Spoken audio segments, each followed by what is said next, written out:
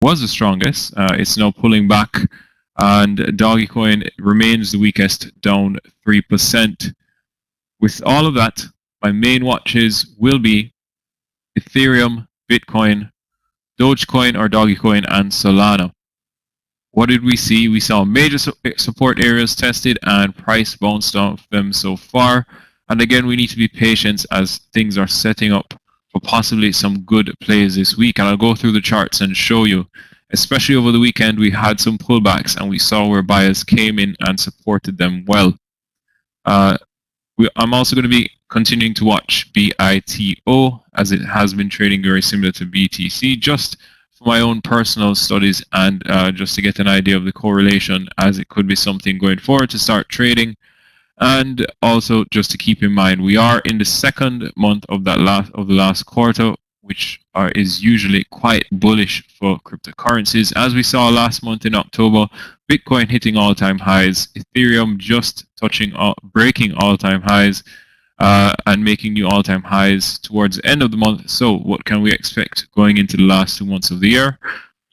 Typically very bullish behavior and sentiment, so we'll continue to watch and hopefully get some trades, some good big trades in our favor. So let's talk about what's going on in the charts. So Bitcoin over the weekend and going into this morning, what did we have? This support area that we continue to watch. Good morning, Mayank. We continue to watch. It is holding up quite firm. So we had this area supported here. You can see with this wicking bullish type hammers, showing and evident on the chart. We broke through quite with a kind of a fake out with a head and shoulders pattern, and then got bought up quite rapidly. And then now over the weekend, let's just zoom in a bit more. You can see Saturday we came back to the support area, and Sunday again came back to the support area, and this morning all showing evidence of buyers coming in and supporting the price. Good morning, Catty Cat. How are you doing? So with all of that, I'll continue to watch Bitcoin, as for me, this area is key. So I will be scaling down to the 4-hour and the 1-hour and looking for a bullish setup to take things higher. As it stands now, it looks like we could pull back to the top of the area. And if we get a technical setup, I'll be more than likely trying to get involved. Ethereum also set new all-time highs last week and doing or exhibiting similar behavior to Bitcoin. So we are in a higher support area here, and you see where it's kind of setting up for that pullback reversal play. Something I'll be watching. It might not be today that the trade triggers, but if today closes looking quite similar to this, I will be looking to get involved to the upside and possibly take this thing to new all-time highs. So again, just going to scale down to the 4-hour and the 1-hour and look for a bullish type setup. As you can see on the 4-hour, for me right now, I don't see anything standing out. Maybe we'll pull back to this area and I'll get a bullish setup. Dogecoin, one very interesting. I was watching it on Friday. I had posted a trade, but I canceled it because I did not like the volume going into that trade. Its volume seemed to have died off towards the end of Friday, and usually when volume dies off towards the end of the US session on a Friday, the weekend session isn't that exciting. So, however, I was a bit wrong. As you can see, the weekend session, this is Saturday, this is Sunday. This candle here, so I was watching this area. We kind of broke through that area, but we came back down into a support area and got bought up. And now we're setting up for, again, just like Ethereum, that pullback reversal play. Something I will be watching. This one I prefer to take off the daily. If I scale down to the 4-hour and see something very exciting, then I will get involved. But I'd rather the daily give me that larger time frame confirmation before I get involved. And just before I finish and hand over to Yogi, I'll just talk about Solana a bit. This is the daily. So as we know, Solana, we have that bullish sentiment. We have that upside momentum. As you can see here, this is the support area, the key support area for me that I am watching. And price has been bouncing off it. So unfortunately, we missed the entry to, or we haven't been able to get a right technical setup and entry to get involved, but we'll be continuing to watch it on the 4-hour and the daily to see if I can get a bullish technical setup. So it looks like we're pulling back going into the US session on all our pairs or tickers. So we'll be continuing to watch that and hopefully get a trade off and look for those setups. So that's it from me, guys. Wishing you guys all the best indeed, Yogi. Solana. Good morning, Johnson. And Yogi's up next, so stay tuned. Wishing you guys a green day. And as always, PM me if you have any questions. Take care and bye for now.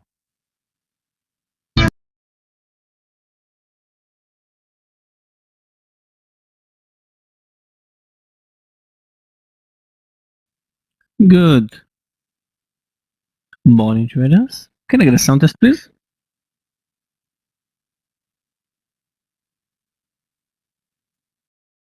Hi, Clifton. Hi, traders. How was your weekend? Hi, Craig. Red. Your weekend red because of crypto? That's because you didn't buy Solana. Yeah, new day, new t-shirt. And the last shot of a whiskey. I don't know if you can see this company. Yeah, fast fashion. Good till cancelled, guys. And guys, I'm going to see you in 9 minutes. Wait a second. First of all, we're going to talk about pre-market picks. But today, 9:29, Meir is not going to be with us today, but Scott, Clifton, Craig is drinking coffee. Craig, I thought you were younger, but Craig will drink coffee. Scott will drink shake, and I will drink whiskey, because today we're going to raise a glass for a new month, November.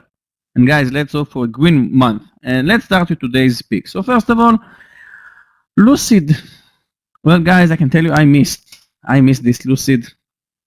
One of my friends told me he bought when it was 22, 23. And then when it moved down, he told me I just bought another 1,000 shares when it was 17. And I said, what are you doing? And he killed it, because this stock just moved up more than 100, almost 100% for the last couple of weeks. And today, I can't say if we're going to see a pullback. I can't say if we're going to see a gap and go, because the daily chart is extended, but it looks like people bought Lucid and will continue to buy because we're gapping up. We moved up 7%. Now we're gapping up 4%, but LCID is interesting today. I'll follow. My second one will be Scott stock, OCGN, and I'm going to join Scott today. He probably posted it. So no, yes, OCGN. Scott posted OCGN, and because of this beautiful daily chart, Scott, I think that today I'll join you in OCGN. Beautiful daily chart, looking interesting above the 1325. And the last one, TripAdvisor. The daily chart look interesting. We are moving down. And guys, again, always trade the daily chart. Take a look on this beautiful. You can see my screen. Sharing stocks and charts and stuff.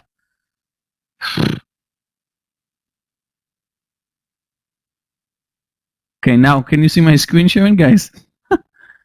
I show you the secret how to be a profitable trader. Not yet. Let's wait a few seconds. Yes? Okay. Actually, I talked about Lucid, OCGN, and Trip, but Trip is the only one that we should talk about its chart. You can see this beautiful support, and today we're getting under this support. TripAdvisor, people will trip less probably, so, and travel less. So it's going to be interesting to follow this breakdown of this support. Momentum, I'm going to follow Guild today, move down sharply on Friday. I'm going to follow Starbucks, move down sharply on Friday, and I'm going to follow Blink Charge, BLNK, all the stocks that related to electric vehicles somehow moved up for the last couple of days. So I'm going to follow Blink Charge today. And I have one extended stocks, which is MTCH. But because MTCH sometimes it's a spready stock to follow, we can trade Bumble. Actually the same, there is no sector, but kind of the same stock, BMBL, and we have one short squeeze stock, QS for a squeeze above 30. We have 16% of short sellers, and maybe above 30 will start to cover. And before Scott will take over the charts, this week we have a busy week. We have Pfizer, we have Roku, we have Uber, we have Coinbase, we have DraftKings, we have Etsy, Fastly. We have a big and famous companies this week to release earnings, Oxy. And that's it. And like I said earlier, we're starting a new month today, hoping that Scott and Christian is going to make the interview today. So I'll be here. And that's it. I'll see you in 8 minutes, Scott, because today, 9/29, we're going to raise a glass for a green November. So that's it for me, guys. I'll see you in 8 minutes. Thank you.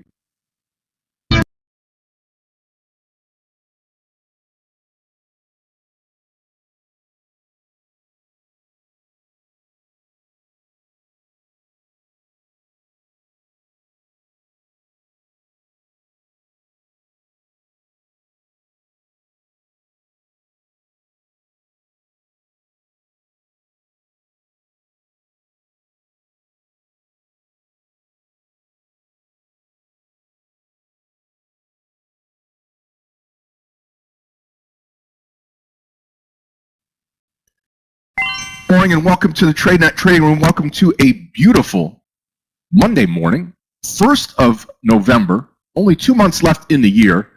Going to be a great trading day today. Lots of volatility out there in the middle of earnings season, coming towards the end of earnings season. Yogi's outlined all the earnings that are coming out this week will be a volatile week. We'll have that volatility that we need to trade. All of you that are day trading with us, we really appreciate you. Appreciate everybody on social media this morning. On Facebook, Twitter, Instagram, StockTwits, and YouTubers. YouTubers, hit that like button for us. We'll get up to 600.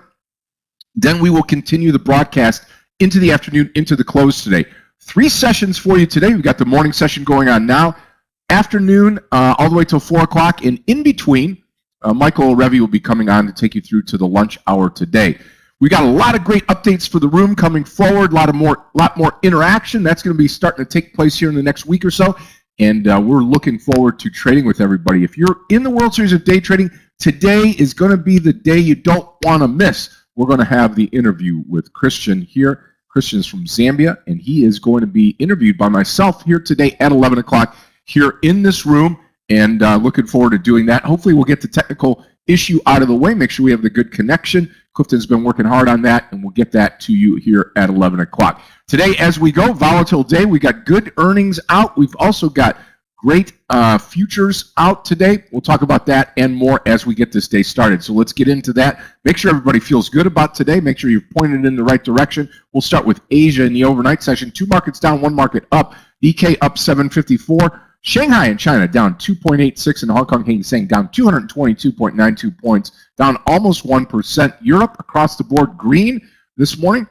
German DAX up 88.5 points. FTSE in the UK up 28.05, and CAC 40 in Paris up 52.20. Combined 51.82 now. Combine that with Asia, you've got 4 markets up, 2 markets down. Bias to the upside globally.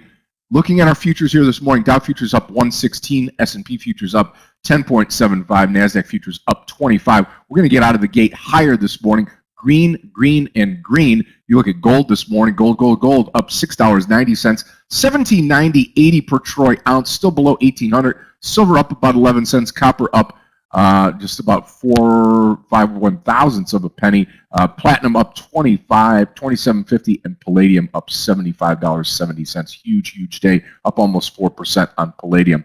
All right, what else is going on? We saw oil down or up this morning $1.02 a barrel, up to 84.59. That could be on its way up to $100. All right, what's in the news today? Got a lot of stuff happening there. Futures are up this morning. And really, we've got big calls from Amazon, from Peloton, Spotify, Shake Shack, and more. Coca-Cola going to buy control over Body Armor for $5.6 billion, the largest ever brand acquisition for Coca-Cola, and that says something there. That's a big-time move for them, for Coca-Cola shoring up their sports drink. Okay, got that going. We've got the futures running higher. Let's say good morning to everybody here in the room, and then we will get this day started. We'll take a look at a few stocks and kind of roll from there. Okay, Mohammed, good morning to you. Nadeem, Good morning. Thanawat, good morning to you. Jack R., good morning. Divide, good morning to you. Seth, good morning. Clifton, always great to have you here this morning. Ariel, good morning. Sydney, good morning. Doug, good morning. And Hushang, good morning to you. Great to have you here in the room. And good morning, B.E. Scott, good morning. Julio, good morning. Jens, good morning to you. And Joe B., good morning. Great to have you here in the morning. And we'll be ready to rock and roll today. Let's take a look at a few stocks this morning as we get this day started. I do like the OCGN trade this morning. I like it over 13. We're going to post it at 1280 though this morning. This will be a green trade. This will be a long trade. This is OCGN long over 1280 this morning. Hopefully running to the upside here with OCGN. Also Lucid this morning. LCID just went over the mark that I was had it at. I'll post it anyway. LCID. Long over 40 this morning, and we'll watch that stock as it develops here. Hopefully get it maybe a little bit lower than that, and we'll see how that fits into what we're doing here today and the way that the market opens. Boeing also this morning looks like it could be higher as we get the day started. Also watching SONOQS MRNA to the downside. Here's this MRNA trade right here. If you're looking at this trade today, anything under the 334 could be shorted here. MRNA. You look at the daily on this trade here. Here's the daily MRNA. Starting to go a little bit sideways, a little turn down here. We're going to watch this trade today. Again, this will be on my watch list here. We'll have it on my other screen. We'll watch that together. Steve, good morning to you. Brandon, good morning, and good morning, Balaji. All right. We are ready to rock and roll today. With us here today, Craig Nehemiah, who you heard from, our cryptocurrency analyst each and every day, talking about the cryptos, talking about everything that's going on, and that's just a great headwind great focus here into today's equities market. Yogi's here this morning. Clifton and Gabe, our Tradenet support team. Galia's here. We translate each and every day between English and Russian and English. And Aggie LaFleur, our analyst here. Good morning to you, Aggie. And good morning to the rest of the traders here. We are ready to rock and roll this morning. If you have a question, again, we are trying to answer everybody's question, trying to be as attentive as possible with everybody here in the room. Hit the Q button. Hit the Q button, okay, to ask a question before you do that. Clifton will tell you how to do that. If you want to know, just hit the question. The Q button is located right next to your dialog box. So just click on that, and we'll be able to answer those as quick as possible. Okay. We are ready to roll this morning. Let's watch these stocks that we've chosen here this morning. This OCGN looks promising this morning. I'm going to put MRNA here where BA is. I'm going to switch these out because MRNA looks like a great short this morning. I'll put BA up on my other screen, and then we will be ready to rock and roll this morning. Going to be a good trading day today. A lot of volatility in the market, a lot of volume in the market. Always like that. Traders, we get started now in about a minute here. Gear up and get ready to go. Make sure you have all your charts displayed. Make sure you're having a good day today. Open things up, and as we get going here, we should be having a good day. Remember, 3 sessions today. Morning session that you're in right now, lunch at 11:30 with Michael, and then I'll be here to take you all the way to the close today. I'm looking forward to doing that with everybody here in the room. Here's to you. Here's a new month coming up, and here's cheers to Yogi. I know Yogi's coming on right now. Here's to you, my friend. You too. Just receiving my glass. Just a second, guys. Okay. Thank you. 30 seconds to go for the open. Yeah, 30 seconds. I got my whiskey. Yogi. It's going to be a small one because I'm going to trade. Guys, let's hope for a great Monday. To all Tradenet family. Salute. Cheers, Craig. Salute. Traders. Cheers, Scott, Yogi. Cheers. All right, let's make this the best month ever, traders. We are open for business right now. 3, 2, 1. Market is open. Let's have a great day today, traders. Most of all, let's have a green day today. Let's start this month off green. Okay, MRNA coming up. Scott, I'm going to join you today in OCGN. The daily chart looks promising. Yeah, I heard you talking about that earlier. I hope so, Yogi. I hope it starts to run here. Again, over 80 this morning, 1280.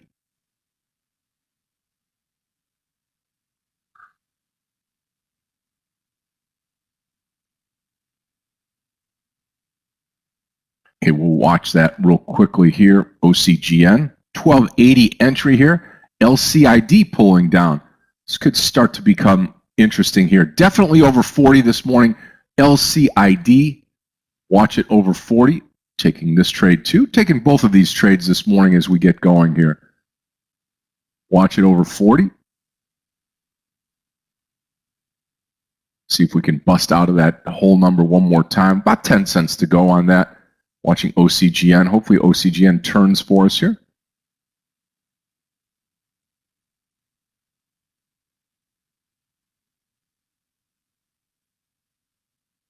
Good morning, Eaton. Thank you so much.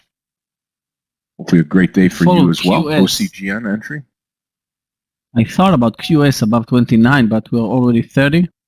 That was too fast for me.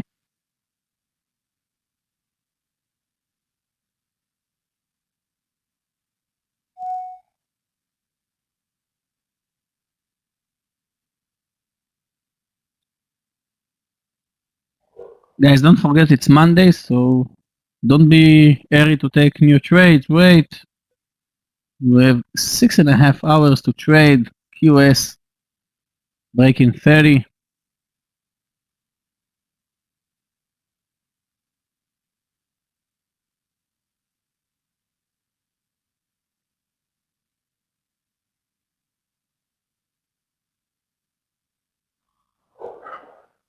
Okay, we're over 13 now. 13.20. I will take the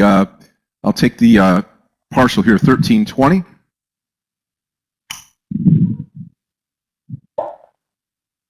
Yep. Lucid failing. About 7 cents to go here on the OCGN trade. And then we'll let the rest run here. 13.20. You posted it? Oh, 12.80. I missed it, Scott. Yeah, 12.80 a minute. Yeah. 13.20 is going to be my partial, Yogi. Yeah, Lucid coming back down.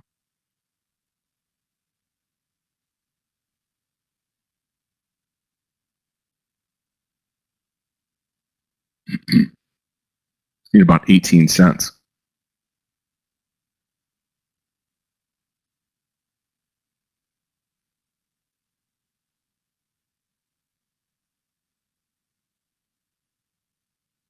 Got over 13. Need to stay over 13, though. Hopefully this doesn't turn and run to the downside now. Watching OCGN. Okay, I'll repost Lucid, and we'll take it at 39. Okay, LCID. Long at 39. OCGN looking great. Boeing starting to move as well. Okay. Focused on OCGN. Well, I say that we missed the MRNA trade, but it's not given us really except for this first candle here, it's really not given us an opportunity to get in short. Just went straight down. I'm about to short. Okay, I'm shorting AMD. I think we'll see it under 118.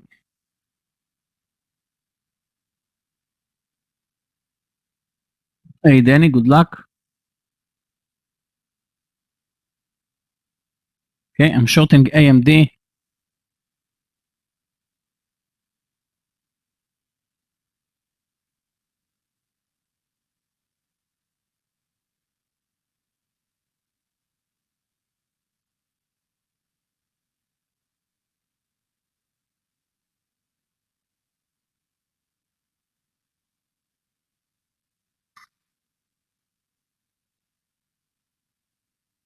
I'm going to follow.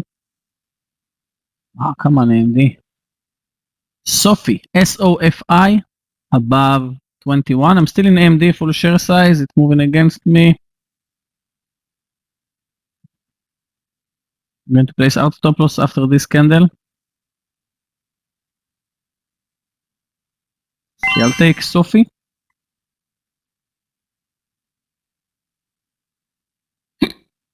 Oh, AMD. Yeah, Sophie looks good.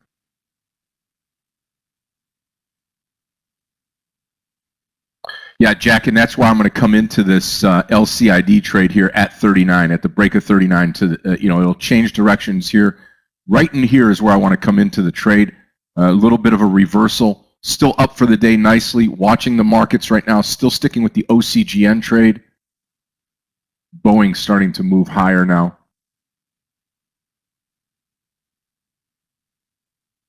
SOFI getting closer. I'm still in AMD. A bit more than my risk unit right now. I think I'll close it because if we move above 119.50, we move to a new high. Yep, SoFi looking good right at the top now, Yogi. Watch the LCID entry here, traders. LCID. SOFI triggered.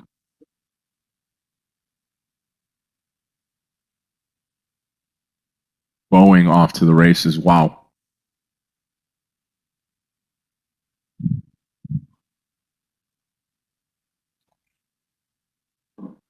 I'm not going to play with AMD.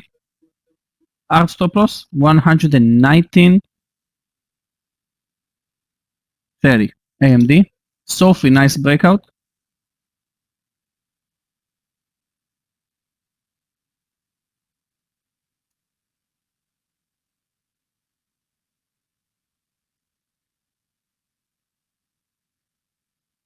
Okay, SPY pulling down just a little bit here. Looks kind of like the Lucid Trade LCID, the chart right now. A couple of red candles to start. OCGN holding up pretty nicely. Watch Boeing now. Boeing over 210. See if it pulls back to 209 or if it's just going to rocket higher. It looks like it's going to rocket higher here. Okay. Hey guys, AMD is still alive, but now we have the VWAP. Scott, someone is asking you about OCGN. Yeah, stop loss for OCGN going to be that 1260 area, 1250, 30 cents down.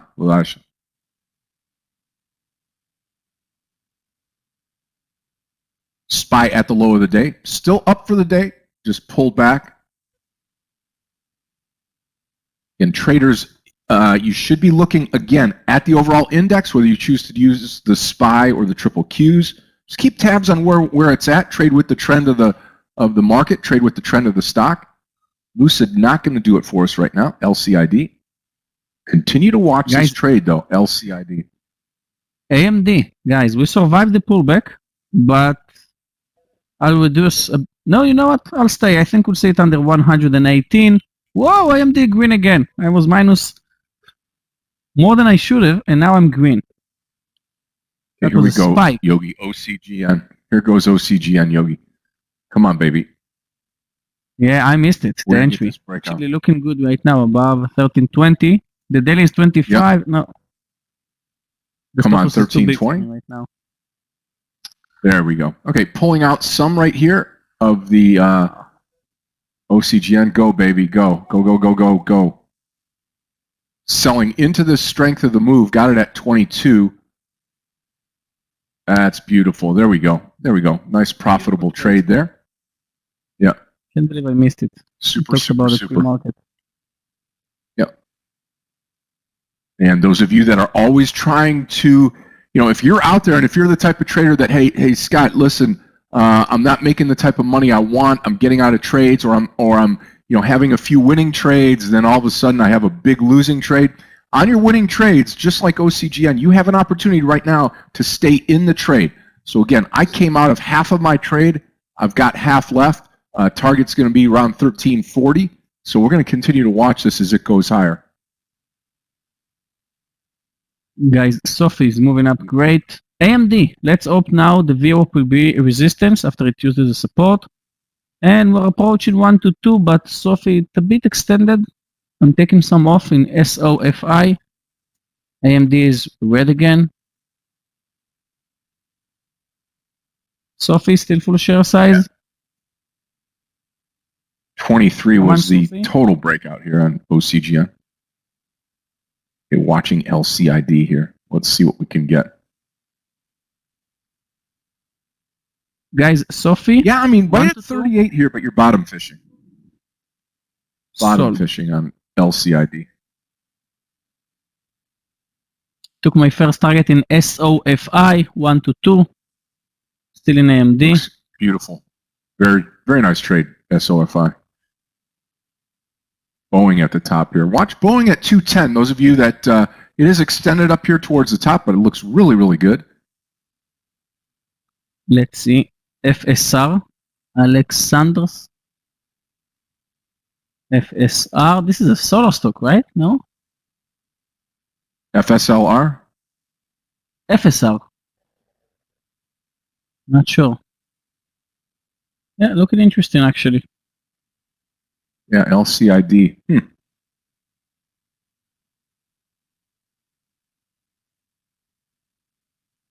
Okay, I'm going to close AMD right now with a small loss. Actually, a one risk in it, but I think no new stop loss for AMD 119.20.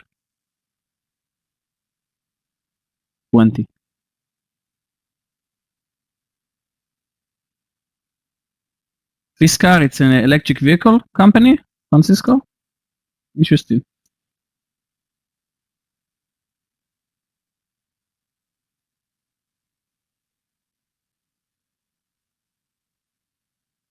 Microsoft is moving down sharply. That's why the Qs with is third red candle since the market opened. The S&P is moving sideways, but still green. Now the Qs is red. Sophie, beautiful trade, and AMD. I almost closed it a few seconds ago. Baba, Rocket. Alfred, Baba. Wow. Wow. Bought it. Yeah. Wow, 5 points since they opened. What's the news, Alfred? I don't think OCGN's over by any means. Probably going to still wait on LCID. I do like this Bubba trade on a pullback now. It looks great. Solar JKS, all the solar stocks are starting to move right now, Yogi. Yeah.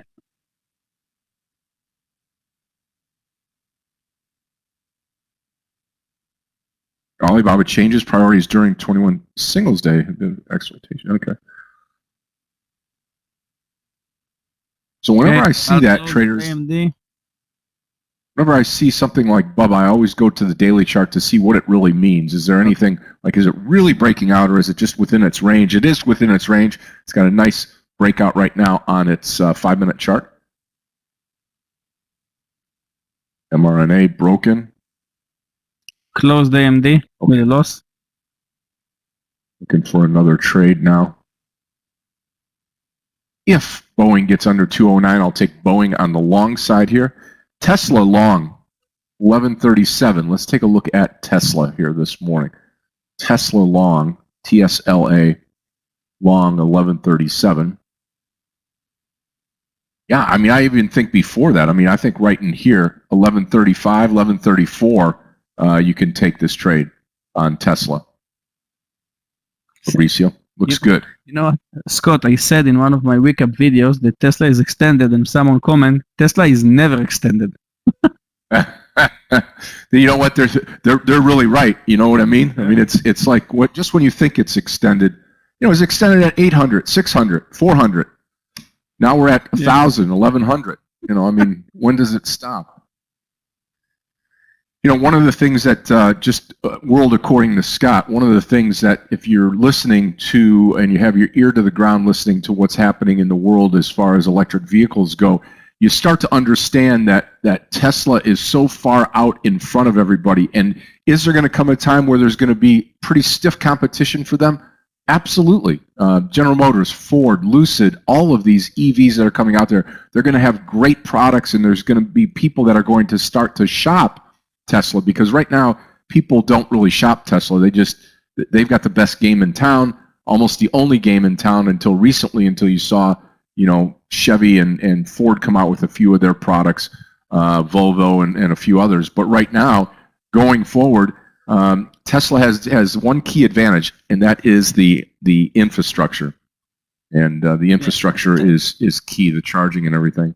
So when people talking about Tesla, they think it's electric vehicle company. It's a car company. It's not a cars company, guys. They have so many other things, AI and machine learning, and it's not everything. And they're going to open insurance. You heard in Tesla? You will have insurance. The Tesla will see how you drive, and then they will charge you according to the way that you are driving. Every month, it will be a different price. AFRM moving down sharply, and Michael, if you said AFRM, you said Scott. A5 and OCGN. Yeah, got my attention here. You just have to wait for it to pull up. Yep, pull up. Let it pull up and then make a decision on AFRM. Tesla. Let's see, BA, Zaki. BA, looking interesting for long. Let's see, in 5 minutes. Maybe we need to wait for a pullback. Zaki, BA. Guys, I'm going to close SOFI under 21, but I'm following BA thanks to Zaki. It's extended on its daily chart for the downside. You know what? I'm not going to trade BA because I'm not good at it.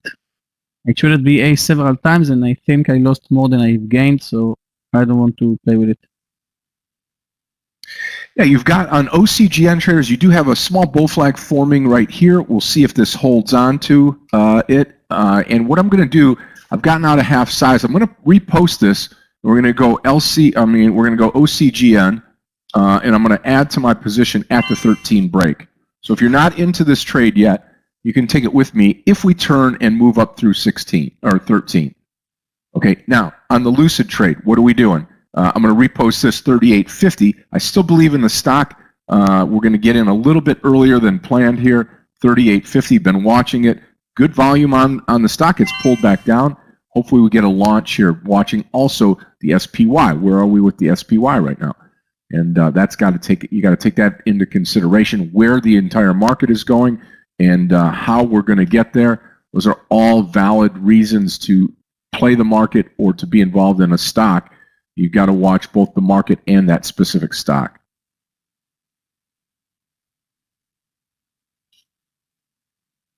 SPY is pulled down. Still positive for the day. Still a green day with the overall market. Okay, here comes our Lucid trade, LCID, and the stop loss will be right under the low. Just put your cursor if you're trading whatever platform you're trading. Find out what the low is, 37.62. So 37.60 will be our stop loss. And we're going to go in here, 38.50 entry here on Lucid, LCID. Guys, I'm going to take FUBO, FUBO, above 32. Don't have time to post it. Okay. Posted it. Luckily, I closed AMD. HOG power. Yeah, on the pullback to 41. Or breaking out, Dinesh. If it goes over 41.25, then yeah, it'll be a breakout trade here. Okay, here's the Lucid trade, LCID. If you guys are in the LCID trade, just triggered in 38.50. Again, 37.60 is going to be our stop loss. Again, remember traders, every trade that you take, I don't care who you are, where you're at in your trading career, just make sure you have three things. Make sure you have the entry, the first partial, and the exit to every trade that you have going. Have a good game plan, trade what you believe in, and trade the plan. Okay, don't come out of the plan and pay yourself first. Okay, you're not going to go out of business by taking a profit. Okay, that's a key. Plug power looking great. Yep, Facebook. Yeah, Javad, we missed Roku. Let's see, Facebook. Yeah, Facebook is moving up sharply since we changed the name. Yeah. FUBO triggered. Facebook is a bit extended right now, but would be interesting to follow. Sophie, I'm going to add. I took 3 quarters in Sophie, so I'll add above 21.50. Actually, I'm flat right now because I lost in AMD a bit more than my risk unit. And guys, extremely important. WSDT winner interview today at 11 a.m. Eastern Time. Scott is going to ask him several questions about how he got me, how he eliminated me, how he took my first place. Yeah, Yogi, you better get your pencil and paper out and start taking notes when we have Christian in here. You really want to make it happen next year or next time. ANIP. Yeah, take a look at ANIP for sure. let's see here. Where can I put it? Right here. ANIP. Oh, yeah, beautiful. Huge move up, ANIP. Thank you, Sam. Guys, watch the indices. The S&P closed the gap. The QS is slightly in red. Fubo moving a bit against me. BA. Who asked about BA? Zaki maybe? Beautiful reversal. It worked because I didn't take it. And Sophie, I'm waiting to add above 2150.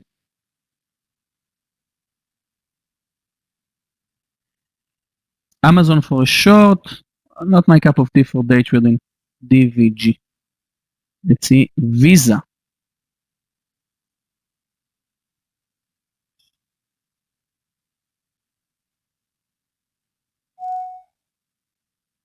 Wow, Visa interesting because of its daily chart. I think the entry was above, yeah. Zaki, I missed it. Yeah.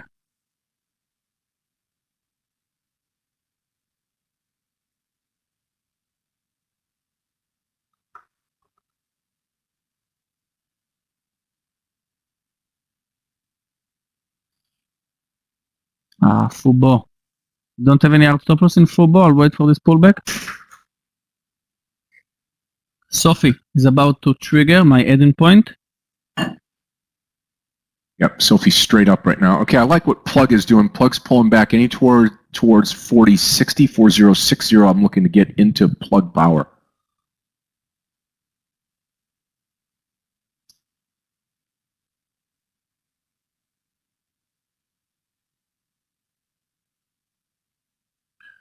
V for Visa over 214. All right, let's see here. Visa V. Guys, the daily chart of Sophie looks amazing. If we move above 2150, next target will be 22. Yeah, 215. You know, Zaki, I mean, unless you got it earlier at 214, it's already towards 215. Okay, Plug Power coming down. Target 4060 on Plug Power to take a reversal long. Yeah, still in the LCID trade, still in OCGN, waiting for both of these.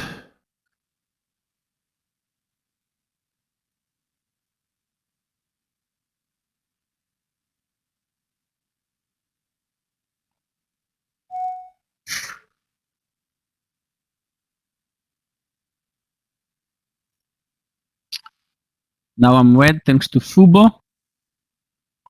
FUBO.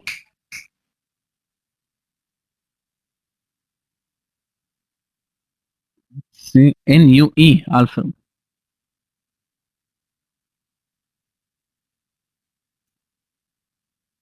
Wow, NUE. What's going on there?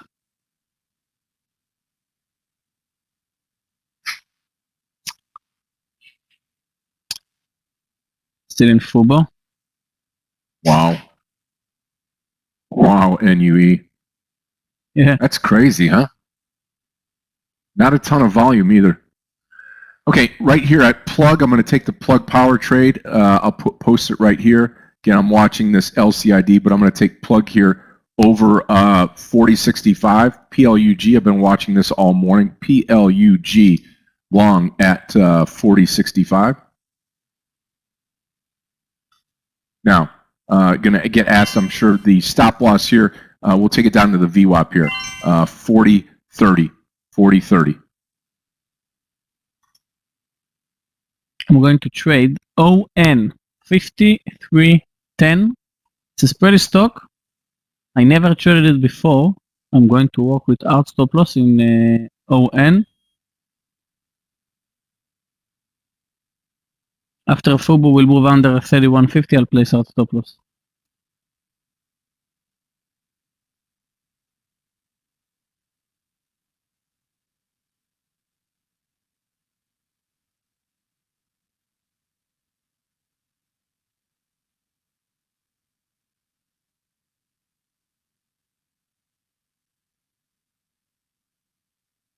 Well, Mayank, I don't know. So far, it looks good because you can see the eye of the day is 2150. And stocks attract to round number and semi-round numbers. That means that I think that Sophie will break 2150.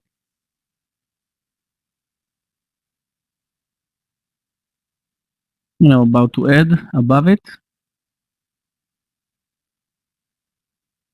A Fubo still alive. And ON waiting above 5310. Let's see PayPal. Okay, plug, come on.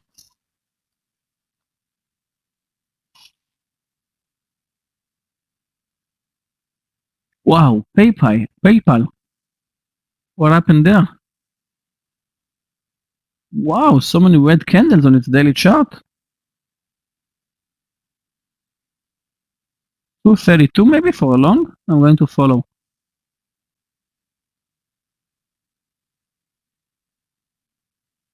Okay, plug may stop us out here. 4030 is going to be my stop loss. They all look about the same now. Plug, LCID, OCGN, just pulling back right now. Going to continue to watch them. ON triggered. Extremely volatile, guys. Treat it carefully.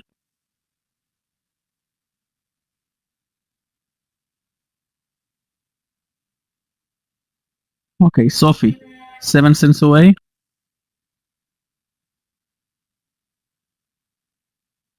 Hey, Fubo. Rodrigo, I'm still in Fubo. Survived the pullback. And I added? Yeah, it took me in Sophie. It moved above? Yeah. Okay, guys. Added in SOFI.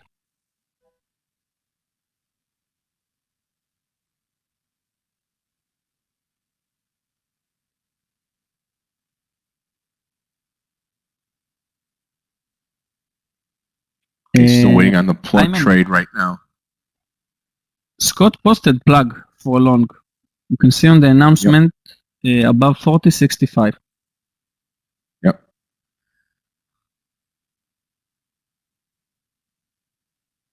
Yeah, I'm already in this trade actually. So I need some help here right now. 40.30 is going to be my stop loss here if we get down to it. Wow. Look at that ANIP. It's not tradable. No. Oh, up to 58. Wow. I can't believe that Fubo now green. That's nice, guys. That's why you should. If you heard me, I said that I'm going to take ON with hard stop loss. And when I took Fubo, I said I'm not going to place hard stop loss. That's why it's extremely important to be familiar with the stock that you are trading.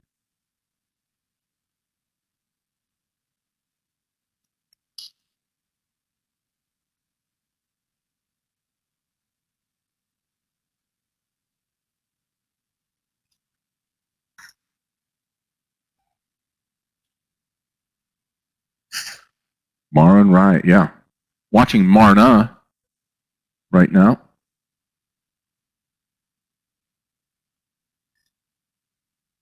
Guys, I'm going to add in Fubo. It looks pretty good after we survive this pullback. 32. Let's dive the day. 25.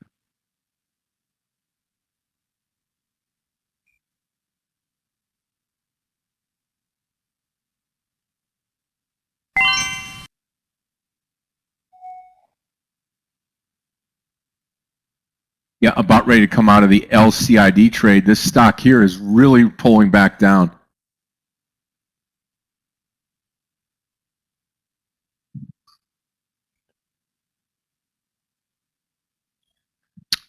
Yeah, I mean, it may not be ANIP probably because prior to this has had absolutely no volume ever. So not a stock that we, based on volume, it's just a nothing stock. We can look to add it, but it's not going to be right now. I can tell you that. Typically, Anton, we're basing it on volume and stocks that are in play. You can't list 10,000, 11,000 stocks, every one of them. So, and then it gets into, can you borrow to, everybody's going to want to short it, then can you borrow the shares to short? Will the broker have them? So it's all like that. That's where we have to really focus on it.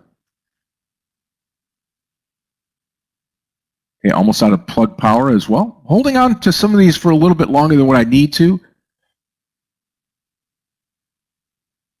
Pulling down violently, really, right now.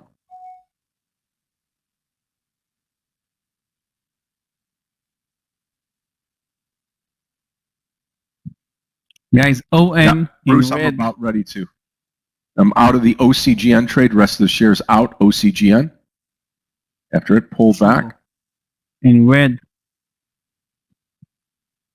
And I'm out of Lucid. LCID. Losing trade with Lucid. I have turned my morning red right now. After having a great trade on OCGN, Lucid has pulled me out. Still waiting on plug to make the turn now.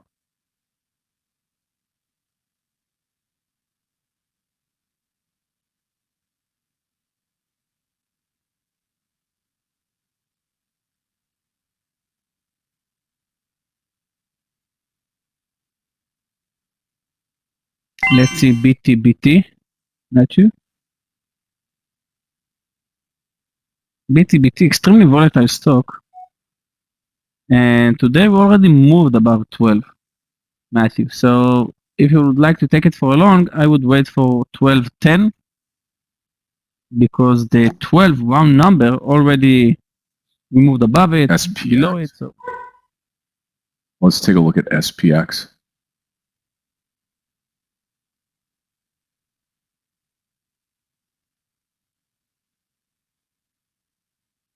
okay, ON, guys. ON. Beautiful. Whew, I almost stopped out in ON. My stop loss 60. 52.60 and it touched 52.64 ON. Beautiful. First target will be 54. Fubo is green again. Scott, this day since the market opened, I'm moving from red to green to break even to red to green. I'm all over the place today. Yeah, I unfortunately have turned red thanks to the Lucid trade, LULCID here. So I'm looking for my third trade of the day right now. Guys, I added in Neo. I added in Fubo. And I'm about to take my first target in ON. Okay, now this day is green day. Come on, 54. Let's see the bid. 39.60, Eamon, on Neo. 39.60. I'd keep long the stock. And I'm out of the plug power trade. Took my first target in ON. Fubo, first target will be right now above 32.50. Okay. Well, now I got a little bit more red to deal with here than what I anticipate. Look at plug. Wow. Wow. The big pullback. Guys, Fubo. First target will be right. And I'm going to take 3 quarters. And then my day will be green. Okay, Fubo. Boom. Whoa, Fubo. Guys, who took the Fubo trade with me? Amazing. Sold. 3 quarters. Good for you. That's it. I'm green Awesome. today. Oof. Felt like a sprint today.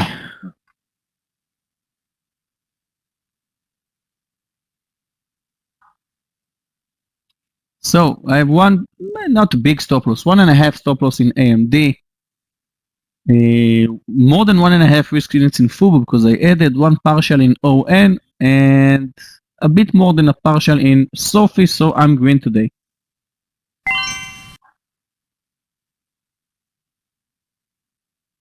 Then he posted DraftKings and Baba.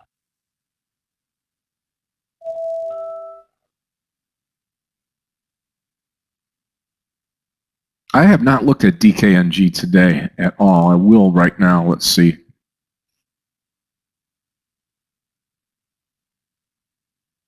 Yeah, DKNG looks great here. Not a huge mover, but looks good here. This reversal back up to 48. And that's right now.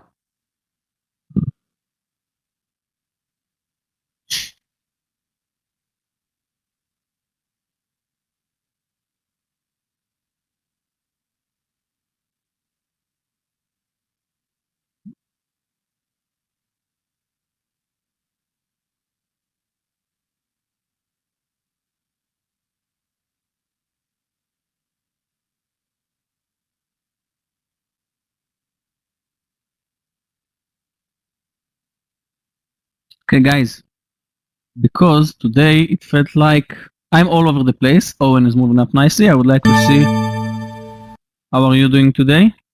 I'll say green.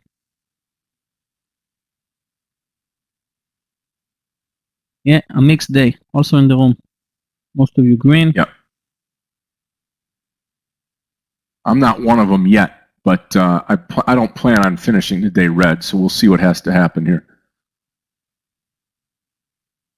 Yeah, guys, it's a tough day. Both of the Qs in the S&P open in green, close the gap, move to red. I can tell you that I almost finished this day early today, but luckily I survived Fubo and Sophie and ON. Okay, 50-50. Actually, a little bit more than red. Okay, interesting.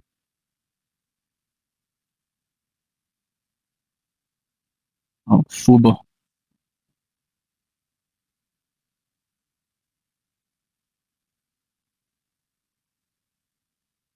Traders, remember today at 11 we should have, we're going to be doing a sound test here shortly, and should have our World Series of Day Trading winner interviewed here, right here in the room by myself, Christian, and looking for that at 11 o'clock today. So hang around with us. Make sure that if you're on YouTube this morning, smash that like button for us. Let's get that over 600. We would greatly appreciate that. And I got to tell you what, our YouTube community is growing big time, and we sure do appreciate you. Hit that like button this morning so we can continue to broadcast. Well over 1,100 people here in the trading room for YouTube. Smash the like button. Let's get that up over 600. And then all else will be forgotten. We'll go ahead and broadcast all the way through to the closing bell today. I mean, Neo is definitely trading higher. Beautiful reversal on the VWAP. We missed it. But we're moving higher. And Neo, it's EV stock, so it's great to follow. And Nate, BA, above 209. Well, I said earlier, BA actually looks all over the place, up and down today. And I'm not going to trade BA because I'm losing money on BA most of the time. Let's see, Lucid, Gaston. LCID closed the gap. Now it's 50-50. Guys, when a stock is, yeah, exactly, Shane. Testing the support at Friday close. Now, the people that didn't buy on Friday, thinking maybe I should buy because it moved above 40, and the people that shorted and opened this day minus 8%, now they can say, okay, we're break even, let's cover. It's 50-50. The people that bought at 40 maybe will sell now. So LCID, I'm not going to trade right now.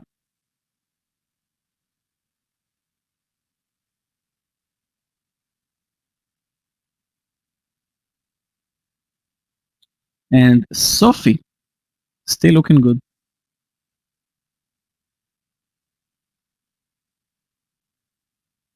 Okay, I'm going to put plug down now over 40.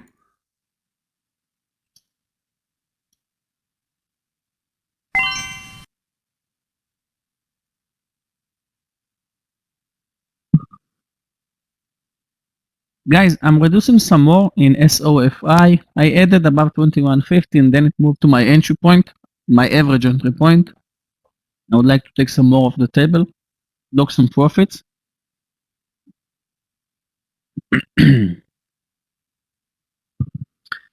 Francisco, I saw triple D and I'm green in my swing trade in triple D, and Fubo is eating 33. Let's take another partial right now. FUBO Great trade, guys. Fubo.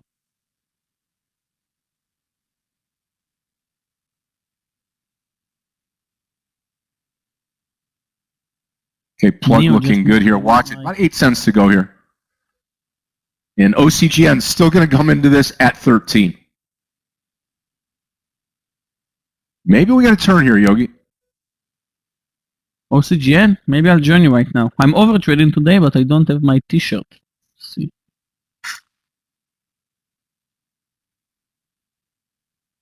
I think I'll wait with OCGN. Took 4 trades today.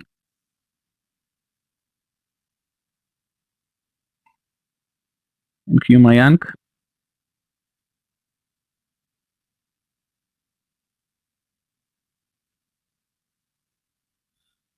Sophie, new high.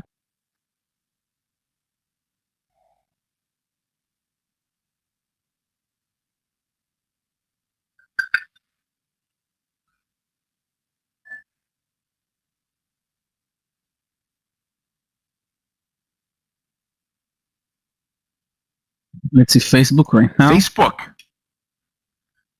Mm-hmm. Watch OCGN traders. I'm going to come in here at 13. Facebook interesting. In the middle of the range, let's hope it will test the VWAP first. And guys, SOFI. I reduced too early.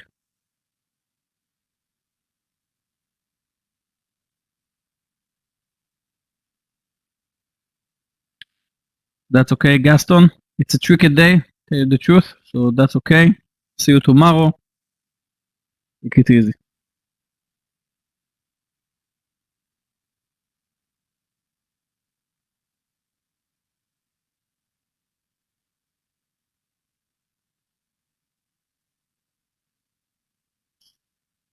Watch plug.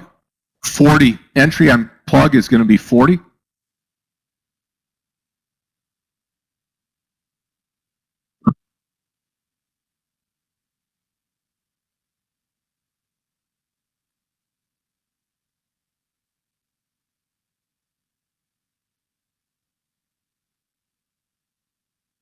Amor, you can see the screen sharing or you can see your charts.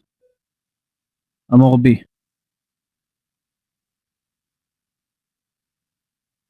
Okay, so you need to log out from the room and then to log back in and then you'll see it because I can see, guys, do you see Scott screen Yeah. sharing? I can see it. Yeah. So Amor, probably problem in your browser, log out and in. Wow, Lucid. Guys, Sophie, 2178. It's the daily resistance, 2178. And then we'll see it above 22. Let's hope.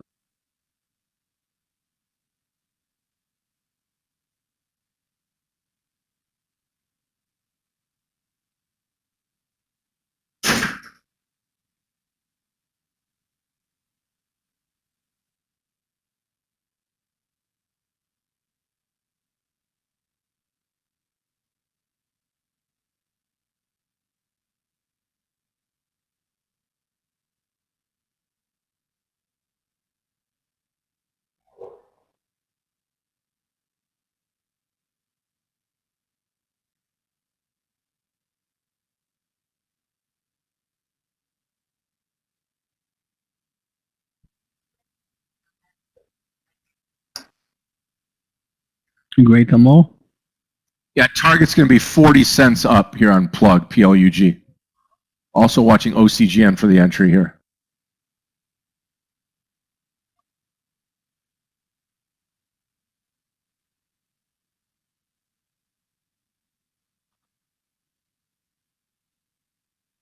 Boeing at the top of the day and breaking out.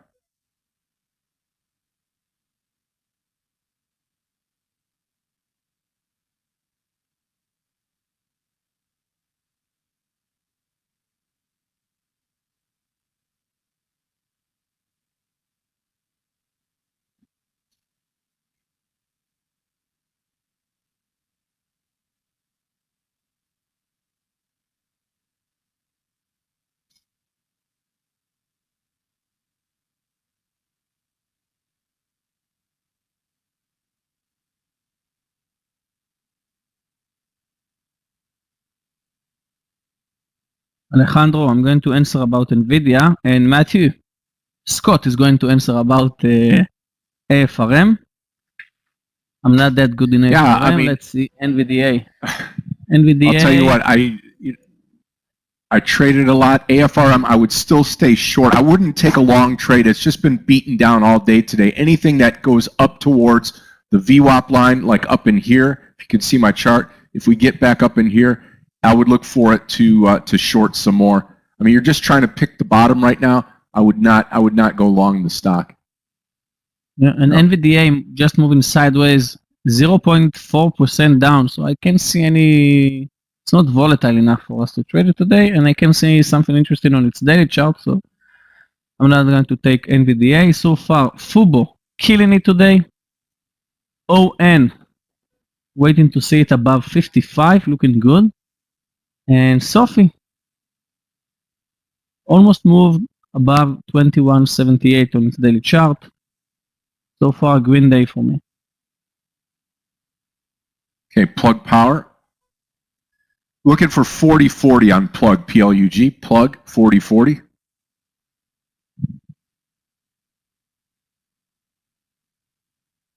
And OCGN at 13, I'll be entering back into this trade here.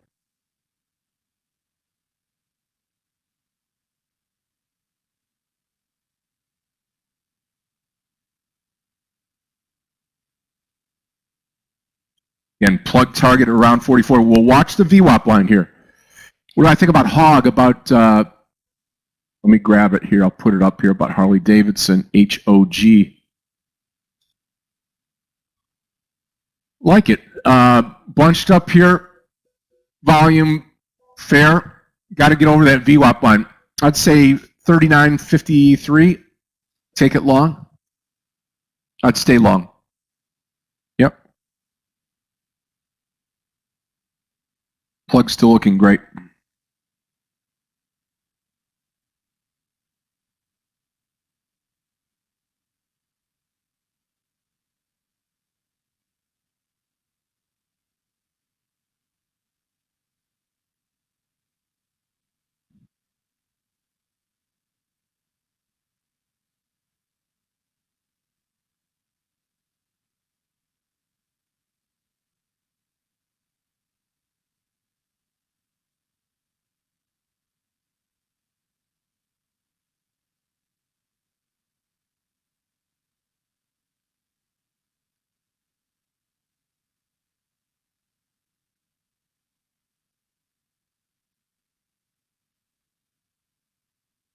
Okay, watch the OCGN trade. We're going to come in here at 13.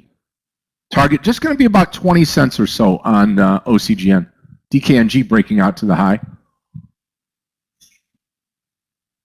Boeing looking great.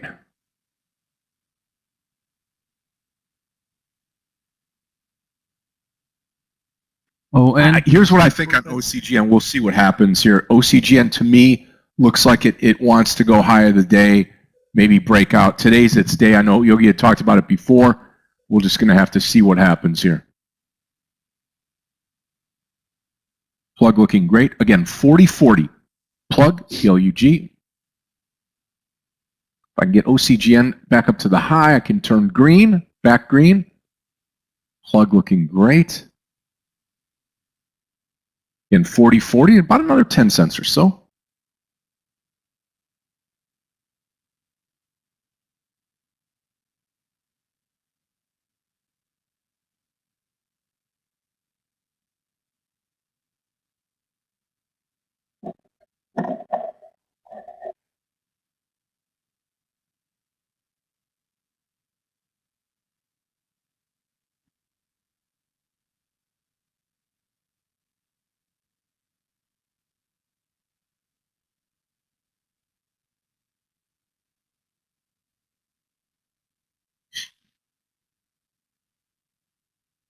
Okay, plug looking great. Now 5 cents to go, PLUG. Remember, have that plan and work the plan. Have the plan and work the plan. Remember, your entry, your first partial, and your stop loss all together in the plan before you take the trade.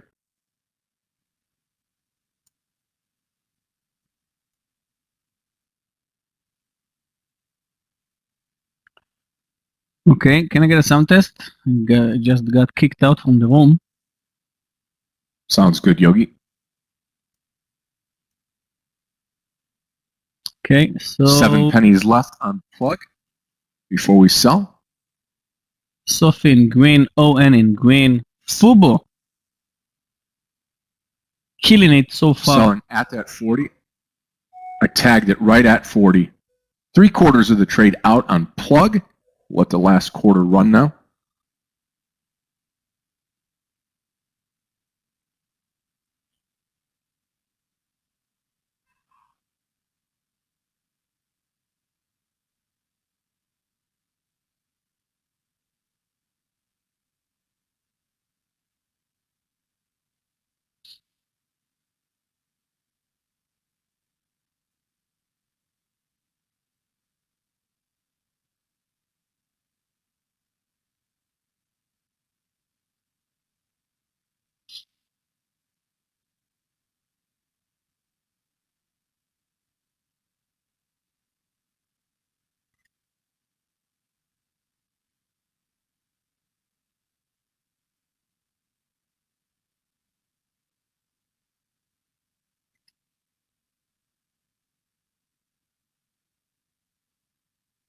NVDA, yeah, I missed it. Let's see. NVIDIA. Well, yeah, but I don't see any clues, on its daily chart, intraday chart. Yeah, moving up with the Qs right now. Joseph, let's see, FUTU. DraftKings is also moving up nicely, which Danny posted. Futu above 56, Joseph. The 5-minute chart is a bit extended for me. Yeah, and this is exactly why traders, if you're looking and can hear me, this is why you hold on to trades like plug. This reversal here is going to be nice. You've paid yourself a little bit. You've kept some on there. Looks great. Looks great. Like I said, OCGN, I look forward to that breaking out at the highs. We're going to stick in these trades now here and hopefully for me, get back to green. We'll see.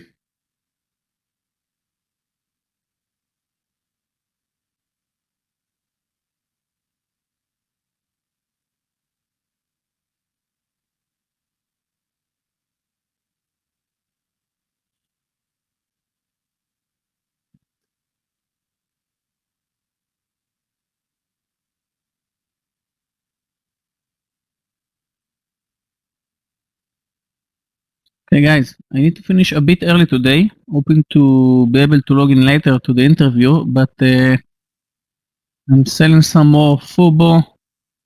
I'm selling a bit more ON. Let's make 500 shares in each and every one of them. And I'm selling some more in Sophie. Looking Yeah, some Sava, profit. nice pop.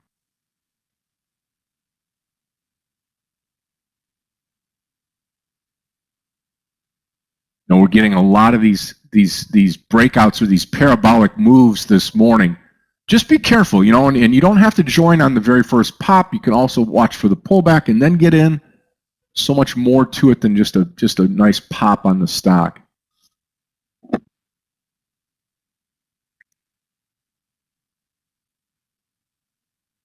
Yep. Still like OCGN breaking out at the top here.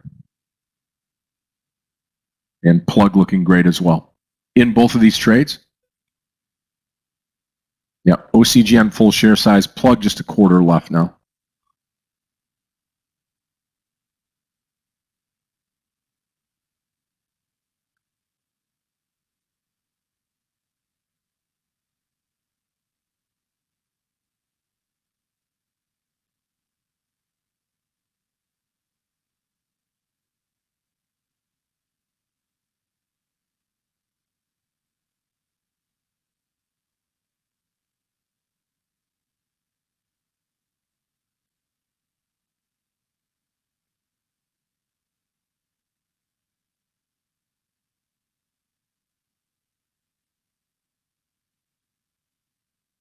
Let's see, Novavax. and Facebook.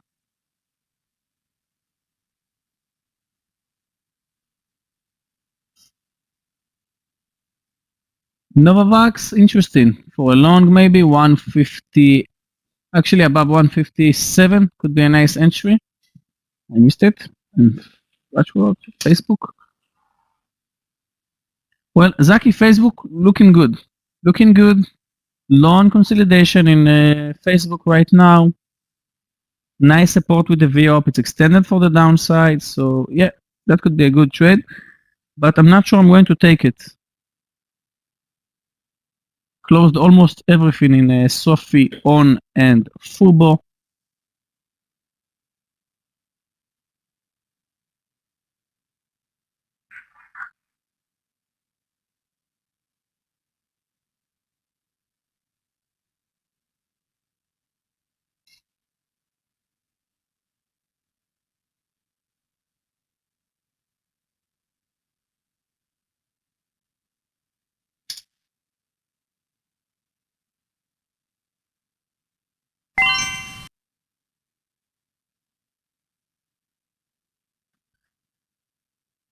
Woozy. Let's see.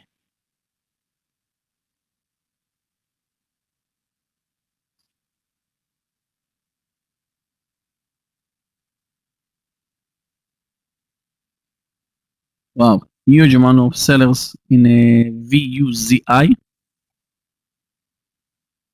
that Danny posted.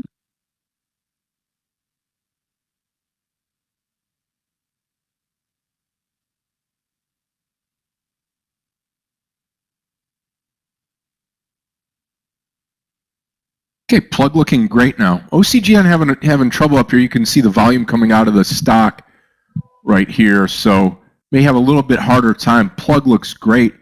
And if you're not used to looking at that or wondering what the volume has to do with it, just take a look here. You know, I mean, we start off today with higher volume. We've come down. But we've been pretty consistent right here. Here on OCGN, we've come down, started to come back up here, but now we're looking a little bit timid here on this candle that we're in right now, this 5-minute candle. So just watch that and make sure that you're paying attention to volume as you're trading these markets. Really helps with the momentum.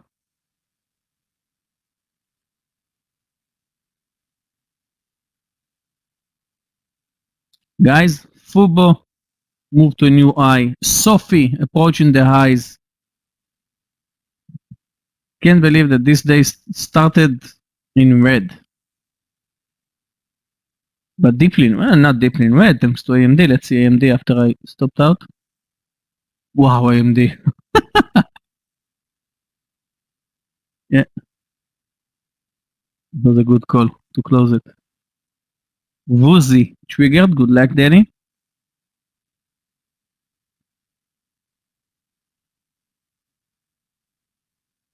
Come on, Sophie.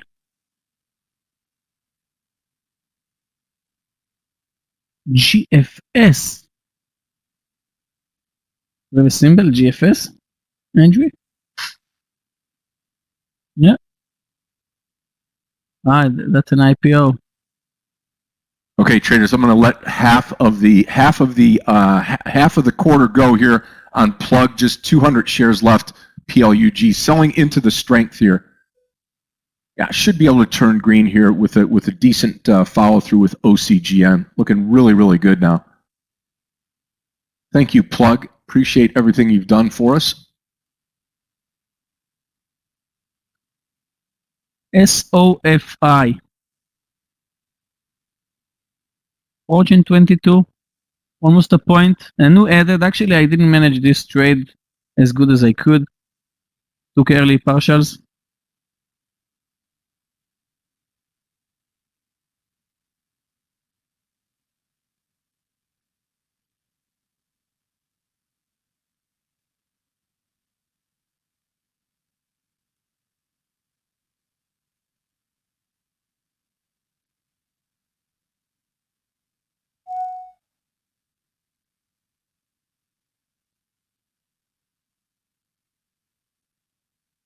Hey guys, I'm sorry, but I need to leave early today. I'm having a great day. Fubo actually made my day, almost 2,400. ON, a bit more than one risk unit. Sophie, 2 risk units, but that was the trade of the day and I didn't manage it correctly.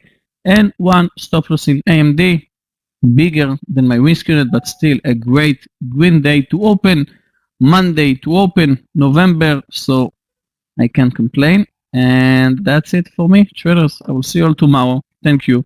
Beautiful trades today, Scott. Guys, Clifton, Gabe, traders, see you tomorrow. Bye-bye. Yogi, have a great evening. Absolutely. Traders, remember, thank you to Yogi. We'll have the interview here with our World Series of Day Trading winner coming up at 11 a.m. this morning, provided we have enough bandwidth and we can get that handled. Yogi will be back tomorrow. Again, today at lunch, Michael Revy will be coming into the trading room here, take you all the way through the lunch hour, and then I'll be back, take you in through the close today, and looking forward to doing that as we ramp things up here. Indri, GFS, plug looking great. Wow, wow, wow. Okay, let's take a look at GFS. We'll put it over here where MRNA is. GFS. Yeah, looks very good. Declining volume, but still not bad. I would say, yeah, long over 56. Yeah, 56 would be a great entry here. GFS. Plug could take the top out now. Really, really, really, really weird.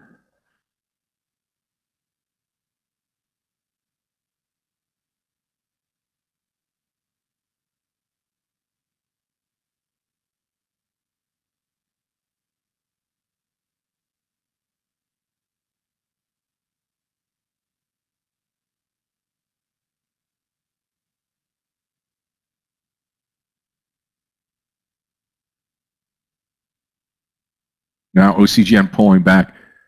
Plug, listen, traders, anything under 41, I'm going to come out of the last 200 shares. Otherwise, I'm going to continue to let this thing roll. OCGN pulling back.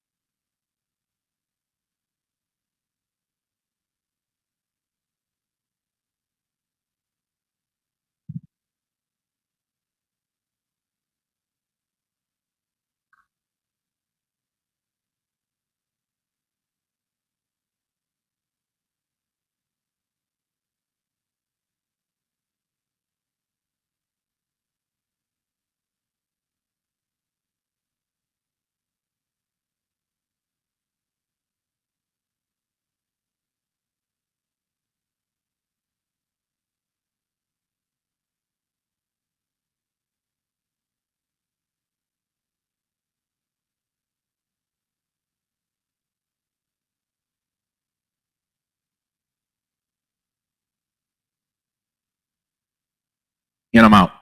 All out plug, PLUG, finished with the trade. Yeah, Lucid is going to be the same thing for me. I can wait till 37.50 till it starts to run up this way here before I get back into the trade. Yeah, take a look around.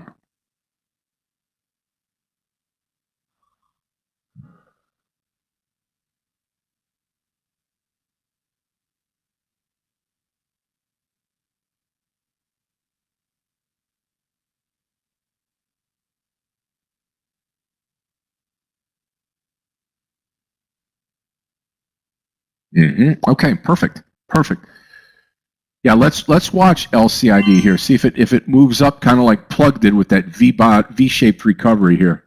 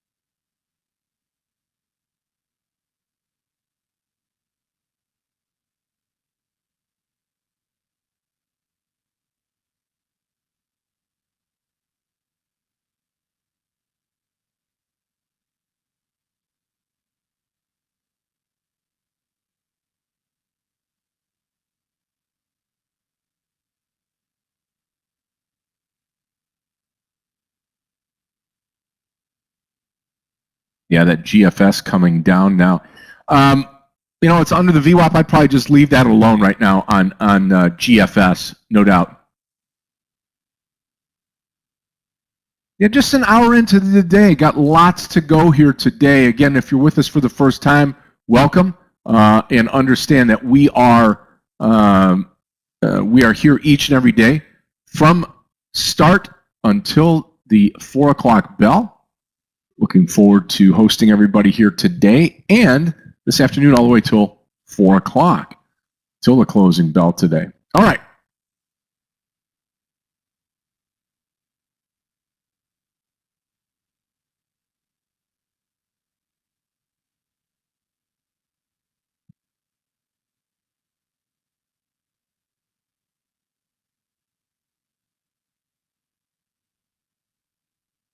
Okay, still watching, still waiting.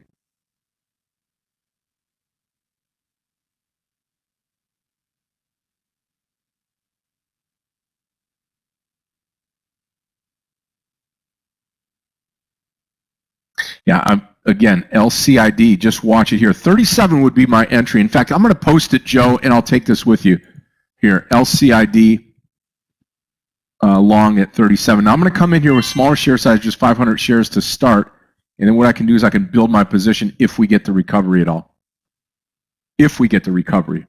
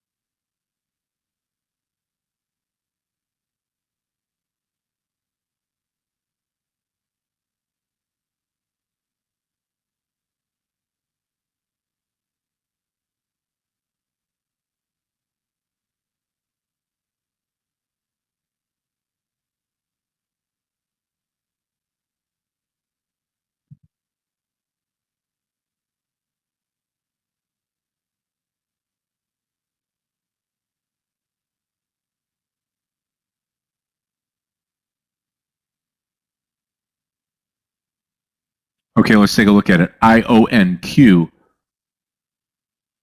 IONQ. Yeah, I'll take a look at it here. GFS, no trade there. IONQ. Not a big volume stock for me.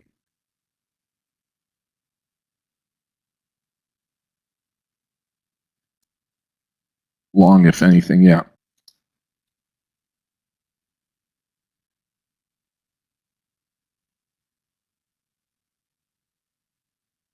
Okay.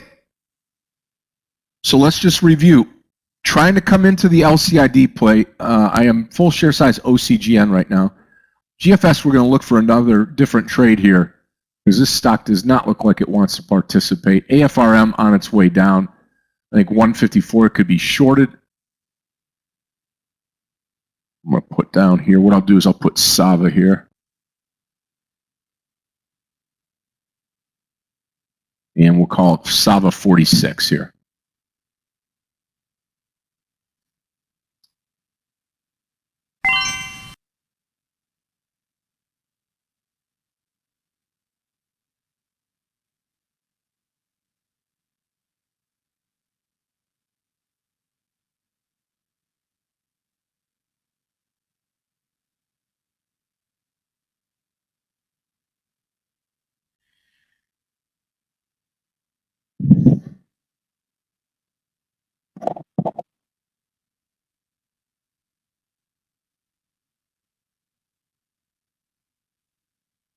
I mean, plug might be good right here at 40.50, but I'm going to hold off for a little bit here.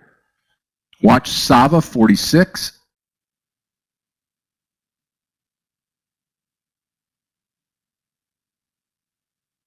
Yeah, OCGN. I'm still waiting for this to pop again. Hopefully over 13. Now, still holding on to the trade.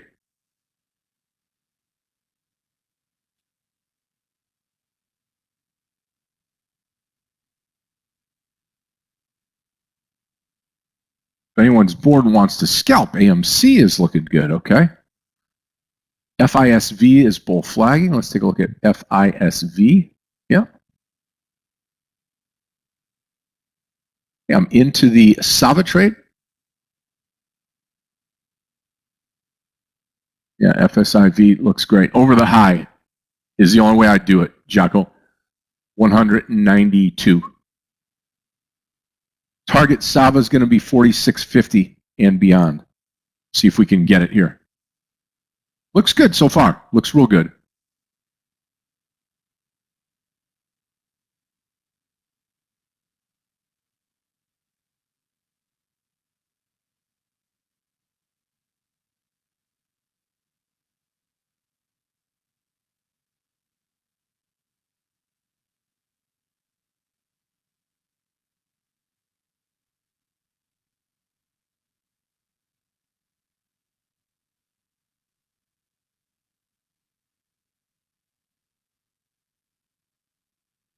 Come on, Sava.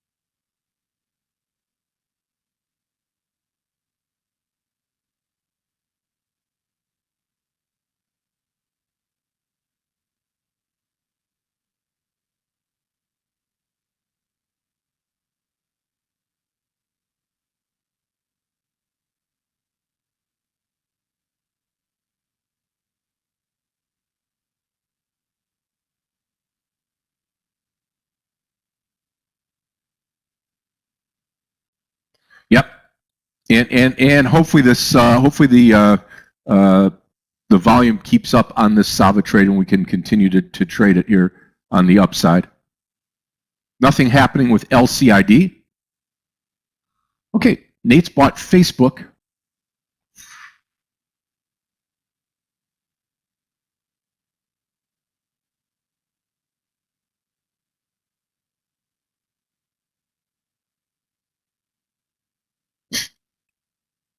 Yeah, I like it over 331. I'm going to take this trade also here. Facebook long 331 for me. Okay. Facebook long 331.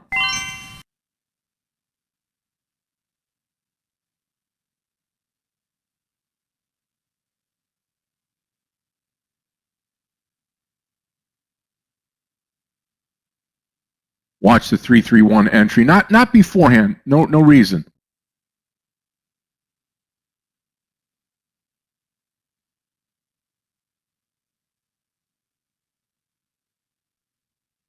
Get over that VWAP and then start to project higher here. Okay, there's the 331. I'm long the stock right now. Facebook long 331. Hopefully we continue.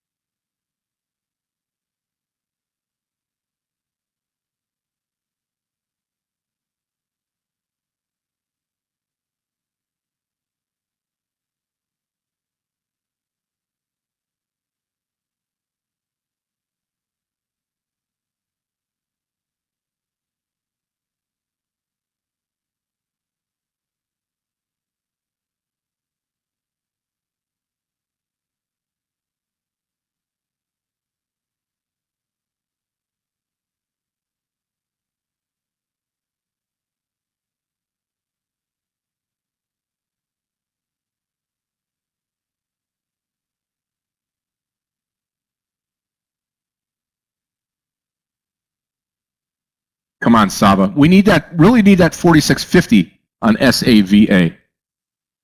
Give us that 50-cent move on the stock.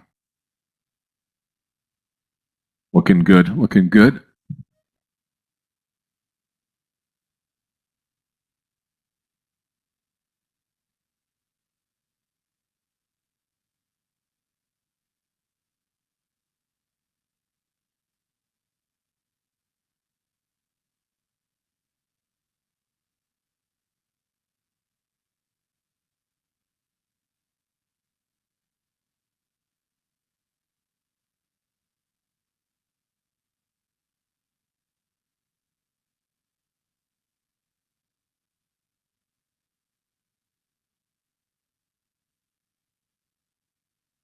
Yeah, we're spiking up here. We just need to follow through now on Saba, SAVA.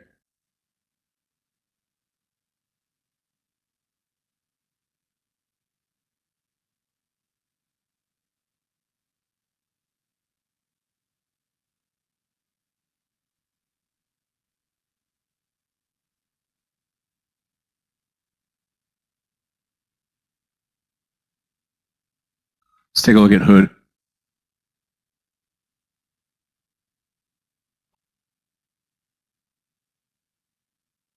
Boeing at the top now, too.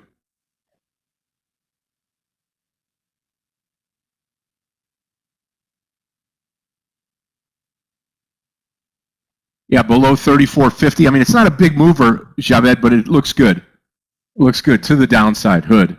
And then we've got AUPH.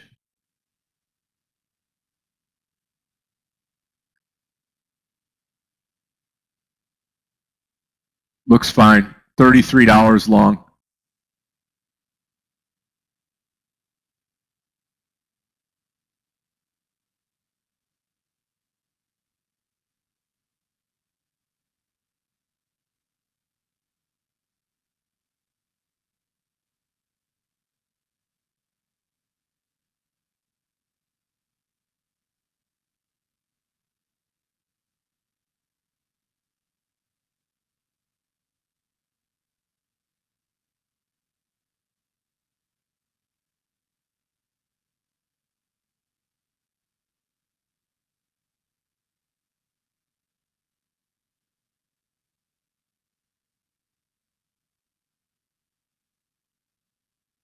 Here we go, Saba. Come on, Saba.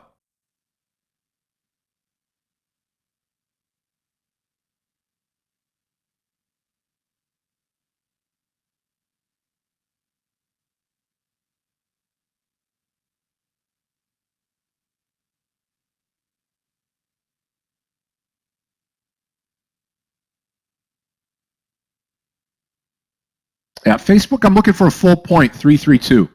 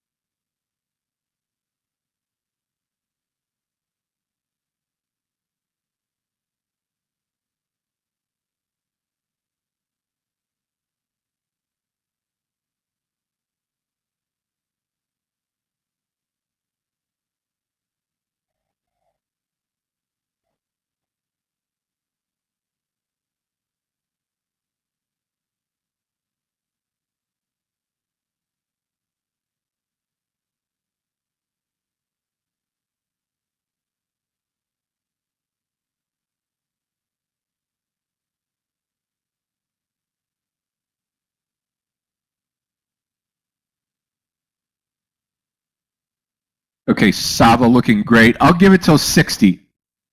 46.60.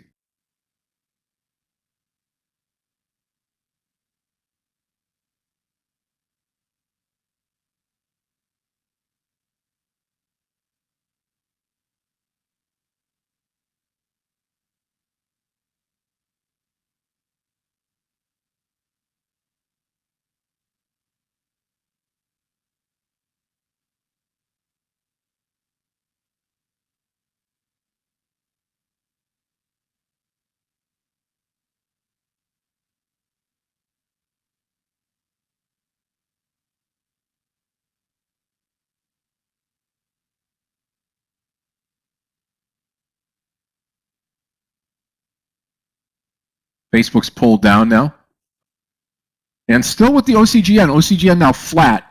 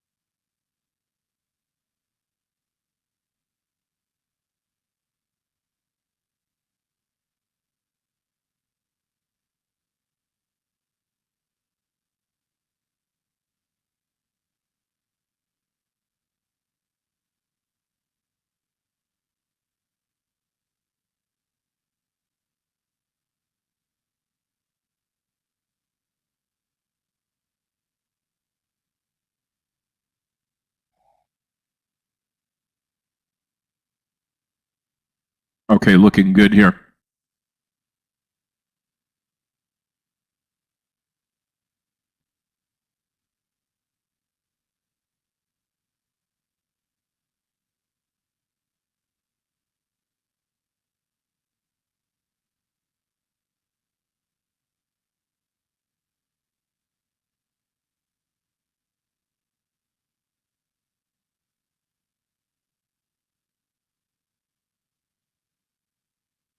Okay, Sava, perfect now. Out of the Sava trade, I've just turned green now on the with the Sava trade here, and the other one is Facebook. Again, anything under the 330, 329.90, and I will come out of this Facebook trade here.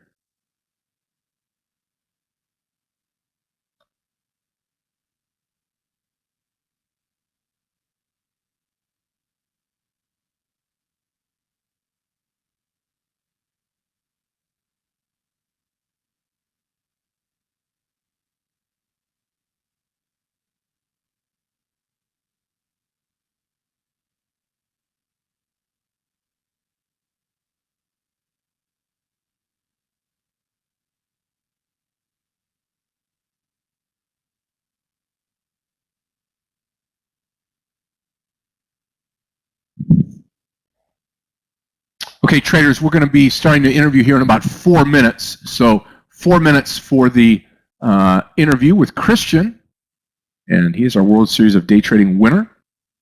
To get some good insight as to what he did for the to win, where he's from, what he's been up to. Hopefully, the internet connection will be great. Now we continue to work on that to make sure.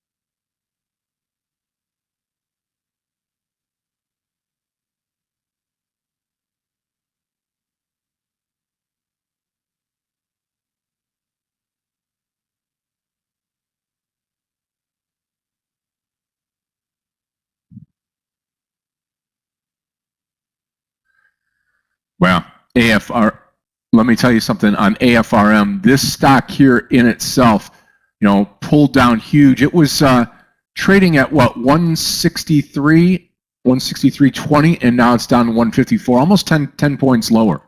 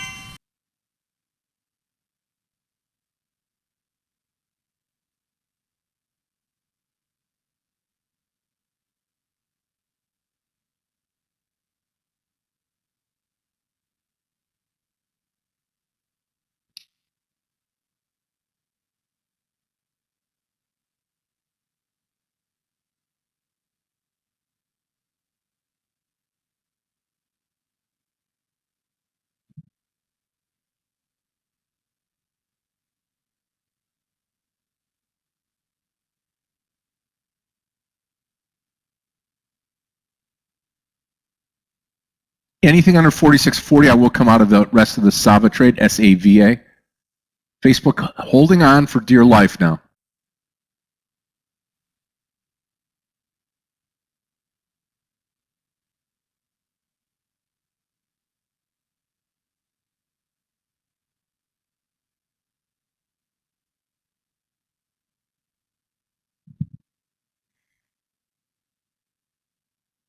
Good morning, Scott, Yogi, Meir, everyone. May I get the sound test, please?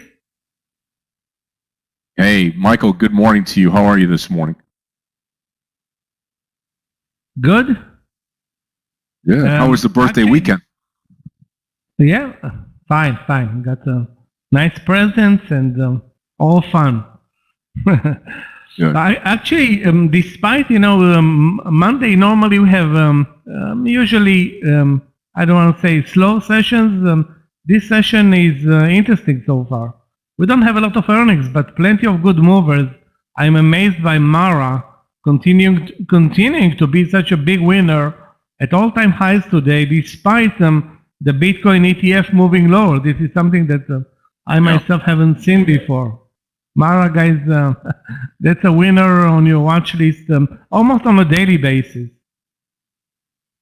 Okay, traders, we're going to try to get the interview started right now. We're going to do a sound test with Christian, and hopefully we can get good. There we go.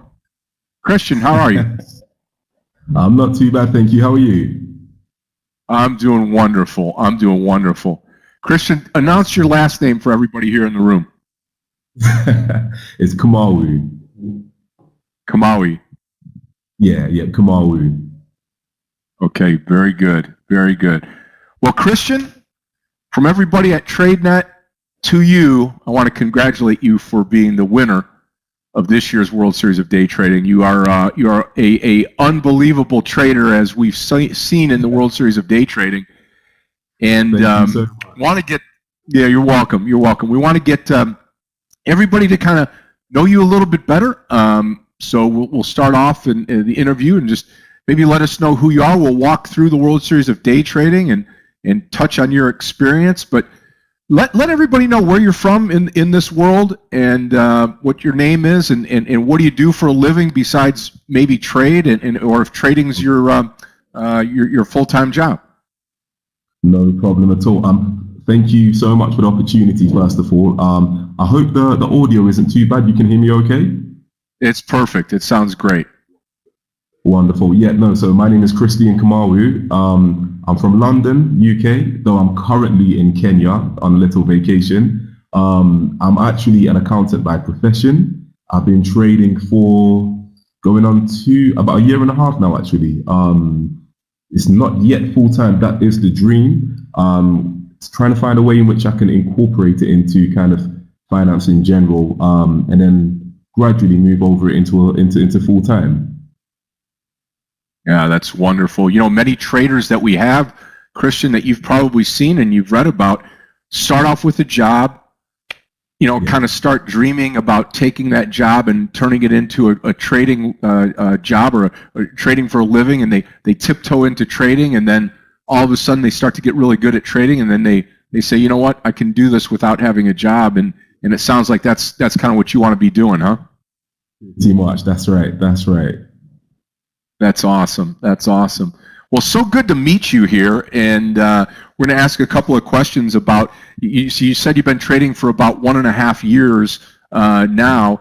How in the past 1.5 years that you've been trading, how have you been doing prior to the World Series of Day Trading? I'm sure there's been ups and downs, but tell us a little bit about your journey. Yeah, no problem. Okay, so quite an interesting one.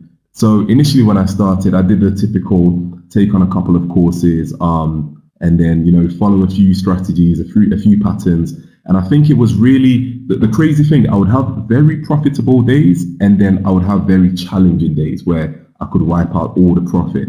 So I think it took me a good 8 or 9 months to kind of gain some sort of consistency or my own personal style of trading. And that involved switching between different platforms, you know, different brokers. So it was really back and forth, and as well, kind of what kind of stocks to trade, you know, from pennies to blue chips, etc., etc.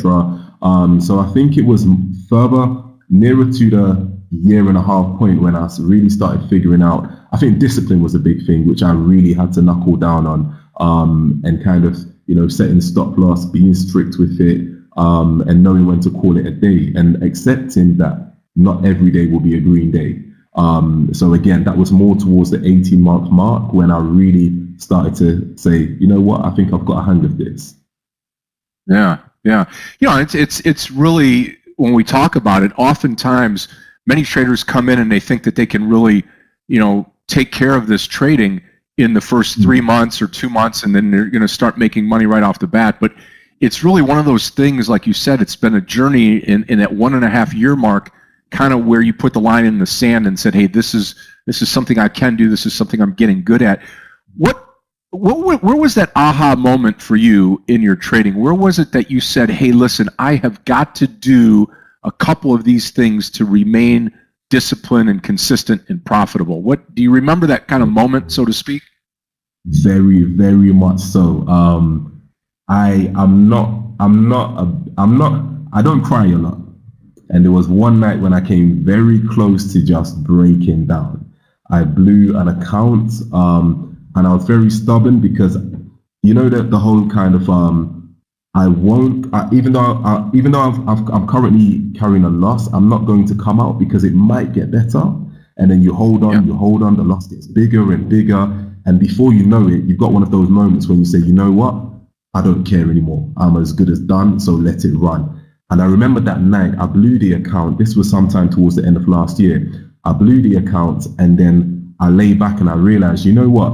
There were days when it's been very good. I've had a very good day, green days, and there are days when it's been bad. So how do I make sure that overall I remain in the green? And that was the moment when I literally lay back on the bed, looked at the ceiling, and I thought to myself, I really need to master, you know, I can't go in with the mindset of I'm going to become a millionaire tomorrow morning. I really have to just, you know, buckle down on consistency, discipline. Those were the two main things for me. And that was the moment at which I said, you know what, even if it's a few pennies in profit, it's better than, you know, major pounds in the loss. So I remember that moment very well. Yeah, very true. You know, when I mentor to people all across the globe, one of the things that I talk about and that you touched on is, you know, your first loss is your best loss. Meaning that, you know, when you have a stop loss put in and you can adhere to that, you have the discipline to take the money off the table, that's your best loss. Because even though you're losing, you know, you kept that loss tight instead of, like you said, letting it go, and then it festers and it gets bigger, and then you end up blowing an account or 2 or 3 or 5, you know? There we go. Yeah. So accounting background, accounting day job, trading, you know, maybe as a hobby and getting into it and starting to become a lot better. Do you think the accounting background has kind of helped or hurt or in your trading? I think very good question. I think definitely so. In regards to more in the sense of managing money, because I think as well, and going into the competition, one thing I had to keep on reminding myself is I need to treat this as though it is my own money. You know, I think a lot of people go into that with the mindset of, oh well, you know, if I blow the account, at least I've not really lost anything. Whereas in actual fact, you've lost a lot. So managing money in the sense, managing money in the sense of, you know, with my work in accounting and, you know, tax advisory and speaking to clients, and, you know, I've seen some clients really get into really bad situations because they've not managed their money well. And part of our company is basically investment portfolios for clients. So kind of seeing how bad things can really get, I think that helped with trading, because again, it helped me not take anything for granted and not look at a penny different to a pound, or in the sense of the competition, thinking, oh, it's just virtual money, so to speak. So I think definitely so. It has played a big part in regards to financial management. Yeah. So you talked before about, you know, about kind of being that special kind of trader. So if I asked you the question, what type of trader are you? How do you answer something like that, Christian? What type of trader are you? Are you a breakout trader, breakdown? What is it that you look for personally when you're trading each day? Okay, very good question as well. I'm very big on price action. Very big on price action. I think if there's one thing I've learned through getting burnt quite a lot is you can do all the research, but the market is just so unpredictable, especially in the current climate.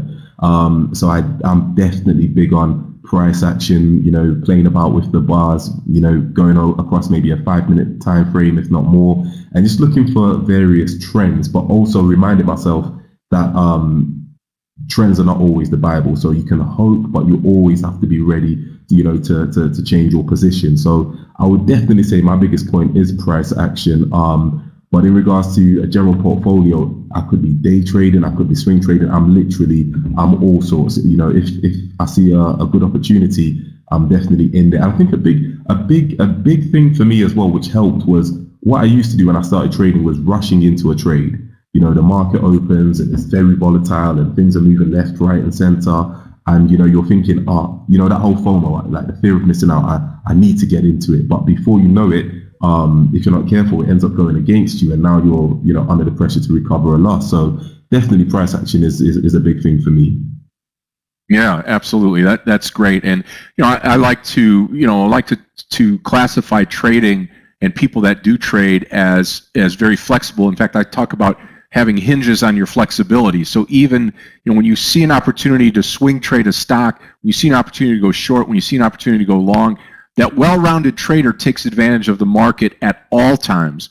You know, we teach and we mentor to people all across the globe about, you know, choose one side of the trade. Be a long trader to start, or be a short trader to start, so that you're very focused on, you know, honing your skills on one side of the market. And then as you get better, you can then open things up, go long, go short, you know, and do everything like that. But let's get you profitable first, and let's get you focused in on the market. So definitely. That's great. That's great. So let me ask you this. When you were going into the World Series of day trading, well, first of all, let me digress. This was just your first time that you went through the World Series of day trading? First time, yeah. Yeah. So going into it, what was your thought process going into it? I mean, certainly not a lot of people say, I'm going to go win the World Series of day trading. But Christian, when you came into it, what was your thought process? What did you want to accomplish? What did you want to get out of it when you first started? I'll be very, very honest with you. It was more experience for me. Definitely experience, and especially experience with a bigger account. I think many at times, you know, we think to ourselves, if only we had more money, you know, we could do much more. We could, you know, make bigger profits. Oh, sorry, listen, my camera's frozen. Can you still hear me okay?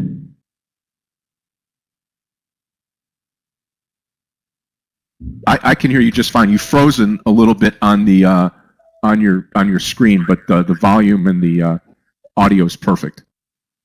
Oh, okay, thank you. So yeah, I was saying it was mainly the experience of trading with a bigger account.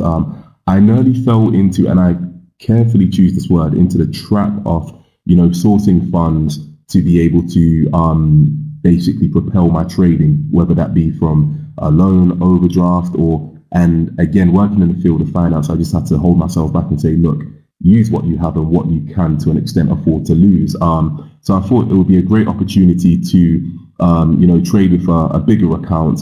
Regardless of the outcome, I'm sure I'd learn a lot. So it was only after the first couple of days when I then said, I mean, we all go into there hoping to win, but it was only after the couple of days, if I'm honest, the first couple of days that I actually thought, you know what, that we might actually be able to do this. But yeah, all in all, it really was just mainly about the experience. Yeah, that's great. That's great. And we have so many people, the reason we ask the question all the time is we have so many people do, not only are they either trying to win, they're trying to get back and practice. They're having now a larger account than they ever have, so they'd like to find out, how they react and how they are with a larger account. And that seems like what you did. Did you have to adjust when you were trading? Did you have to adjust your strategy at all during the competition, or were you kind of doing the same thing from start to finish? Very, very much so. I think we are. I think the camera should be okay now. So yeah, no, very much so. Again, I found myself using different strategies that I wouldn't otherwise use on a day-to-day basis. So like, the trading on day 1 would be very different from trading on day 3. Again, the only common thing was price action, but I would go into there thinking this is definitely going to be a good long or a good short. And before I know it, I'm realizing actually this is a very good swing trade, but then knowing the rules of the competition that, positions close, at the end of the trading day, I just literally had to adjust. And there were many times as well when I would pick maybe 2 or 3 stocks. I try not to pick more than 3 in a single day if I'm day trading. I'll pick maybe 2 or 3 stocks, and then before I know it, half an hour in, none of the ones I picked are actually any of the ones I'm focusing on, and I've got a whole new bunch. And then we're having to do, some quick background check, what's triggered, what's propelled any news, and so it was very think on your feet, and just be ready for what might happen, kind of. Yeah, absolutely. What can you remember, or give us a trade example, or maybe your favorite trade of the competition? Does anything come to mind? Like, hey, Scott, I took this and I killed it. Was there anything that kind of comes to mind as a favorite trade? I would, I'd have to definitely say the last day, which I know you're probably going to move on to shortly, only because I believe I was trading that 2 days in a row, BKKT.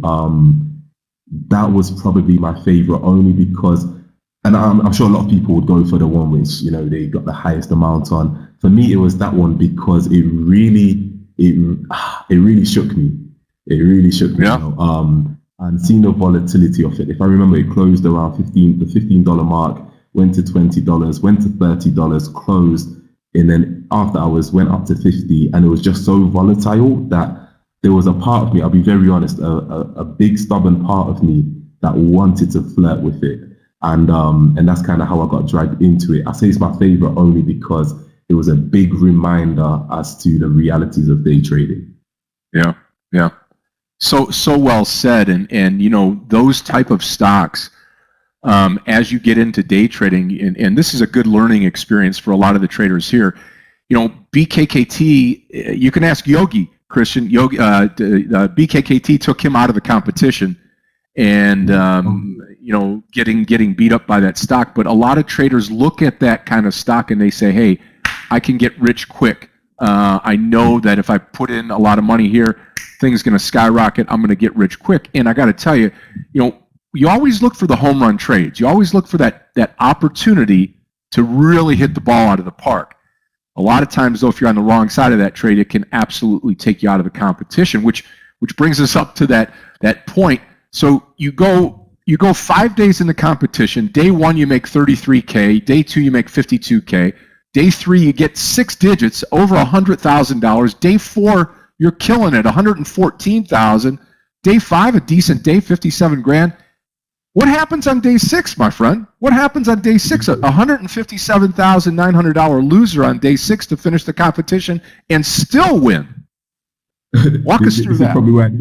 It's probably where I need to hide my face. Yeah. Okay, so I think, you know what? So got into the final day now, and I thought to myself, a lot of people will probably be all or nothing. You might as well just, throw everything into the ring and hope for the best. So I thought I did have a little bit of leeway. When I jumped into the trade now, one big thing that got me through the first few days was holding. And I know a lot of people, like to scalp or, like to close trades within a few minutes. I held my trades for quite a while, using only a small margin and then topping up if it was going in my direction. So when it got to the last day, similar practice, and with how volatile it was, the crazy thing is I actually went up. If I remember correctly, I went up around 60, 70,000 profit on that trade. And it was at that point that I said that I should call it a day. And then I thought to myself, it's a bit of a funny one. I did think to myself, you know what, let it run. I'm ready to take a loss. Because again, what I want from all of this is the experience. I'd rather try it on an account where I'm not losing real money, which I know I said before, I've got to look at it in the same way. But when the loss was running, I let it run and run and run. Then it got to a point when I started calculating, I started thinking, looking back at previous results, I was thinking, okay, what's the difference between second position, third position, all the way down to 10? Trying to fit myself into where I think I might, to be honest, I didn't think I'll finish first anymore. I just said, if I can at least finish in a respectable place, then what am I learning from all of this? So it was more kind of just letting it run to see kind of what would happen, so that I would know what not to do. I know it sounds weird, but it was more kind of, let me do it now. So next time I know definitely I can't afford to do it, because even though I'm saying I've gotten to a place where things are a bit more established and stable and, overall green days, the most challenging for me still is just flirting with the stop loss and, where to place it or where to really just call it a day. So I just said, you know what, if I'm going to make mistakes now, let me do it. And I know you're probably thinking, when you got to 20,000 loss, 40,000, 80, like, why didn't you call it? And I'll be honest with you, Meir, I don't have a very good reason for that. I really don't. Yeah.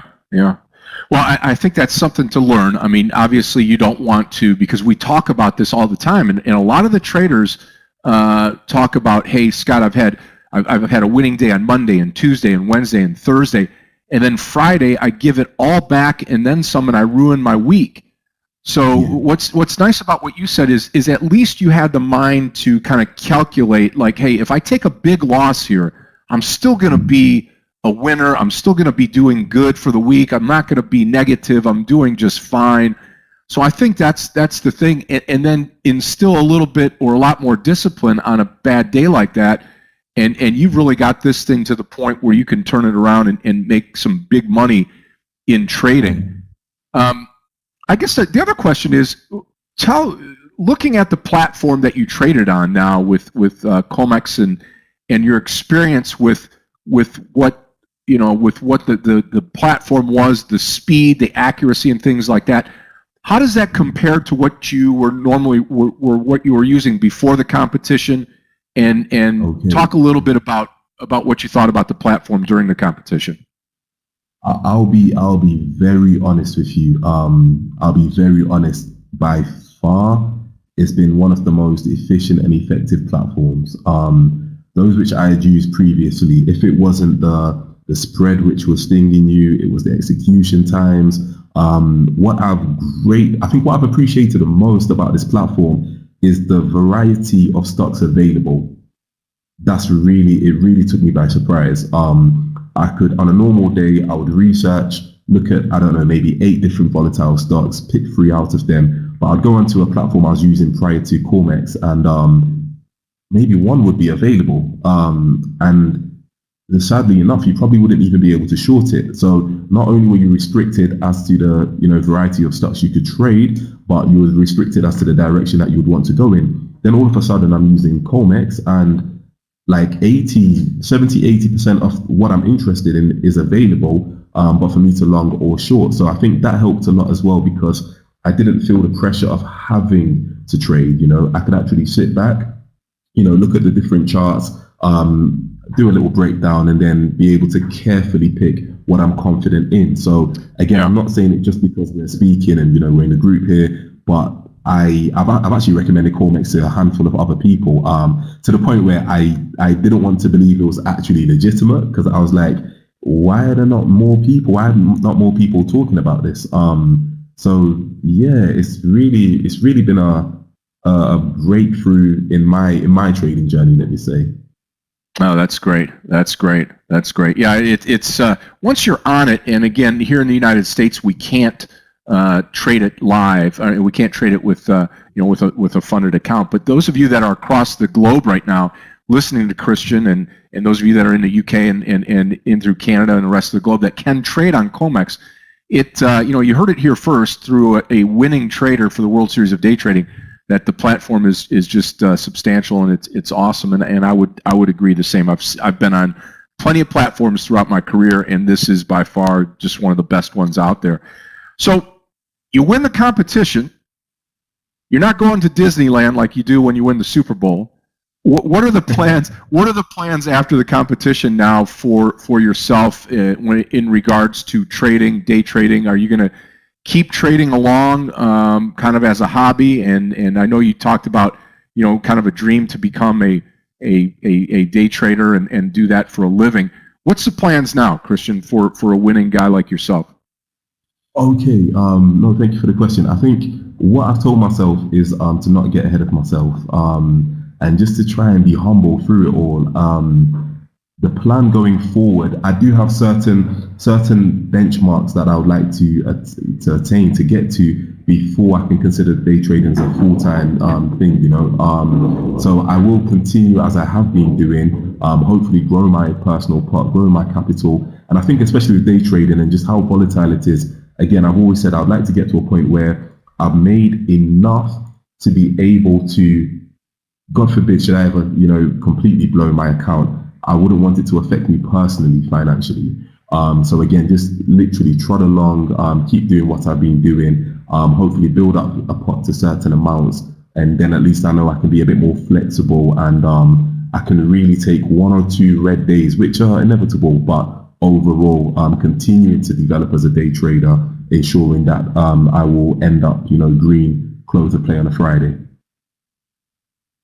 Yeah, I mean, green is good, and the focus there, like I tell everybody, it doesn't matter. I really don't like to discuss having a daily goal, like a dollar goal. Like today, I need to make $200, $500, $5,000.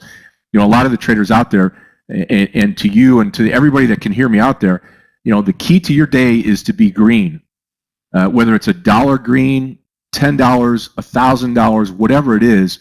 Be a green day, because when you start piling green days on top of each other, the stacks of cash start to pile on top, and your mental attitude, your ability to run forward with them is really amazing, because what you have done is you've got that between the ears attitude, that mentality of, I can do this, I can be a winner, I am a winner, and you can see it because I'm green every day. And that'll help you make a lot of decisions easier for a lot of people that want to take that next step into becoming a professional trader or a full-time trader. Your input, very helpful. Anything that you would trade or anything that you would change with the World Series of Day Trading, for the next go around, what would you like to see? Would you like to see more buying power? Would you like to see less days? Is there anything in your mind that when you came out of the World Series of Day Trading, you'd say, man, if I could just trade or just change one thing, what would you do? You know what, Scott, honestly, I really thought about this, and I don't think there's much that I would change. I thought to myself, would I do it maybe Monday to Monday? But I thought it was a nice little, it was quite clever that it was Wednesday to Wednesday, because I feel like you're thrown right in the middle of all the activity, so you really have to think twice about it. I thought, would I reveal live results so you can kind of see how your peers are, going along? But then I thought, no, because you don't want to trade according to other people, but according to your own ability and beliefs. So again, honestly, I really wouldn't change anything about it. I really wouldn't. Yeah, that's great. That's great. Yogi's done a great job. It was on his watch this year. He took that project on for the World Series of Day Trading and really, I think, did everybody proud with the way that it was set up. The daily, the Wednesday to Wednesday, I think was genius. I think that daily, you can go in and check it on the internet, on the website, see where you're at, where you stand, and where the rest of the people are. So I think they did a great job of doing that, and it's always great to interview the winning trader. I'll give you one last shot.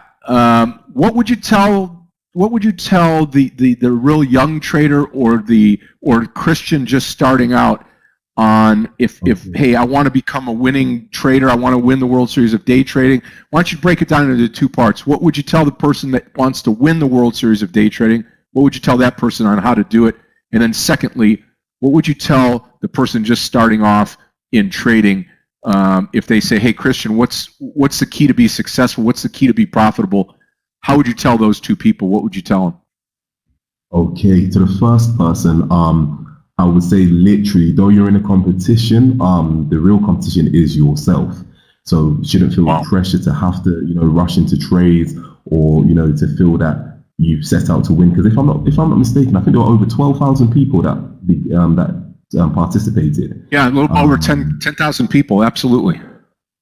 Yeah, so I think if you look at it from a viewpoint, I mean, it's like you're running a race. You look to your left, look to your right, you'll forever be distracted by everybody else's techniques.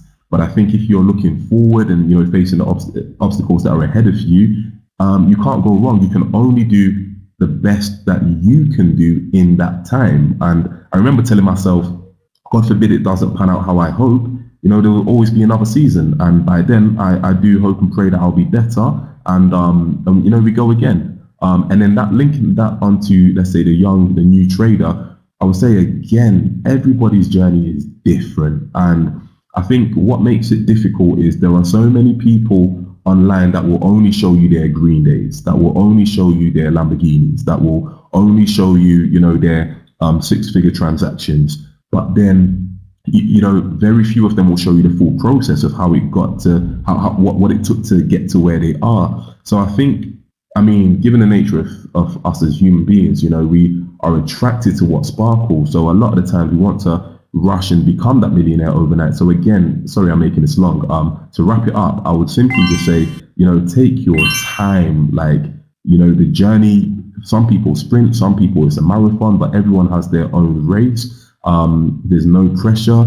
I don't think you can enter, especially day trading, I don't think you can enter that as a means to solving financial difficulties or challenges. But I think more focus needs to be put on the learning, on the studying, on finding yourself as a trader before applying. And I think that's why it's a great thing. I did a demo account with Comex, and I was able to get a few profitable days. And then, there was a couple of times when I actually purposely blew the account so that I could actually, again, for me, it's just a learning curve. So I think everyone else needs to have their own learning curve, understand it's their personal journey, and then, because technically that's what you're going to be applying to real money, to paper. So again, I think just taking time, there's no expiry date. It's better to learn and get there eventually rather than to rush it and have to be, and you're trapped in a cycle day in, day out. So yeah, absolutely. Well, I'll tell you what, my friend, I couldn't be happier with your demonstration of winning the World Series of Day Trading. I congratulate you. It was a job well done. I know for a fact that I haven't made that amount of money in a 6-day span for sure. I know Meir has. I've had a 6-digit day before, a couple of them. But you just did an incredible job, and my hat's off to you. Really heartfelt congratulations to yourself. I'll give you the last comment here to the room. And if you also want to share your social media, I know that Barry in the room is saying, is he on Instagram? I think you're inspiring for a lot of traders that want to, want to win the World Series of day trading, but more importantly, want to become that great trader, want to become a profitable trader. But I'll give you the last shout out here if you want to take a minute to, broadcast any of your social media. If not, that's not a big deal. But I know a lot of people would love to ask you some more questions. So congratulations, my friend, once again. And any parting words, you can have the stage right now. No, thank you so much, Scott. Honestly, I'm humbled. It's been a pleasure. For anybody looking to link up, I can't tell you that I have the winning formula, but I'll be more than happy to. I would like to hear your stories, actually, to any individuals who would be willing to share, which I've been doing within our own group. So it's literally just my first and second name, Christian Kamaru, or as all one word on Instagram. That's pretty much the only social media platform I am on. So again, I can't promise that I'll make you a millionaire, but I'm sure together we can become millionaires. But again, I would love to, break bread, trade stories. And I think a big part that helps me is just talking with other people who are on a similar boat, and just being able to encourage each other, trading stories, tips, tricks. And yeah, so again, I don't have any formula, but I guess we can write our own together. So I'm more than happy to reach out to anybody. Absolutely. Well, we sure do appreciate it. And traders, if you're listening to us on any type of social media platform or here in the room, Christian believes a lot of the same things I do when it comes to, getting like-minded people together. The community here at Tradenet and this trading room is exactly what that's for. It's to share, it's to grow, it's to train, it's to trade. And right here in this room is very a great platform to share those stories. It's virtual. We're here each and every day. We're global. We've got people from London and Zambia and the entire free world out there coming together to trade. And again, from myself and the entire Tradenet and Clomex team, Christian, congratulations. And I look forward to seeing you here in the trading room. I look forward to trading with you again. If there's anything that you ever need in your lifetime, you let me know, okay? And we appreciate you. Thank you so much. Thank you so much. Thank you, Christian. Okay, my friend. God bless you too, my friend. Thank you again, and thanks for taking the time to be with us today. Okay, traders, Christian, thanks again. We're going to turn it over to Michael. Michael's going to take you through to the lunch hour here. I'll be back in a little bit, and again, we're going to have 3 sessions today. We've got you here in the morning session, just finishing up here into lunch. We're going to take you all the way through the closing bell today at 4 o'clock. I've just turned green. Did it with some SAVA trading, S-A-V-A, some OCGN trading. Had a couple losing trades this morning. 4 winners, 2 losing trades. Green again, not by much, but that's what Monday has got for me right now. Okay, traders, Michael's coming on right now. We'll do a sound test, make sure he gets the charts up, and we are good to go into the afternoon here. I'm looking so forward to trading with everybody today. Great interview. Thank you to Clifton and the rest of the team for capturing it. And traders, we'll see you back in a little bit. Michael, it's all yours. Thank you, traders. Thanks, Scott. Enjoy lunch session. Yeah, great job. Winning the WSDT is always a tough job because there are so many good traders, experienced. Some of them sometimes not that experienced, but so many people competing. Good job. Question. So guys, you'll see my charts in a split second. Actually, I'm watching also BEN, John. Also watching BEN with a relatively low risk trade for the move over 35.05 there. Exactly as you posted. The VWAP is a problem in this case, but if the volume is going to pick up, which is not happening right now, but if the volume is going to pick up, we can get hopefully to the 35.50. That's a very good target. Yeah, I didn't see the number, but if you say 70,000, I trust you on that. So it's either gonna make it over or But the more important thing is what will happen above. So BN is having a great day. That's why I'm actually watching it. On top of that, we have the Chinese internet stocks, Baba, JD, Futu, Baidu.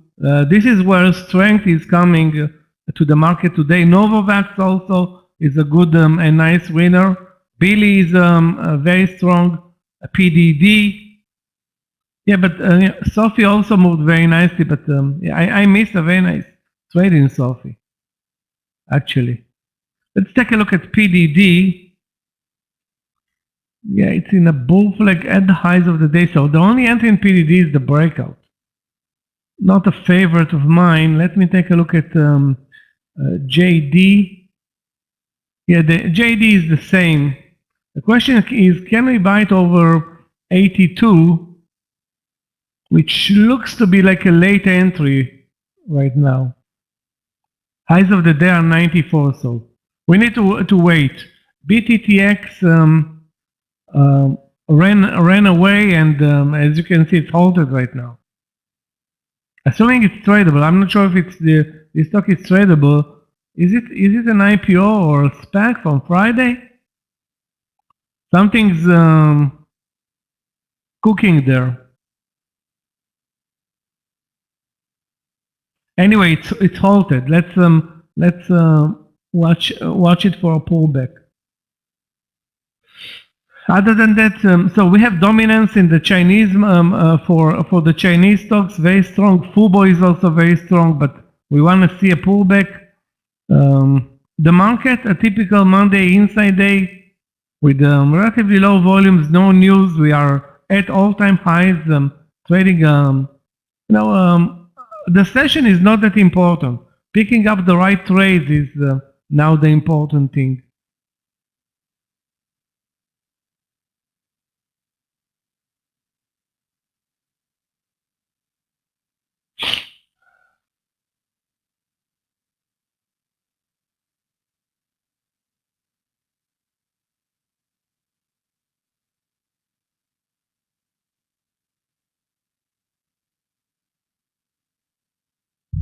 Tesla, let's take a look at Tesla.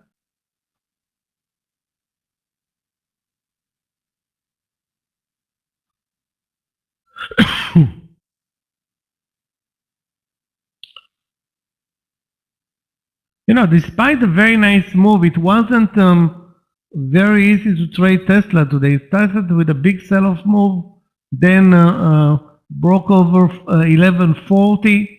Not very easy, even in retrospect, not very easy to figure out entry points there.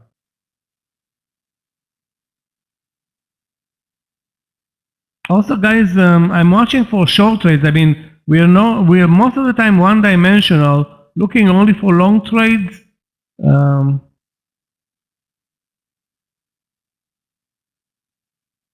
I wish I can find also a short trade or two short trades.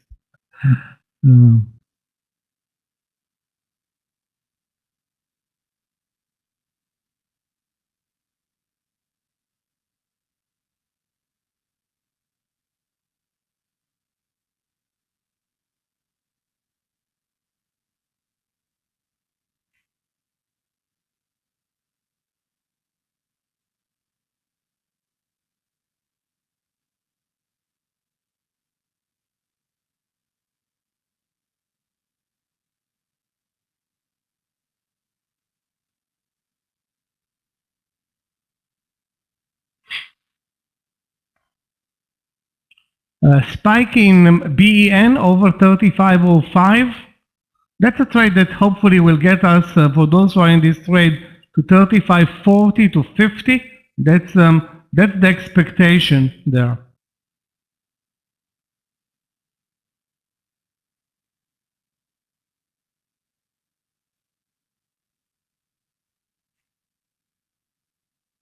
Again, now it's over the VWAP, which is a good thing. So.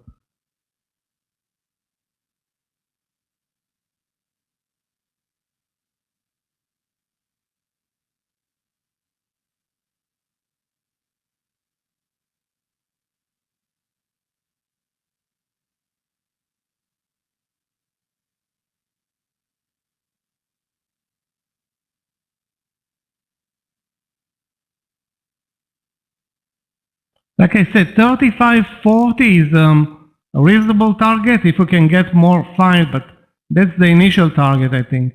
3540.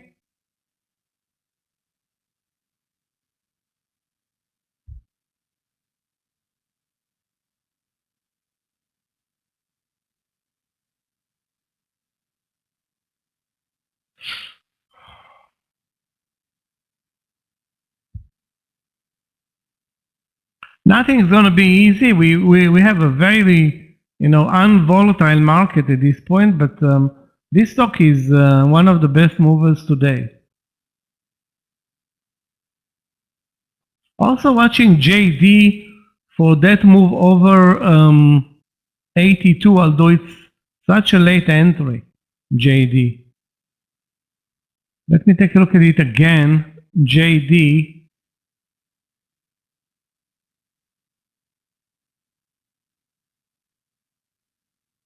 It's a bull flag. You know what, guys? It looks great over 82.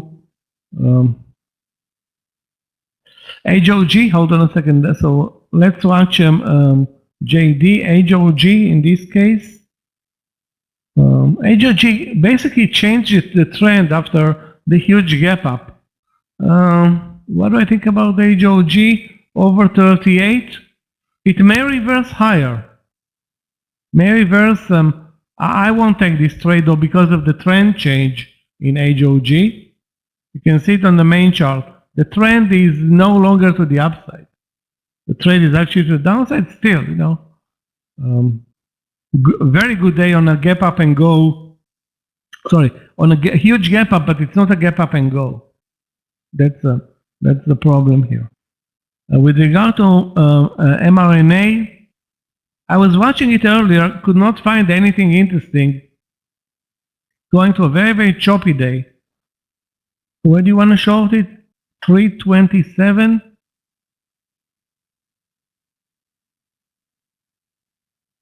Again, I don't see anything interesting or that interesting in this stock. Yeah, I see the stop loss is really, really tight to 329. That's true. So in terms of the stop loss, no problem. In terms of the pickup or the trend and market support, not really, the best idea.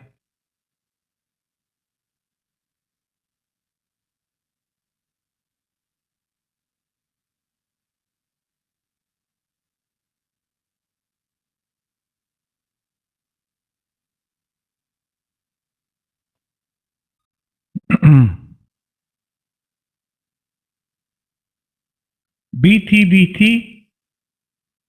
BTBT started, which was very weird, totally counter the sector.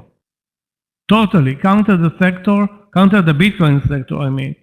And look where it is right now. After a huge gap down and an amazing close Friday. Again, I don't remember what happened Friday, but amazing move Friday and a gap down today.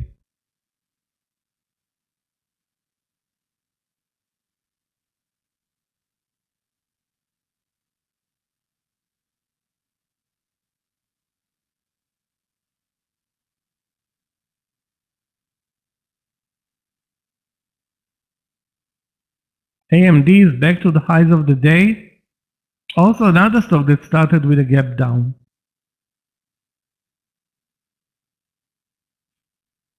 So JD pulled back, which is actually a good thing.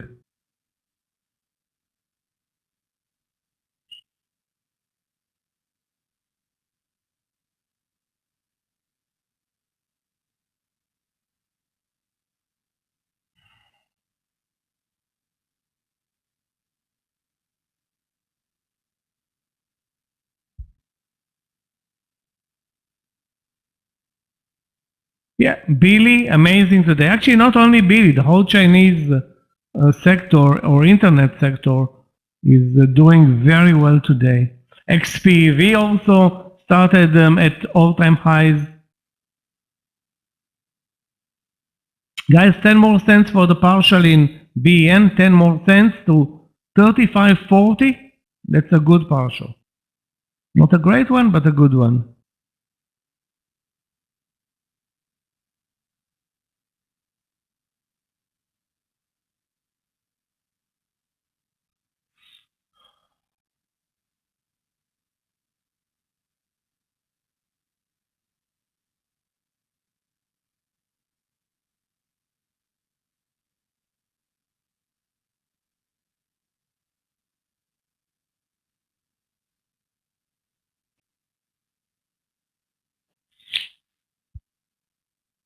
Another stock that's amazingly strong today, finally making a move.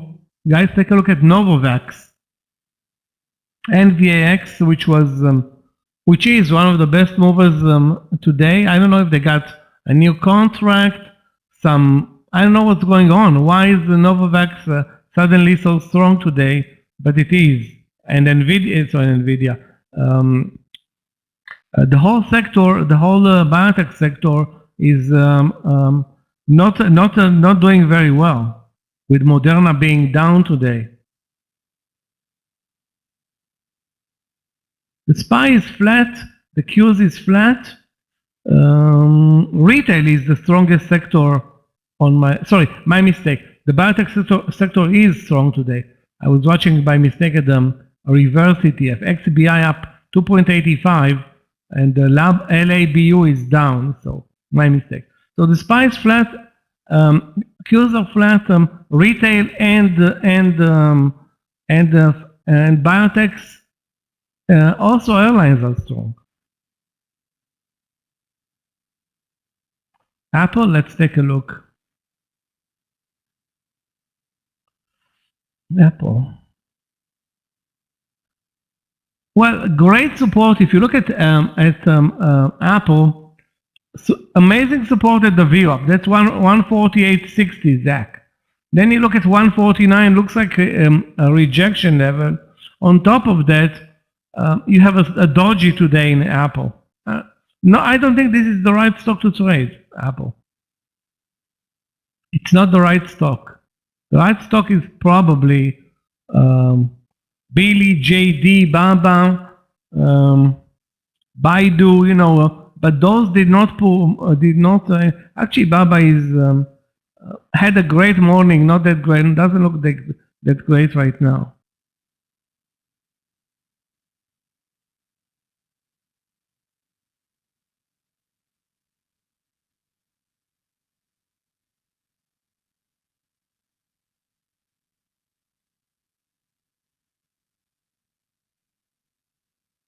Wow. Guys, did you see what's going on in Novavax? Right now it jumped $4 in a minute. I'm just looking, in retrospect, being that it is such a volatile stock, it's always a tough trade. Anyway, we have to wait. It doesn't matter what is the new entry, not before a pullback in Novavax. Actually, a big pullback.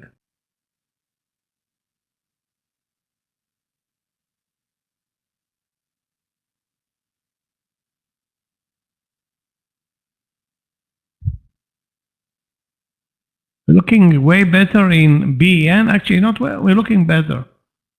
35.40 plus the partial in BEN.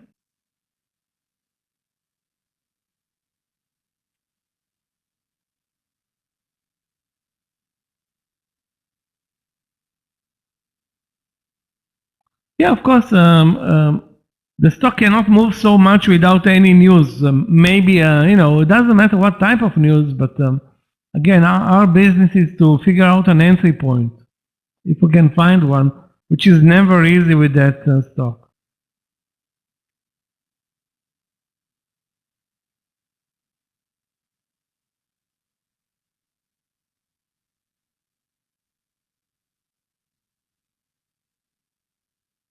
FUTU also killing it, but I don't have an entry point. The 56 looked extended.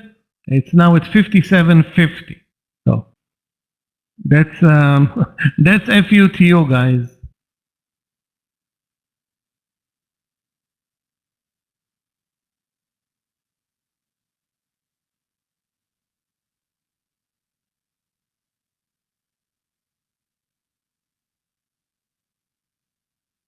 Wow.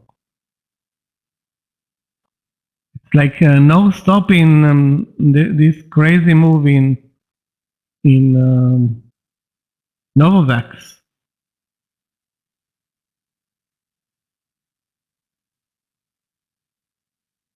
Well, it's a tough one anyway.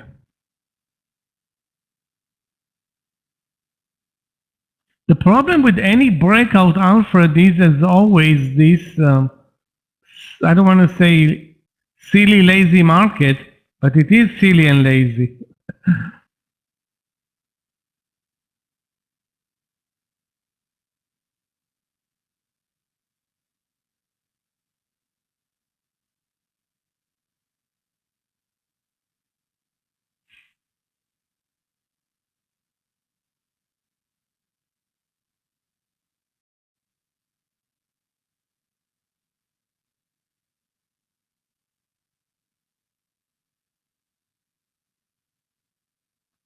JSPR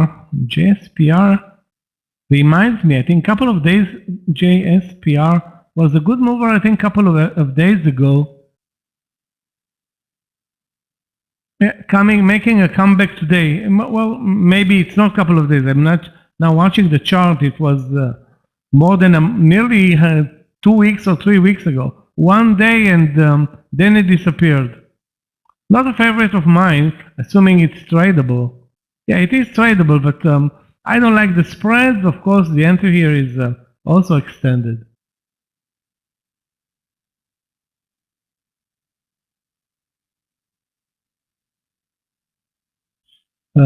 Bad day for clean energy today.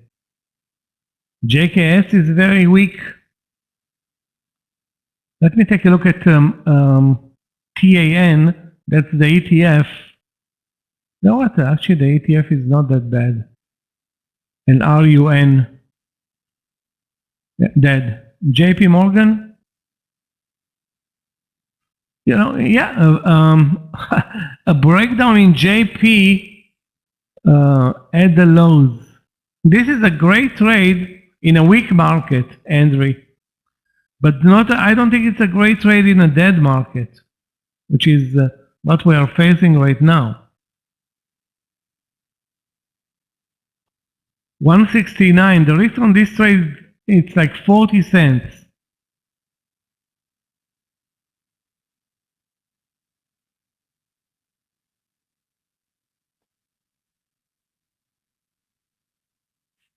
So I would have taken this trade with you, but not in this market.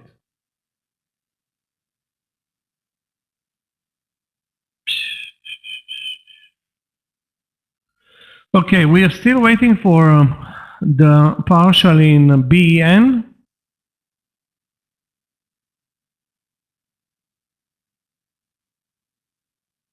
And we're still waiting for the market to make its move. We are 1, 2, 3, 4, 5, 6, nearly 8 5-minute bars, so 40 minutes in a super narrow range.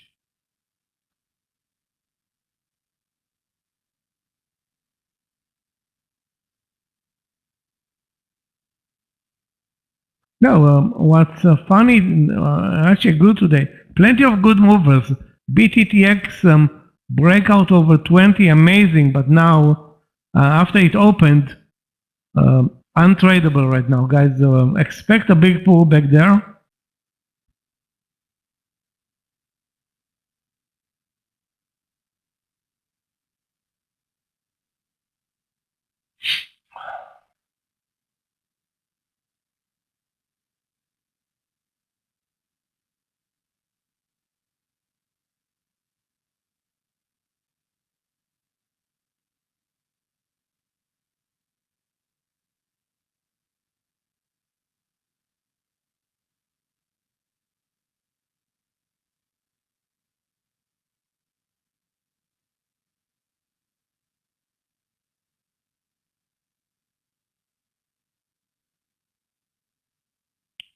So again, no short trades for us. The only new trade for me is going to be probably JD over 82. Again, it's a breakout not the best timing for a breakout in JD, meaning this land session or slow moving land session.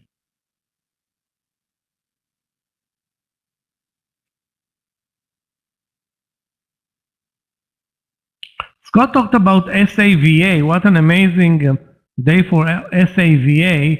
Highs of the day 47.70. Now pulling back a bit. LC, okay, LC had was super last week. You mean 48? Yeah, actually, yeah, 48. 48 looks great if you're willing to take the risk, which is like 50 cents.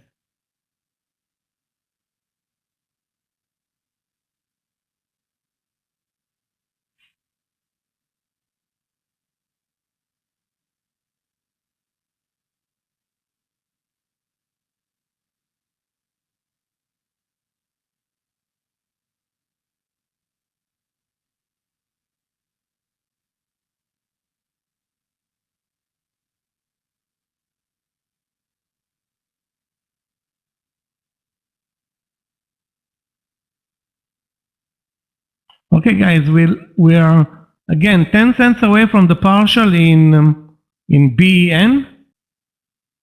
35.40 plus, hopefully.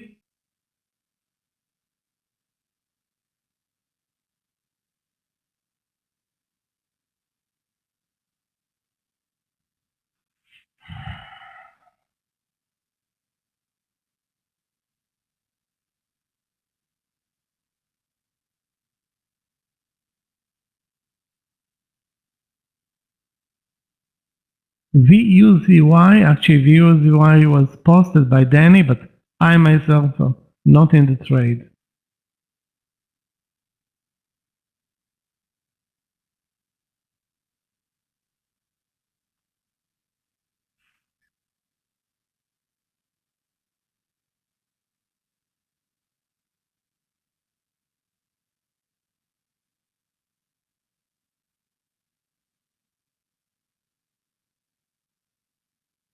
So guys, watch also LC. It's a very good mover.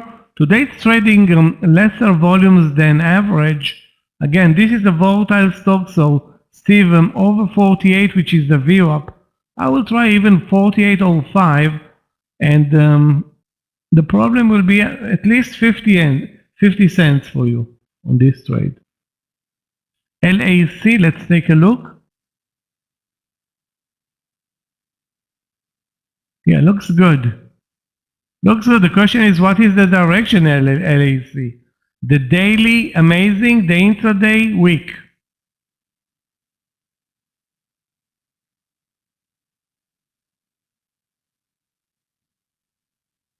I think it's the way it looks like now, I prefer to go long in this case.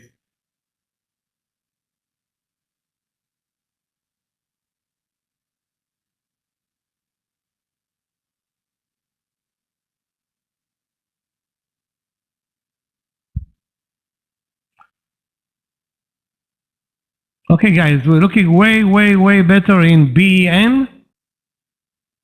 35.40 to 35.45, maybe 50 if we're lucky. That's the partial.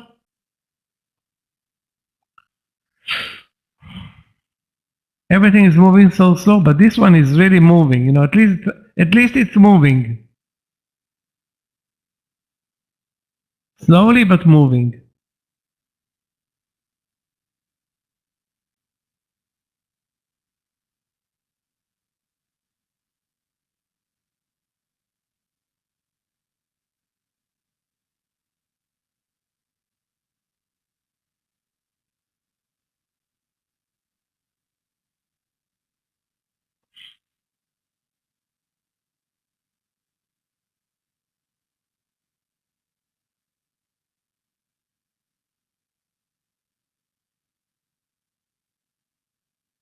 And this is with zero market support. Zero.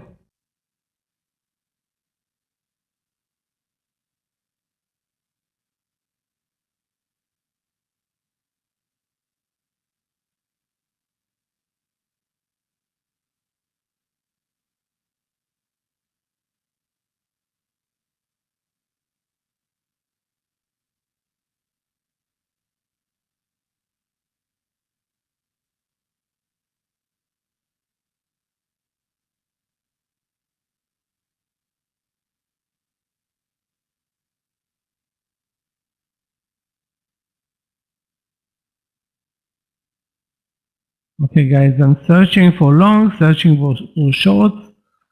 3 cents to my partial in BN. Actually, BN is good right now for a partial under 35.42. 35.42, maybe in hope, or even 35.40 in hope that maybe it's going to break the 35.50, which hopefully it will. If it breaks 35.50, we're going to take the partial on the break if it moves under 45, 35.45. Good show for BN. If you can get more than 50 cents, that's a great show.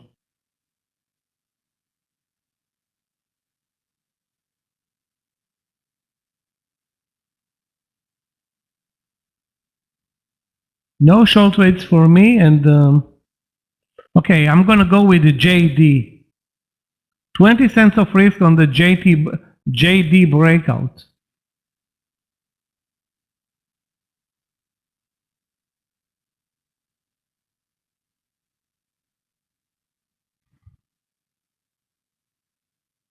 Over 82.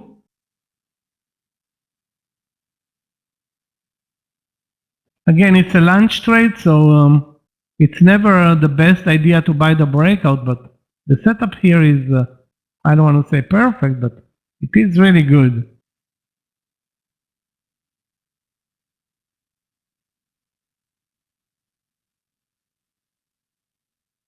$0.20 of risk in JD for the move over 82.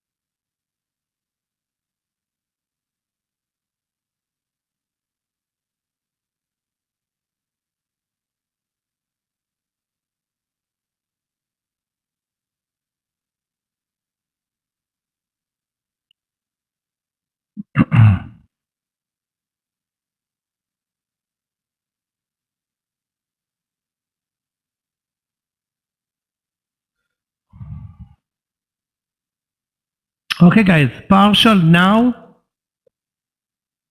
in BN if it doesn't break 35.50. So we're looking great in BN, looking really, really great.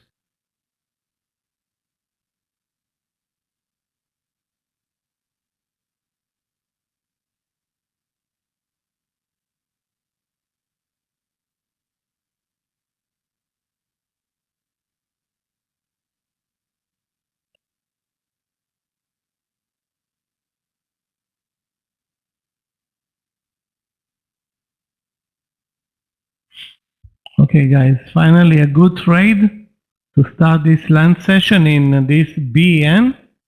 Now let's talk that the second one, which is JD, won't fail us. 20 cents of risk. JD, I'm going to post it. There's enough time.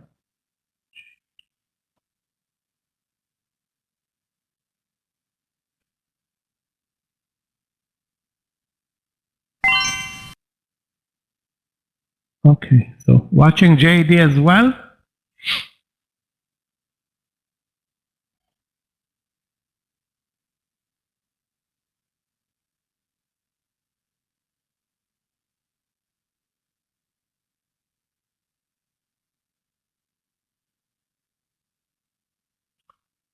Too bad we couldn't trade Novavax, but that's another story.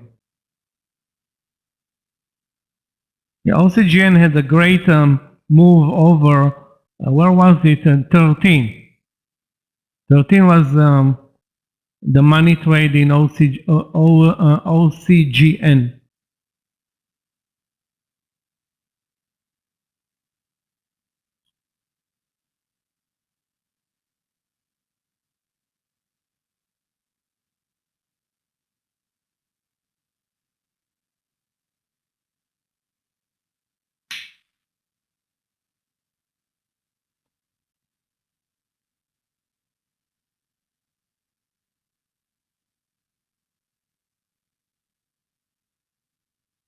There was an entry, Alfred, at 1350 in OCGN, looking back, you know.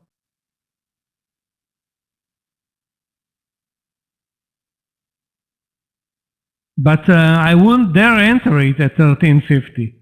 And now at 1440 or 30, obviously I'm not not going to buy it. 13 was the money trade. 1350 was also technically good, but now it looks very extended.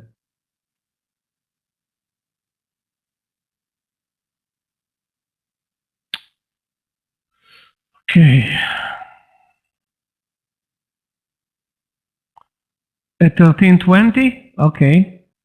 Obviously, it's 13 was a great entry, but 1320 is still good. I mean, 1350 was extended. Now it's super extended.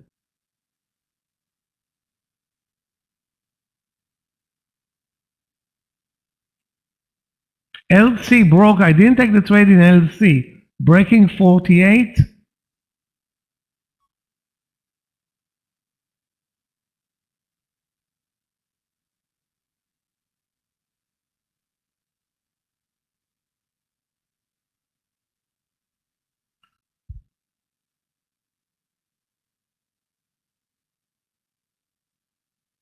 SPWR, okay, let's take a look.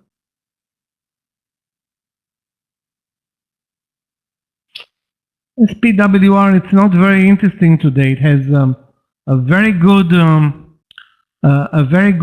daily chart. The intraday chart is not that great. I don't see any reason to trade it, long or short today. The sector is not that strong. I don't like it.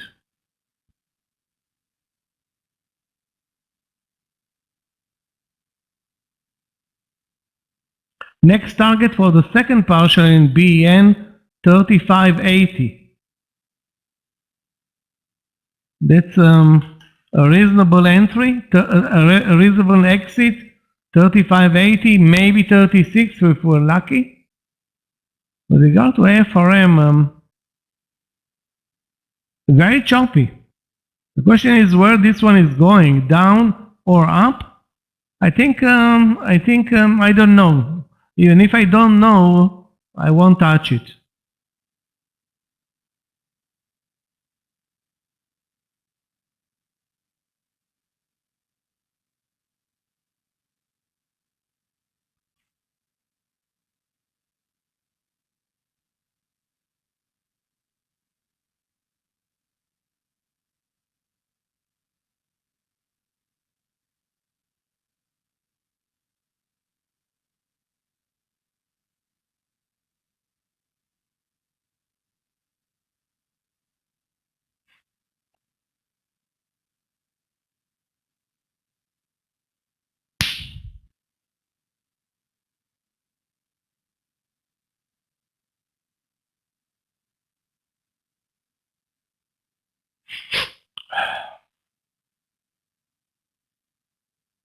$0.70 guy in BEN.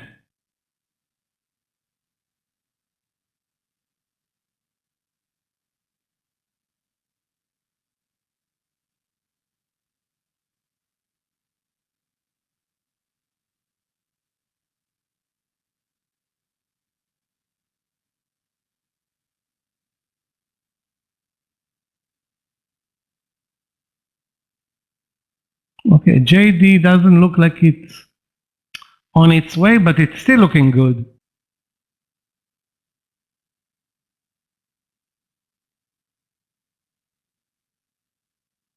As long as it doesn't break the 20-cent or 25-cent stop loss, I'm good with with JD.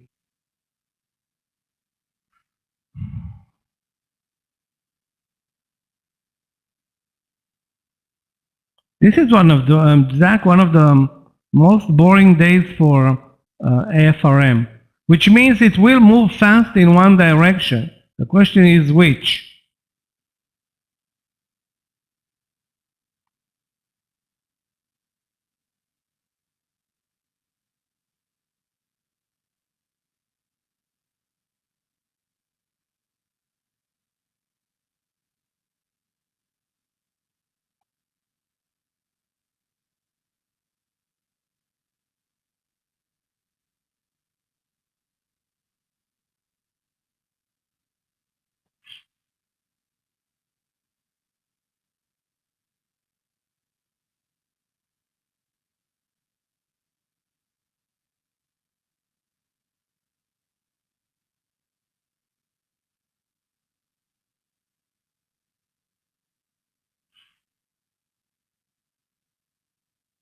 LAC, I didn't take the trade, but nice move there.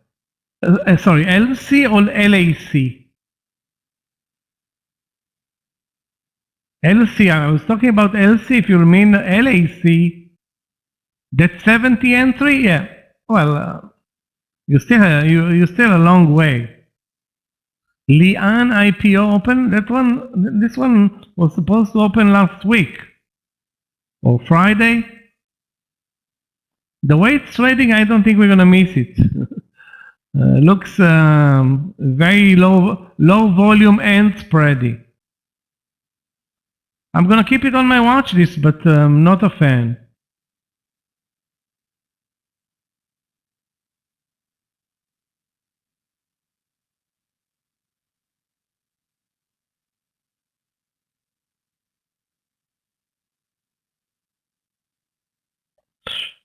Fubo breakout.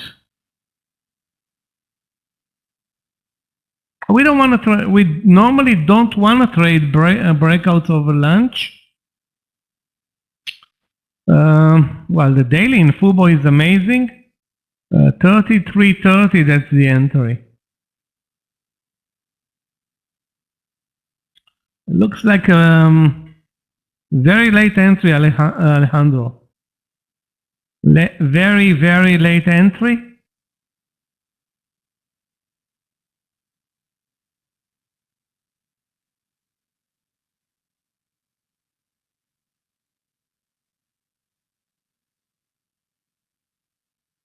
I'm not a fan of breakouts. I mean, I'm not a fan even of JD, but JD is a $80 stock, 20 cents of risk, and the sector is very strong. When I said the sector, I mean the Chinese internet.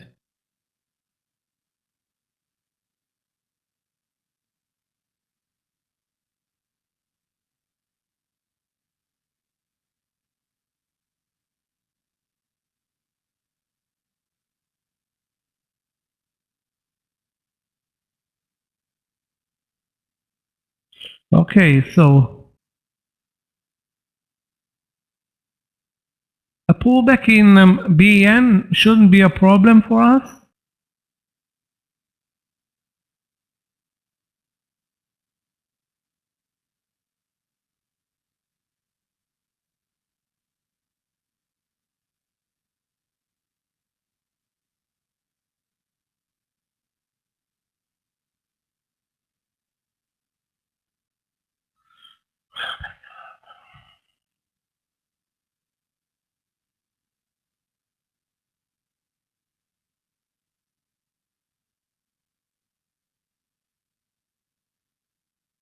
Guys, the IPO at this point not very interesting. So maybe later. Right now, I'm not getting close to this IPO.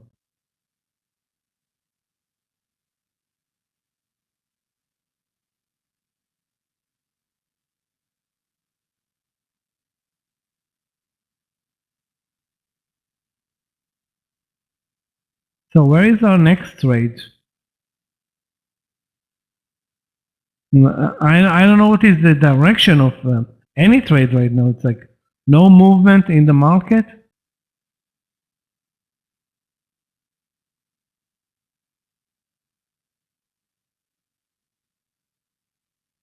Nice reversal in Harley Davidson in retrospect.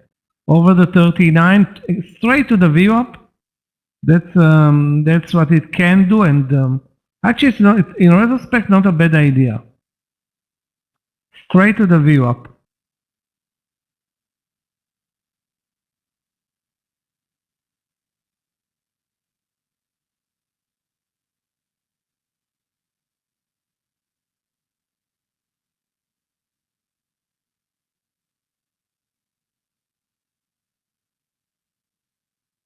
ZM, wow.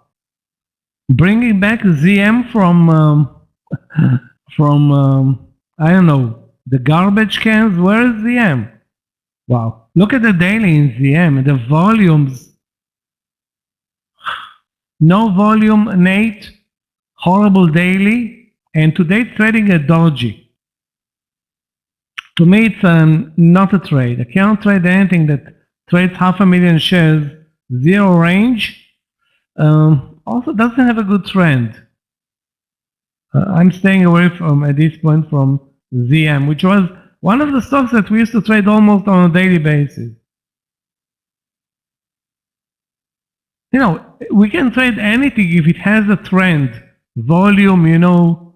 The problem with W is the spreads. W is very spready. ZM is not that spready, but I don't see any trend or reason to trade it.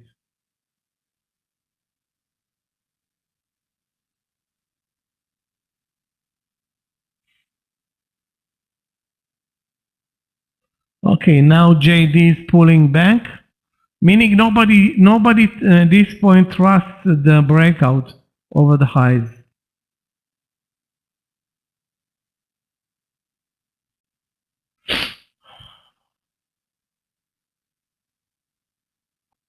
Dumping Tesla? Nobody's dumping Tesla. Under 1170? That's all-time highs today for Tesla. Again, if you look at the chart, it's been moving higher since 10:15. So that's 2 hours, almost not straight up, but any pullback, any minor pullback is being bought with zero market support. I don't think you should short it. Yeah, I see in retrospect, everything is easier in retrospect.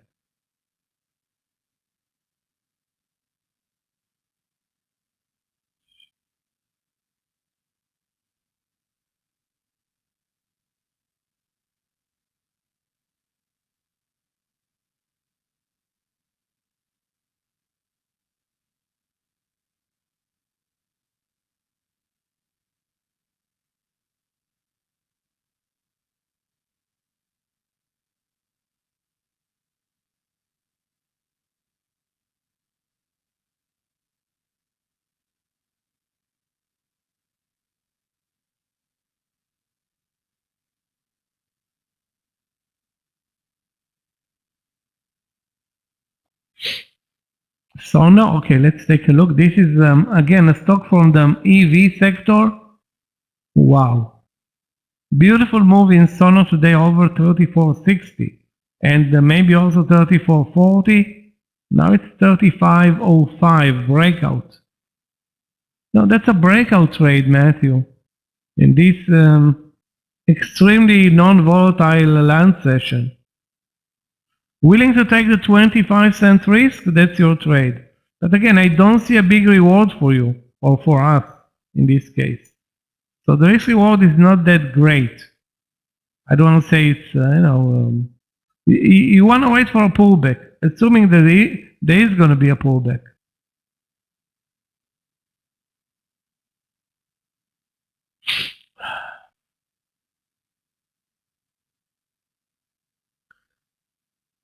I'm going to bring it to my watch list and watch it with you, SONO. So we have Sono, JD, IO and Q, but there's no trade there. BN, we are already in the trade, and Novavax, straight up, no pullback. NOW. Normally, I won't trade those type of stocks, but let's take a look. No, NOW. That's a very low volume stock. I'm not going to deal with that at any price. It's also very spready, but too spready for me to trade it.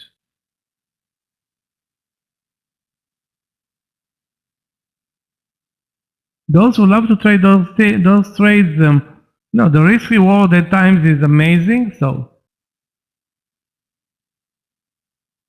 if you know what you're doing, why not?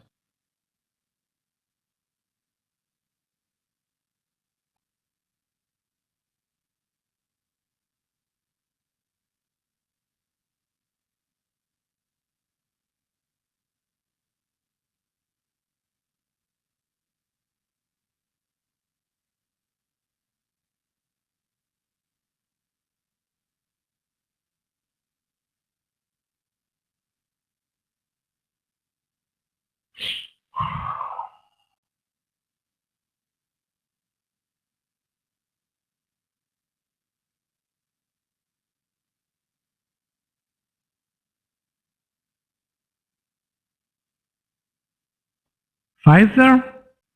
Okay, another stock that's making a comeback, Pfizer.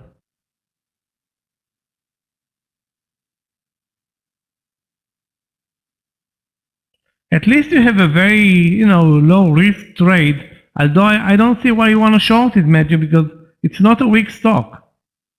If you look at the daily chart or you look at the intraday chart, it's a very boring stock, but not a weak stock, definitely not today. And actually, I don't have any weak stocks. I mean,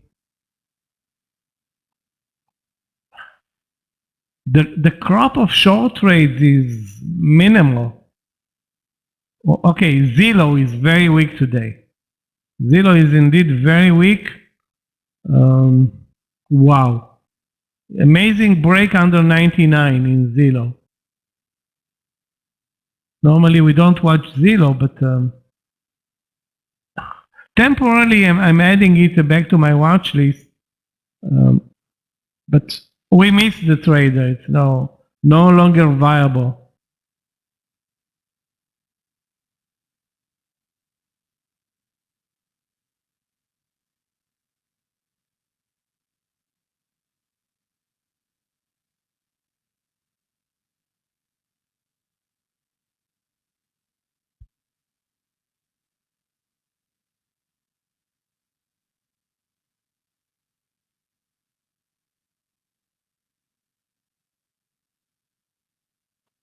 Okay, guys, the trade in JD, maybe it's a good thing that it didn't break 82 because it lacked any momentum. Now let's see if we can find a reversal trade, okay?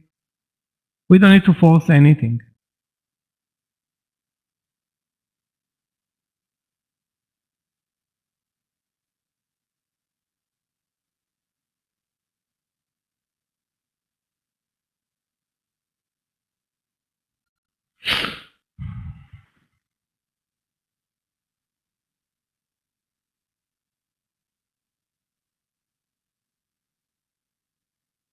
Another stock that should be watched is,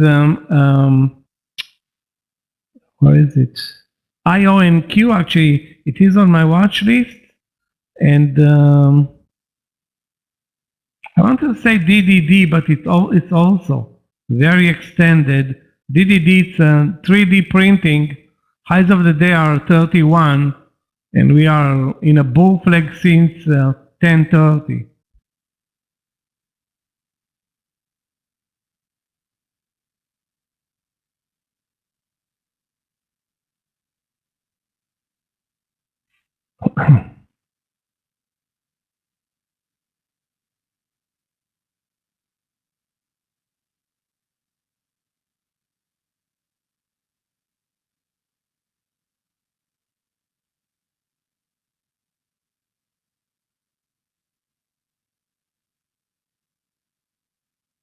Guys, we need a short trade.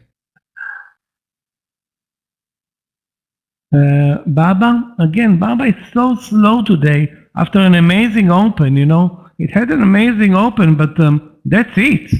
Since then, it's been dormant.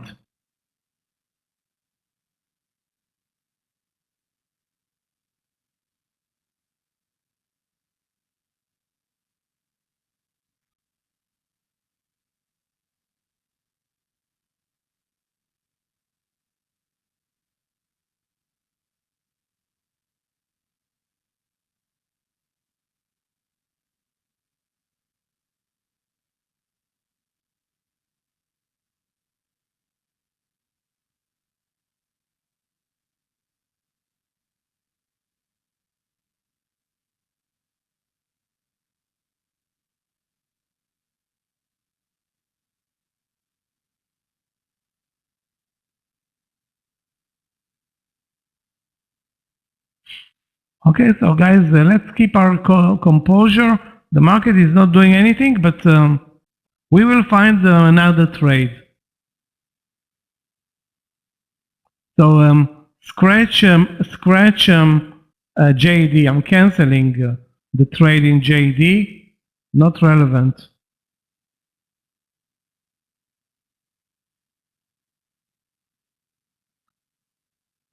QS, wow. QS was a loser for me in the morning session. Then I stopped watching it. Was mad about the crazy volatility there.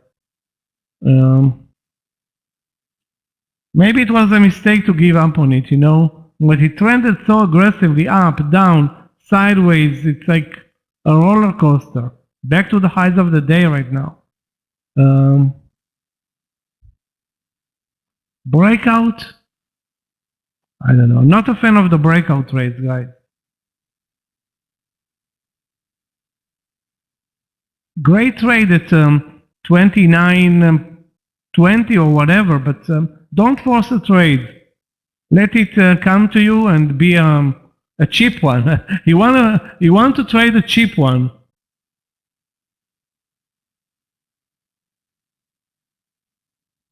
SOFI, great daily, you know, SOFI. Where is the entry point? Let's see, 22.30. Yeah, 22.30. At least it's not a reversal trade.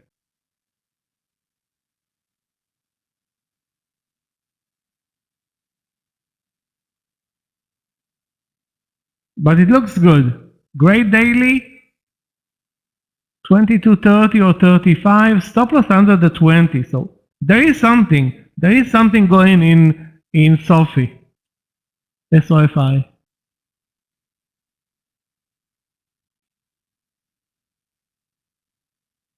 Okay, guys, I'm taking BEN out.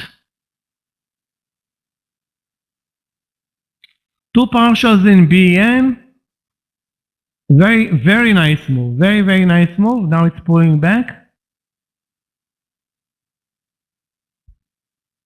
I'm gonna bring in Z. Maybe we can find a short trade because we lack any trade short at this point.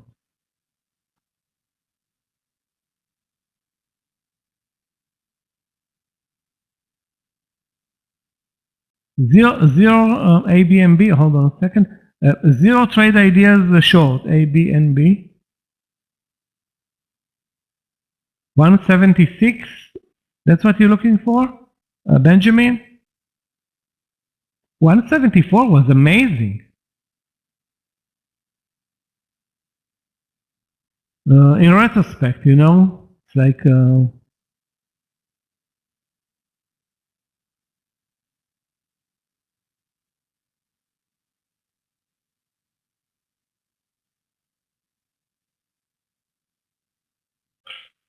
The problem is that you're going to have a big stop loss.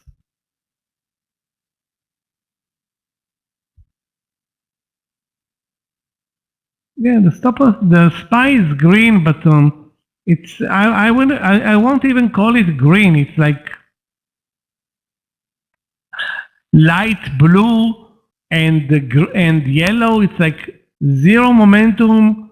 The numbers today are SPY up 0.1%, Qs 0.12%.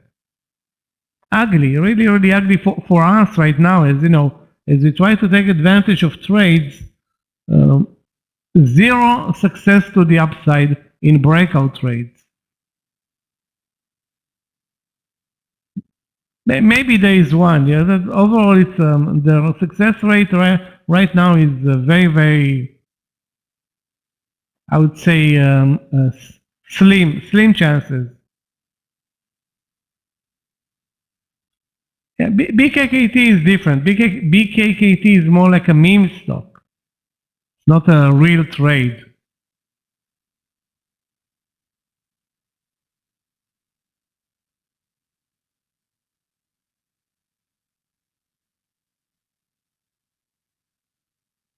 We have BTTX, which is a great mover.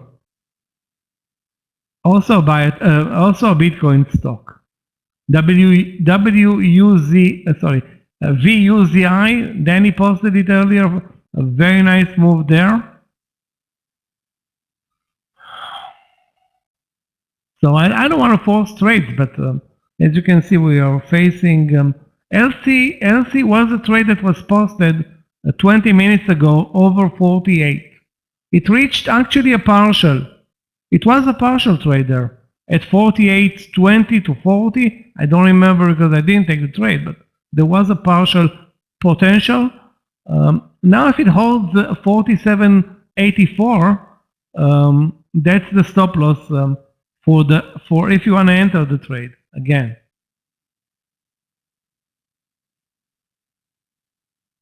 Wow, the market is lame. That makes me mad because sometimes we have great land sessions, even on Mondays. Yeah, it was posted in the room by a trader.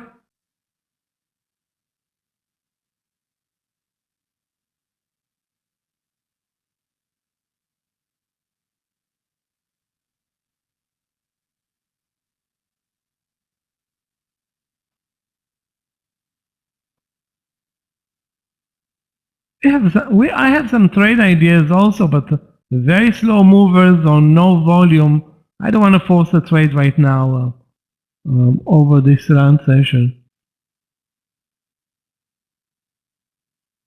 Okay.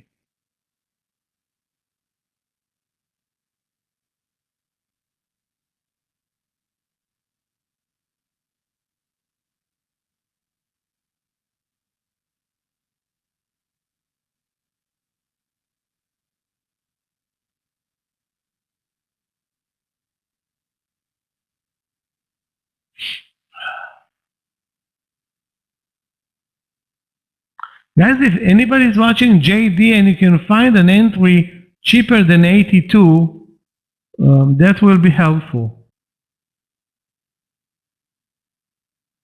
Anything that's cheap.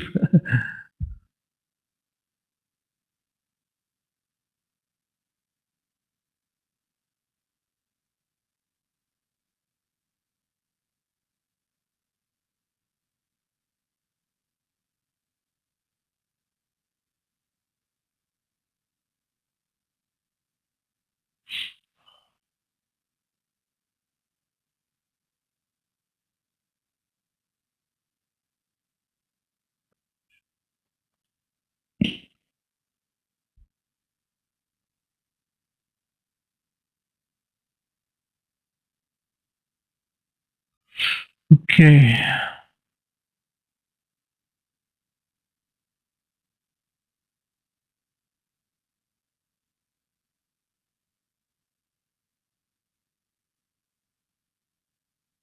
What do you mean, Tijman? What order type? I'm using a stop market. I'm using only stop market orders. That's why I trade them only liquid stocks. So if you want to trade them low volume stocks, that's not a good entry. But if you want to trade them JD, no problem.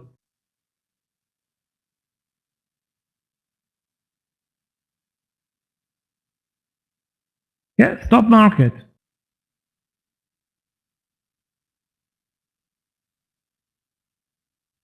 Well, not always, not 100% of the time, but most of the time, because I trade multiple positions. Again, if you trade only one position, you can, maybe you can afford not using a stop loss in the platform. But if you trade multiple positions, that's a different story. You cannot,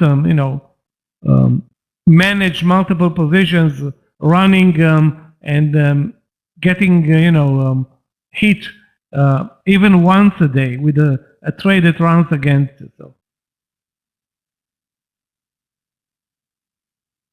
Okay, guys, I'm going to take IONQ out and Novavax out and bring in, although it's also late, ON. ON, a very good mover.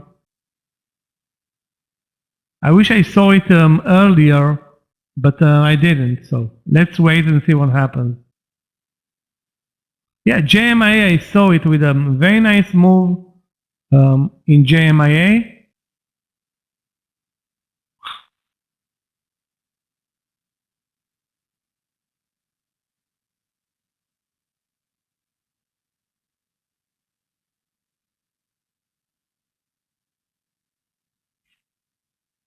There was a great entry in JMA if you look back on the chart at 1885, I think.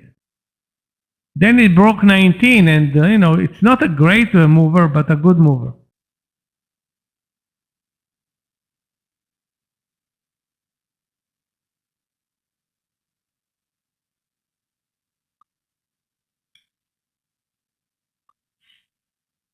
BTTX long, again, the question is, where do you enter?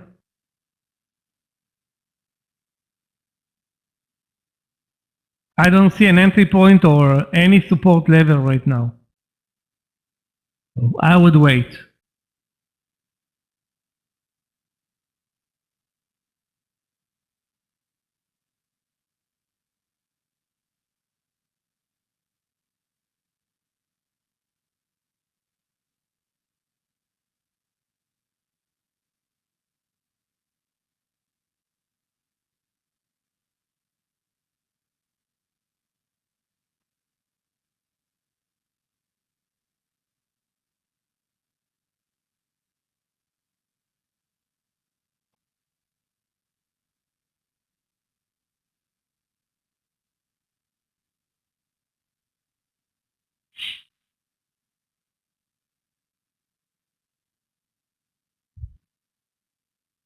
Hey guys, let's be patient. The trade will come.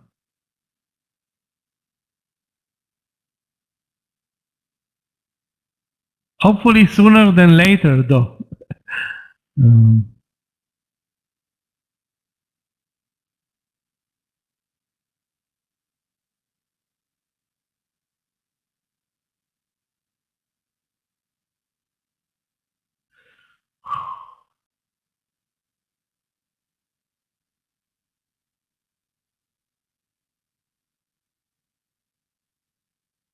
Where do you want to buy Baba, Steve? Baba is exactly where it was 3 hours ago. At 10, it was at 170 and at 10 in the morning. So it has zero trend. I think you should buy it if you want to buy it outside of the range, like 170.40. It can also break down. You can't, guess that it's gonna now move over 170. I mean, if the market was a good one, maybe so. So if you want to buy it over 170, you have a 40-cent stop loss.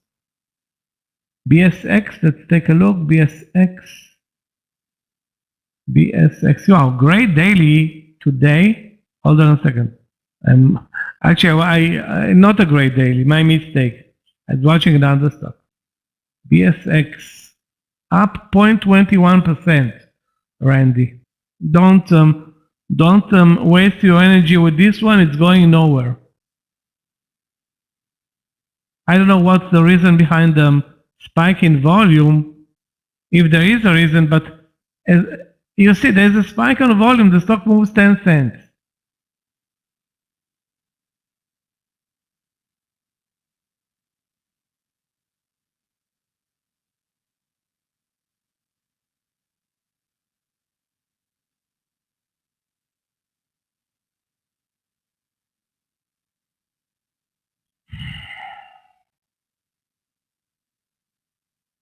We can force a trade, but the best thing to do is wait for a trade to come to us eventually.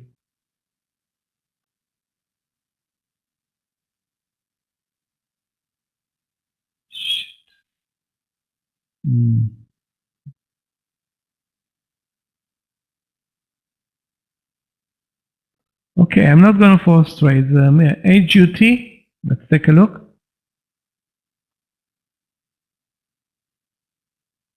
HUT entry 1380. Why is, I'm asking you, why is 13 entry a good entry?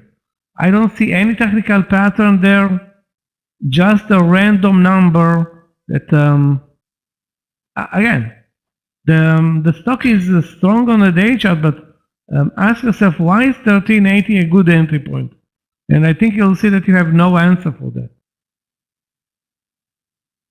Definitely don't have any technical pattern that's supporting this trade. A 4-minute pattern is not what we call a technical pattern. Wait. The best technical pattern right now is probably waiting. 80% of the stocks that I'm watching are not doing anything.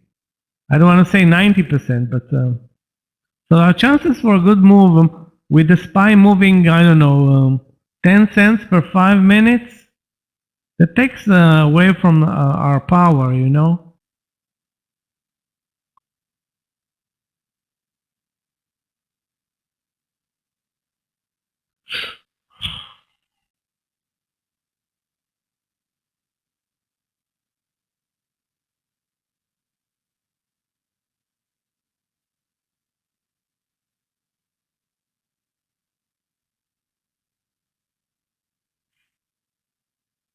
Let's take a look at a couple of Chinese stocks like Billy.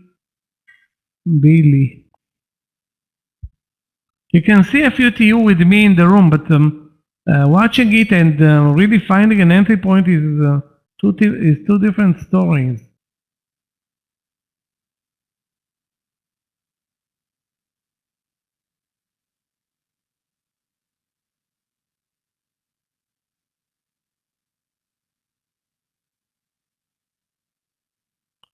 No, not really. The stop loss is no longer 20 cents, it's 40 cents.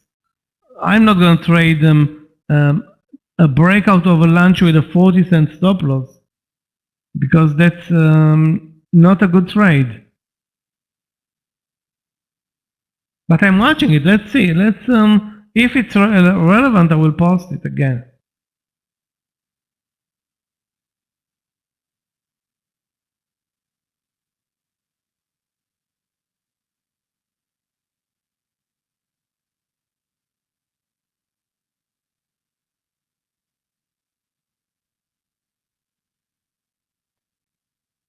LCID, yeah, not a good day. I mean, LCID started with a big gap up. Since then, as you can see, nothing great happened. Let's take a look at the chart, LCID. That's Lucid Motors.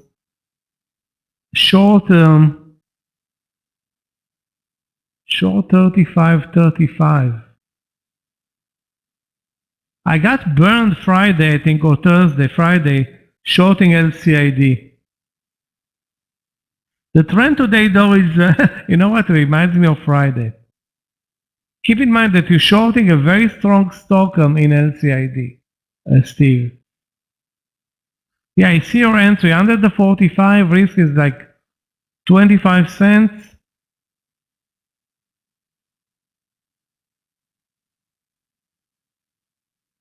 Yeah, be careful with this trade.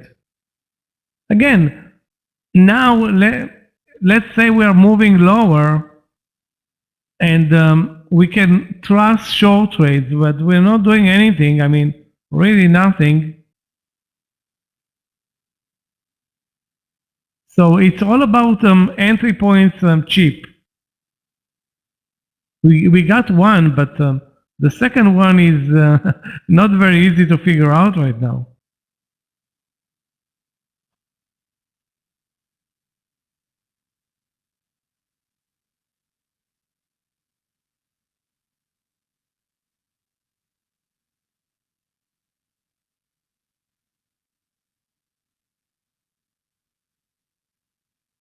FRM, yeah.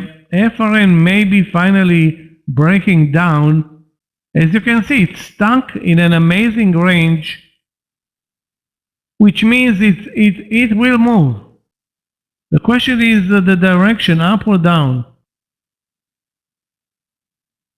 Based on the intraday chart, it should break down. Based on the daily chart, it should move up.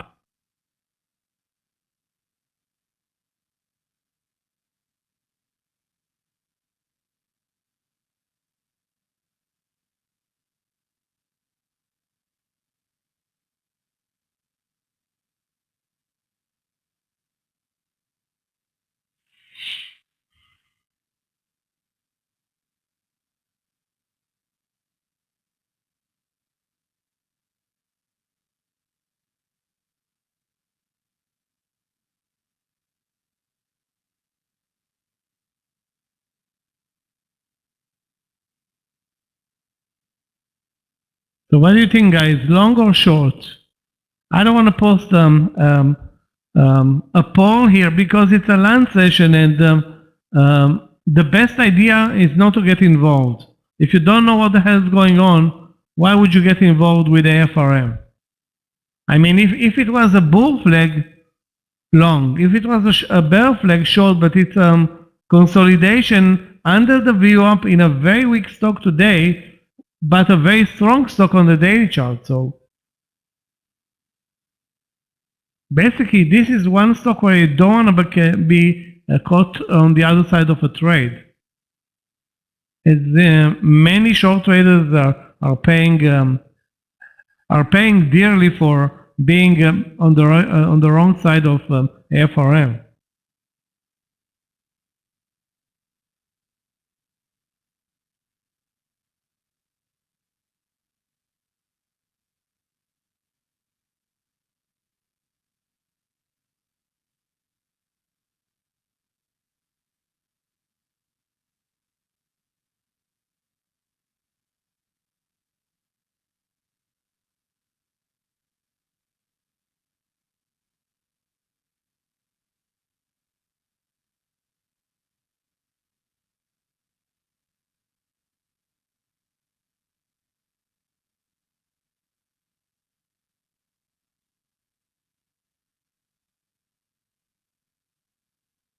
Boeing is after a disaster month, and yeah, probably there's some deep buying or bottom fishing for Boeing. That's not a joke. Bottom fishing for Boeing is actually sounds funny.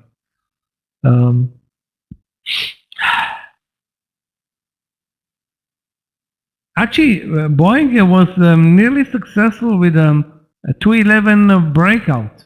Yeah, it was successful.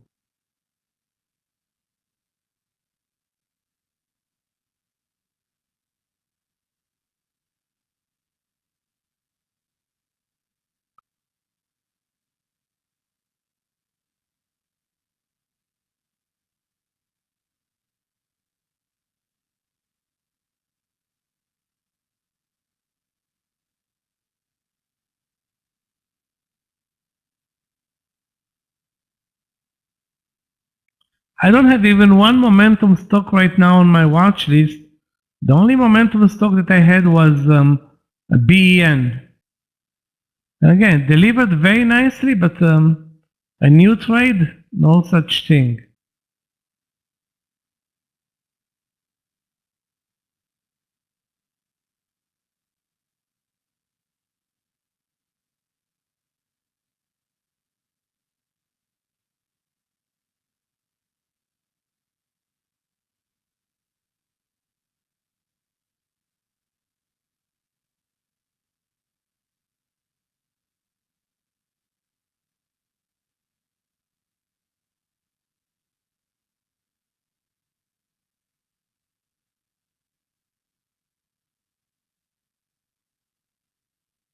What's going to happen in AFRM is interesting. That's why I'm leaving it in the room in hope that we can learn something from it. This is something that is not being covered in classes. What do you do when you have contradicting trade ideas in the same stock in the same time, and it's the best trade is probably not the no trade. Yeah, that's.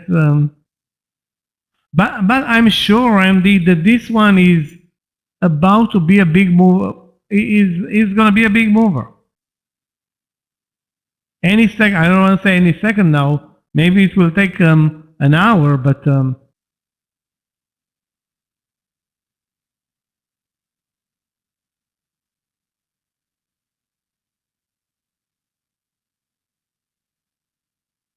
are you kidding me? I nearly shorted IO and Q, assuming it's tradable. Let's see. Yeah, it's not tradable. Shh. IO and Q, not tradable.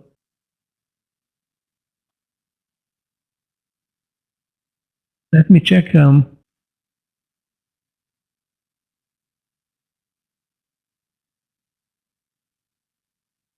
Yeah, not tradable. Okay, so nothing happened, guys. Not tradable, not shortable, not nothing. So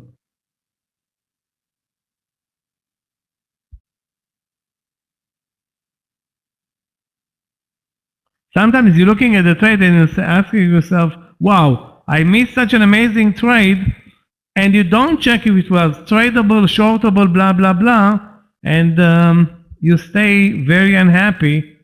Of course, I don't want to stay unhappy with watching the stock drop $1.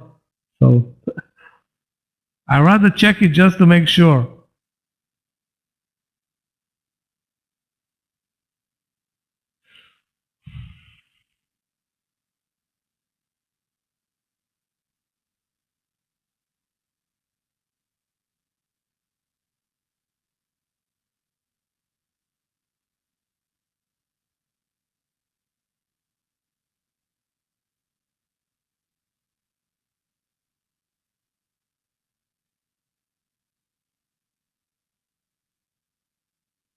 So guys, again, where is our next trade?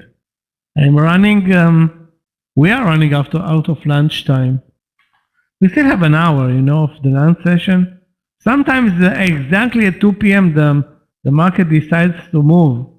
But really today we are not moving, but at least we have positive bias. So again, searching only for long trades, I can't find even one short idea. It's not a joke. Not even one.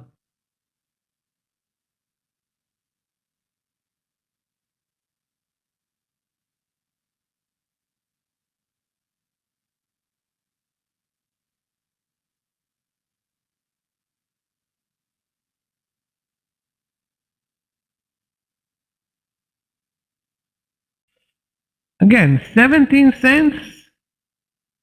It's better than 0 cents. It's definitely a tough trading environment, I will have to say. Actually, it's not a tough, it's like really boring. I have no problem waiting. But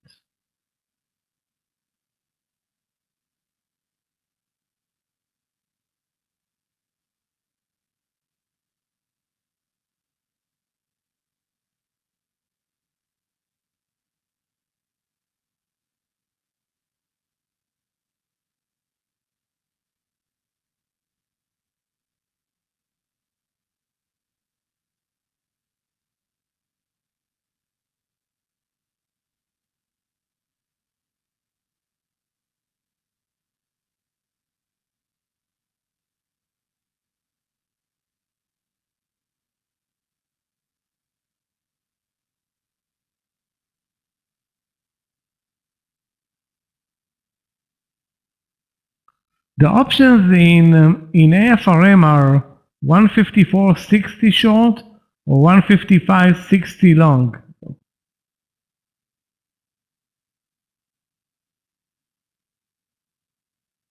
The leaders today on my watch list, KSS, that's a retail stock, Tesla, Mara, and Tilray, and JD.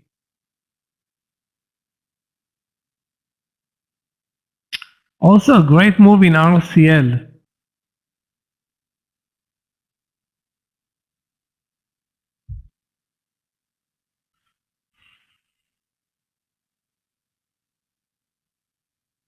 Maybe thanks to Boeing, airlines are also improving today. United, guys, if you remember, United 3 weeks ago, 4 weeks ago, at the beginning of the month, it had its best day in months.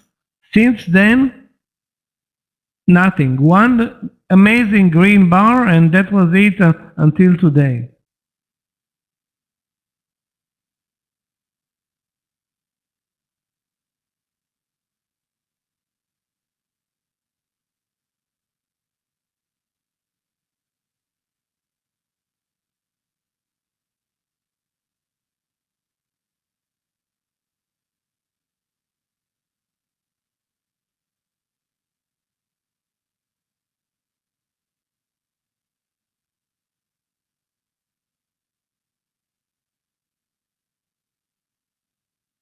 Yeah, I think I'm losing my patience with AFRM.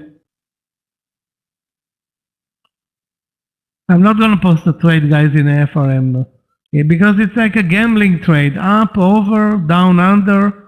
Again, and okay, let's say it goes up and continues the dollar, perfect. But there are no guarantees with this zero volume trading environment. It's going to move up 10 cents and then dive. So.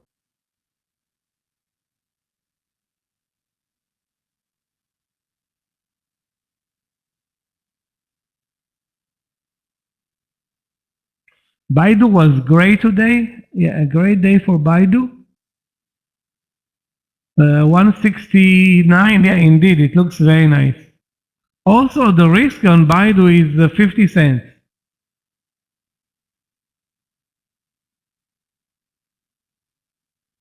At least, and it's not a breakout trade. So, guys, watch Baidu.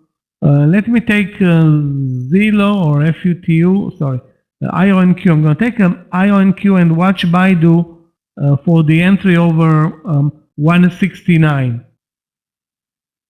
Right now, the stop loss is 50 cents.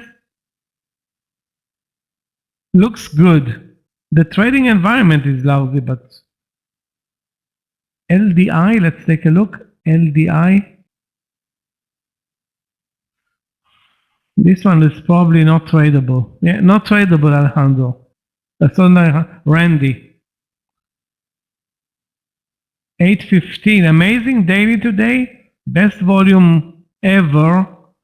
Although it's not a great volume. I mean, 2 million shares. It's not that great, but if I'm asking why not 8? 8 was a great entry. Look at the 8 entry. The VWAP was 15 cents below. That was a very good one in LDI. Loan Depot, whatever.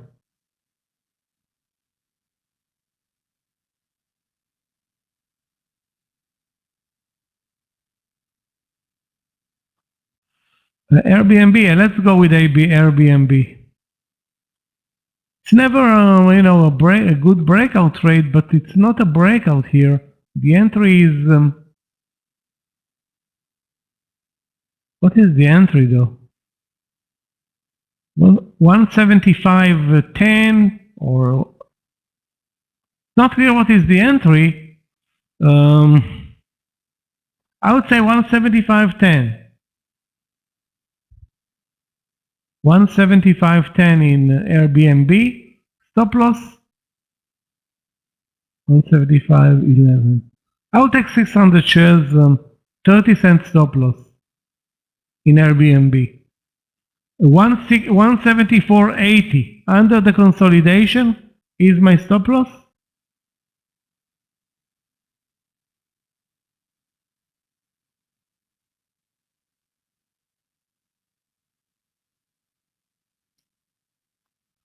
Under the consolidation.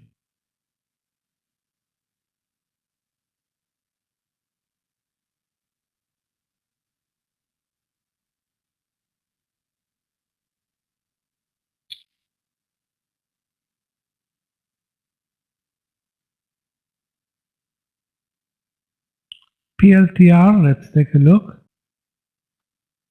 PLTR, nobody's going to buy it at 26.50. That's expensive. Buy it at 26.20 or 30. Not a good mover for a breakout trade, Roman.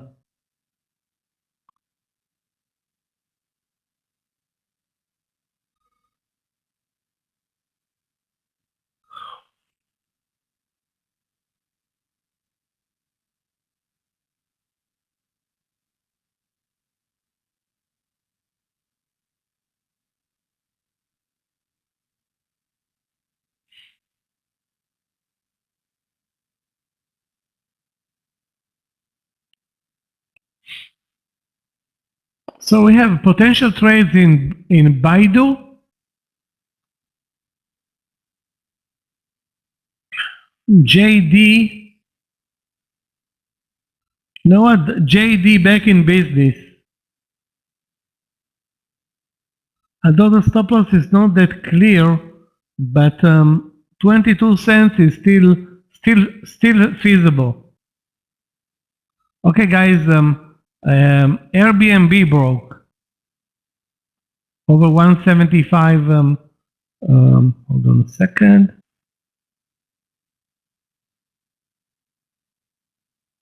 Stop loss 174. Let me see now. Yeah, 174.80.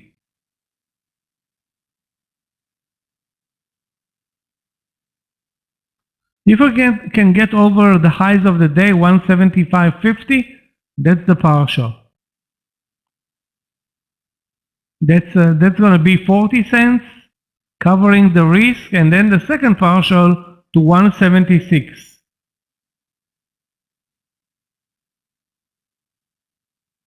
Everybody leaves a lot of money on the table on Tesla. It's not not on you, Nate. SAVA, let's take a look for Alejandro. SAVA. Looks good.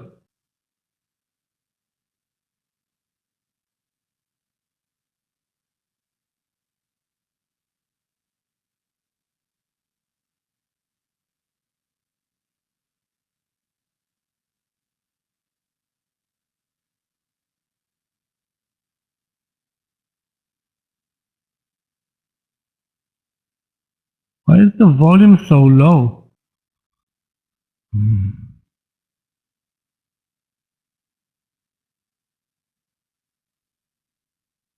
Yeah, now some pickup in volume. So 46 entry, risk is like, I would say, hard to tell in SAVA being so spready, anywhere between 20 and 50 cents of risk.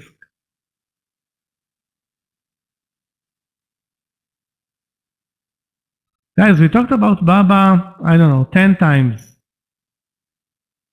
It's exactly where it was at 10 in the morning. So I don't think it's a good entry there in Baba.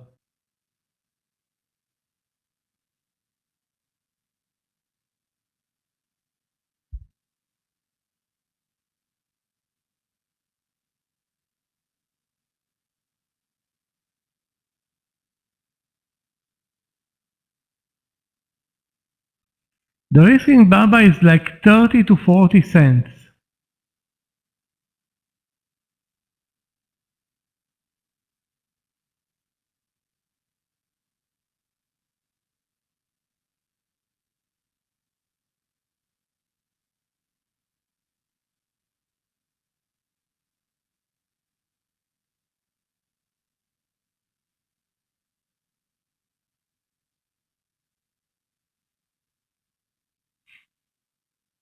The drawback again is that this market is not supportive. It's like it doesn't move against any trade, but doesn't support any trade either.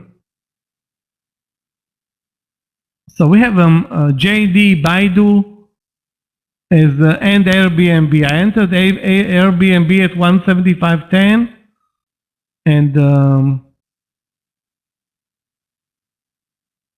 I did not enter Baidu at 169. The stop loss in Baidu is 50 cents.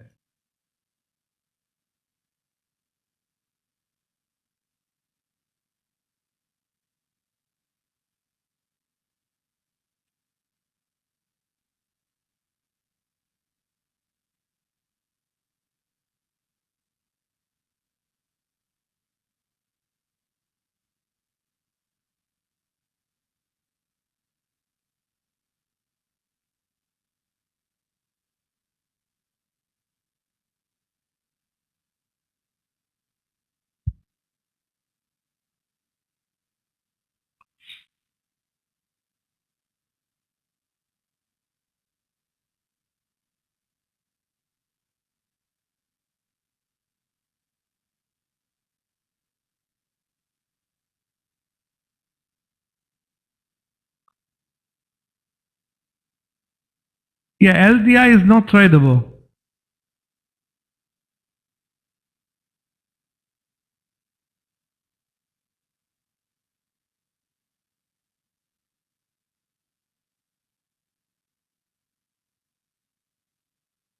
And I can't believe that Harley Davidson out of all the stocks was a good mover.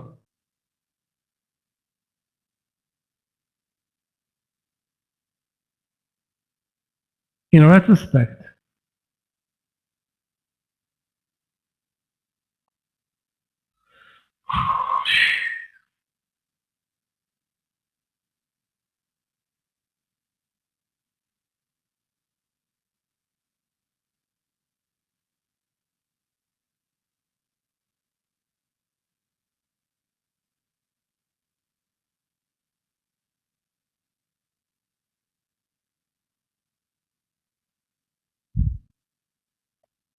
Okay, guys, if anybody was fast enough, it didn't reach the partial Airbnb.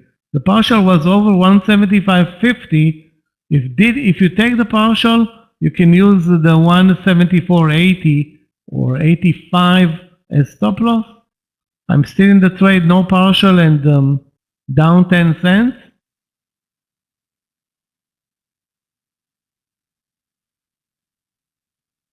Okay, guys, you got the answer in AFRM. So the intraday won, the daily lost.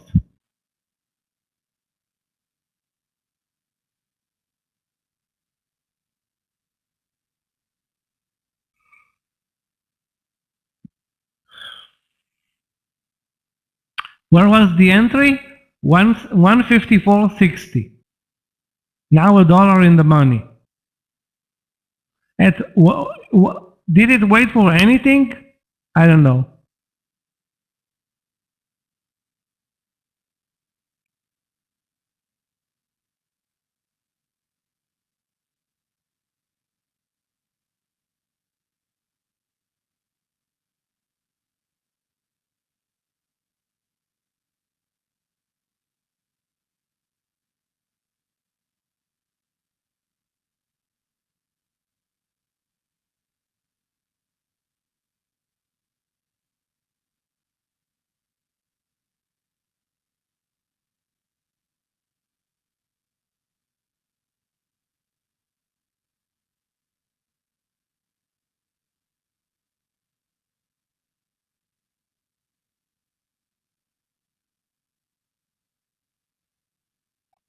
Still looking for a short trade. It's not like it's impossible to find one, but not very easy to find one.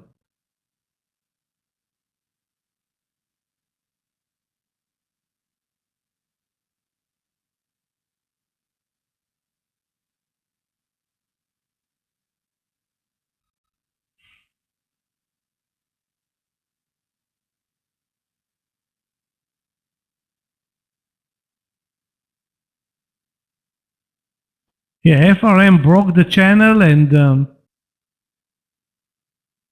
for those who took the risk to the downside, $1 in the money right now.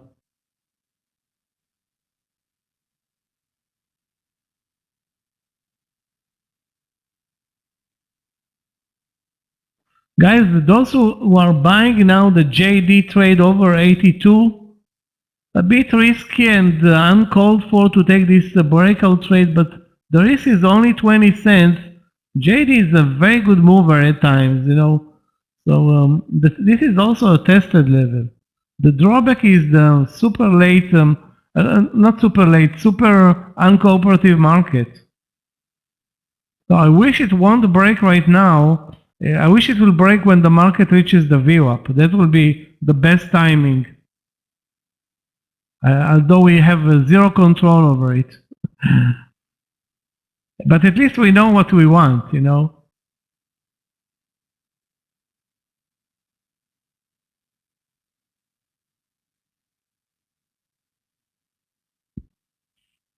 What's the symbol? OCGN?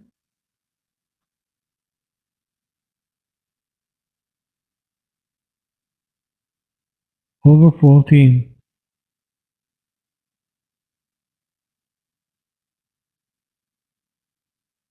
OCGN, definitely a momentum stock. Had a couple of great trades today. I don't know if this is one of them.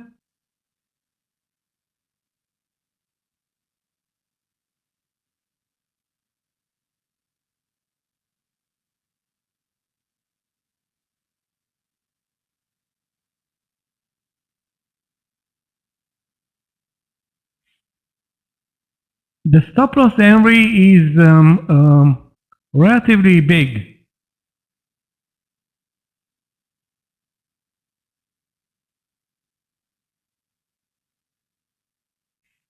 In OCGN. Like 50 cents.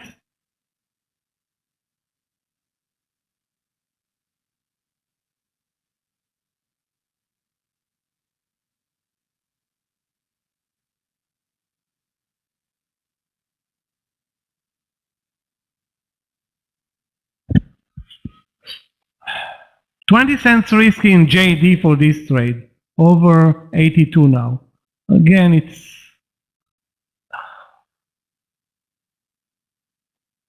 the timing far from being perfect.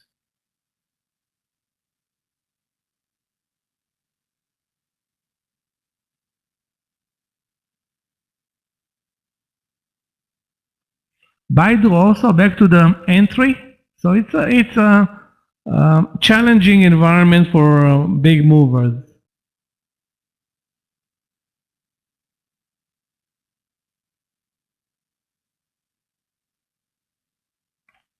At least I know the market is not moving down. So we're not trading counter the market, but we have zero market support.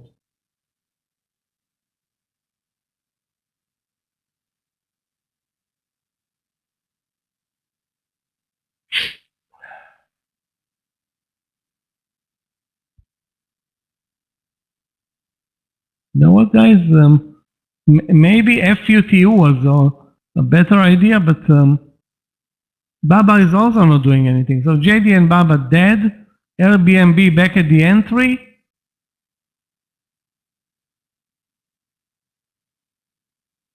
The breakout in JD yielded 4 cents. I don't say it's embarrassing, but it is embarrassing. 4 cents. Ouch.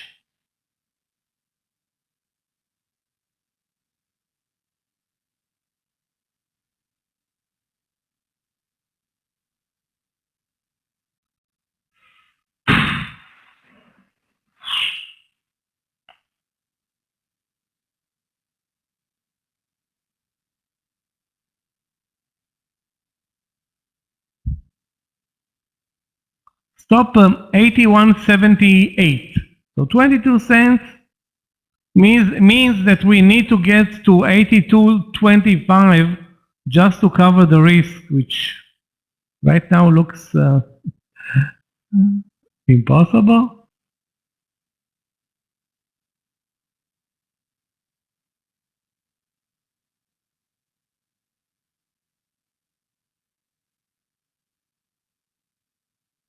No, anything is possible in JD, having traded it so many times. So let's be positive and stay positive.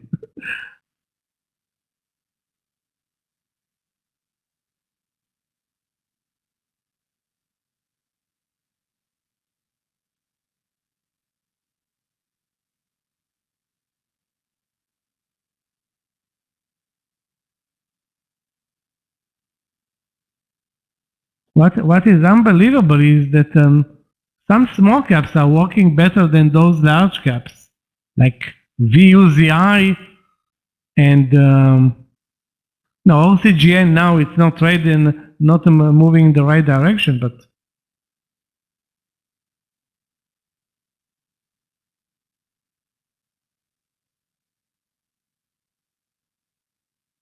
at least JD is fighting for every cent. That's the good thing about JD. Let's put it this way, guys. The AFRM trade short was the money trade under 155.60. JD, Airbnb, FUTU, Baidu, none of those long trades are doing anything.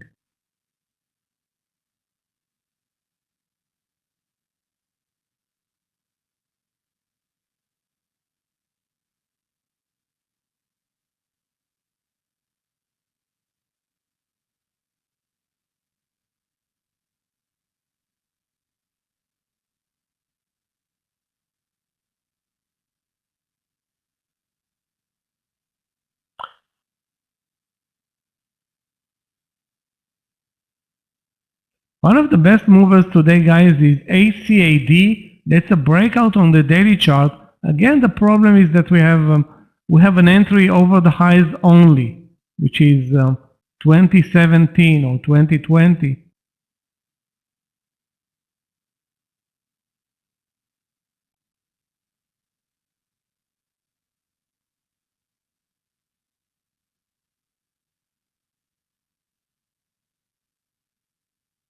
Well, as if a breakout works for 4 cents, you know that it's not a breakout.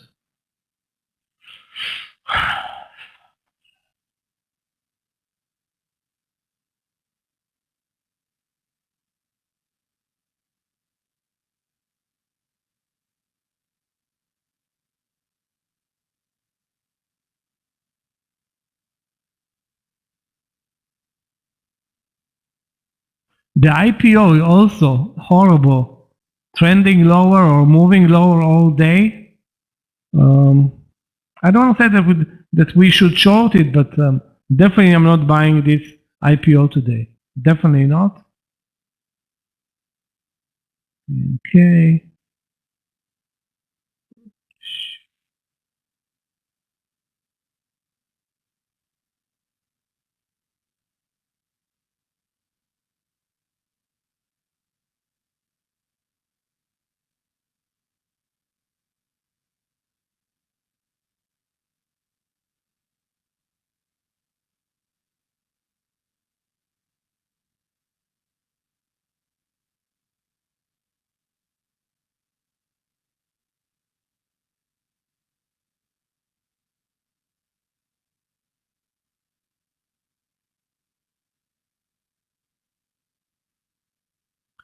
Okay.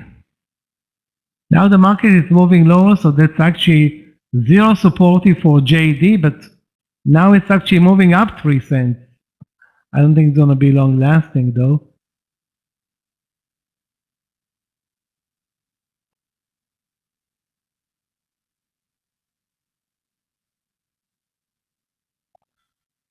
So guys, let's again browse for short trades if we can find anything.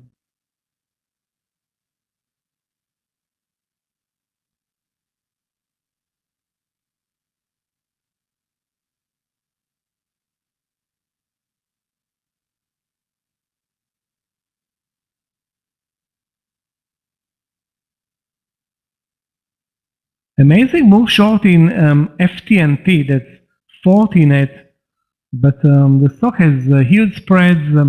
Again, very low volume.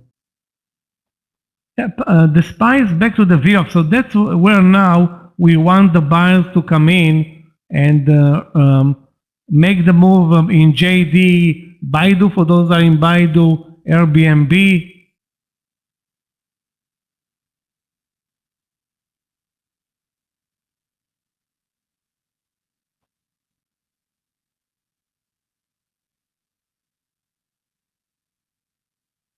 Okay, now I'm posting my stop loss in Airbnb in the platform at 174.75. Airbnb 174.75.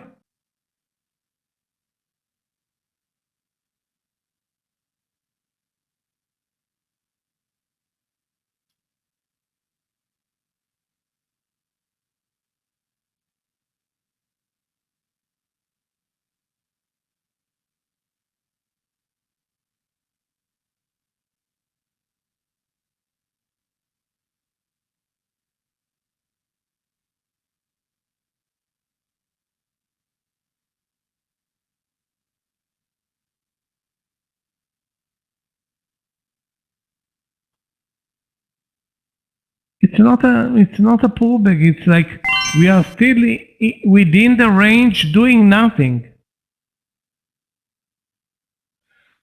But that's definitely not going to help. Okay, I'm out of Airbnb. Yeah. This minor pullback killed Airbnb. I don't know who took Baidu, but it's not looking good. JD is still looking good. I mean, good. It's 1 cent in the money or 3 cents. 3 cents in the money.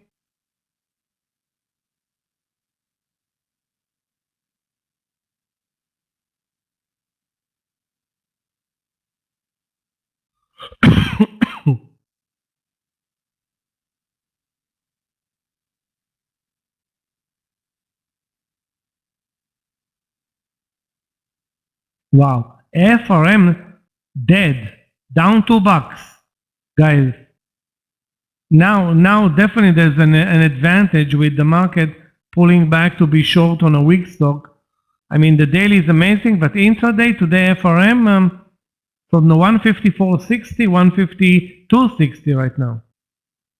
Too bad we didn't take this trade, but in retrospect, everything is easier. When you don't trade, when you don't trade it.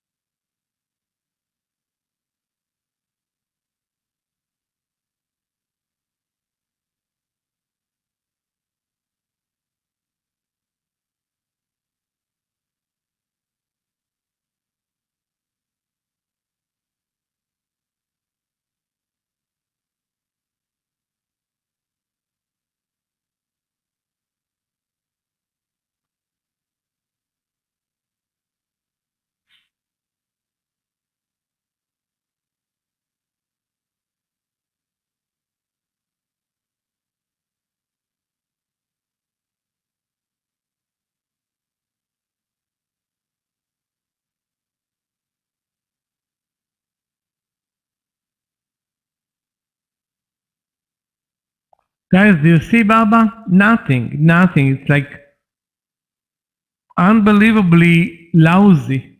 I mean, it's not Baba's fault for not succeeding the break over 170.10 or 15. It's just, it had a great morning session and now it's nothing. Now nothing happens. Novavax, there were a couple of great entry points earlier. Now I don't see an entry point. I don't know if it's going to continue higher also because it had an amazing pullback, an amazing morning session until 12:30 pretty much. Let's watch. I mean, if you wait for the right setup, this is the right trade. So the right trade in the morning was 159, maybe 160. Then it was 163. After that, it was too extended.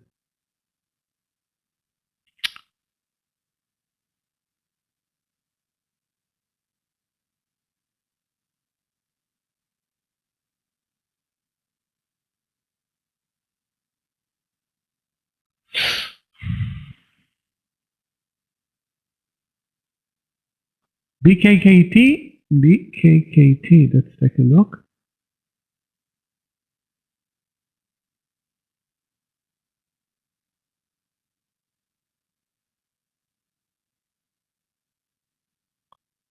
I don't suggest you buy it at 50.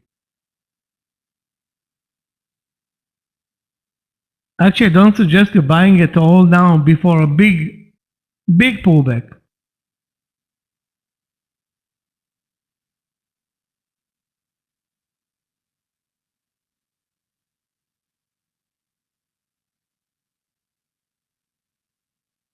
Wow. BKKT, another $10 run from support.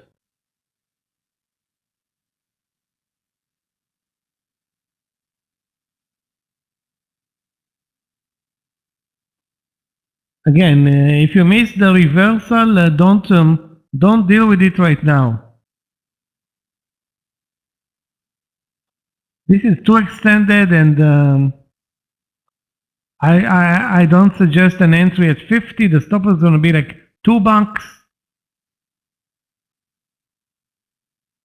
Not good.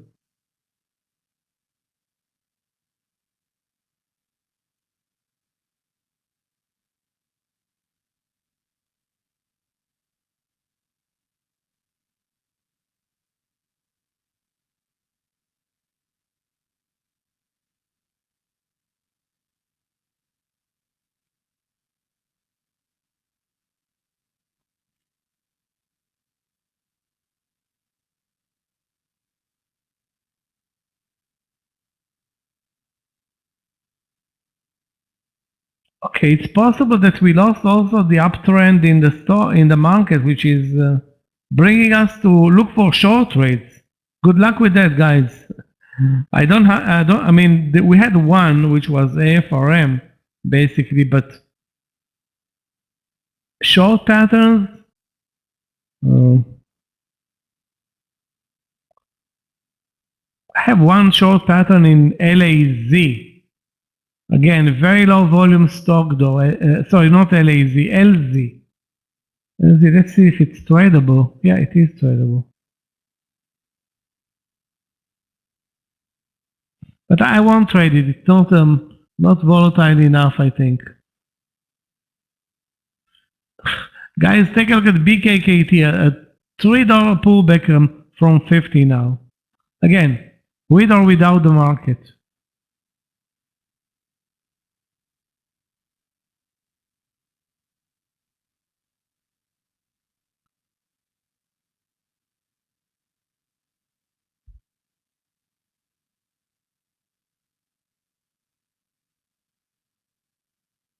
I'm still in the JD trade.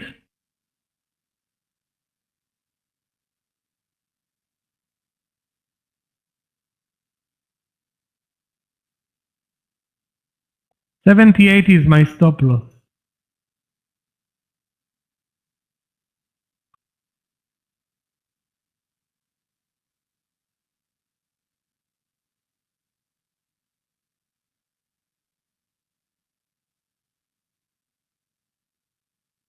In the platform, I will post it in the platform right now. Doesn't look that good. ALGM. What the hell is that? ALGM. Short 31, long 31. This is the worst stock in the market today. One of the worst, you know?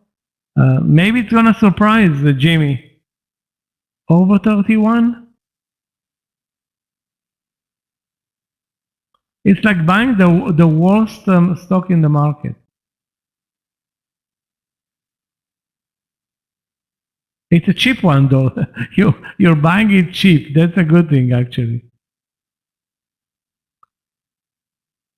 I'm not sure though this is a good strategy to buy the worst. It has a nice pattern, but you're buying like really a bad one today.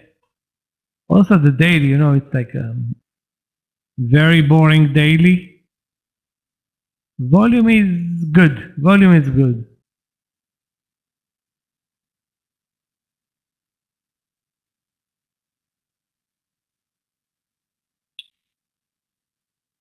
And now my answer is, my question is, why won't you short it?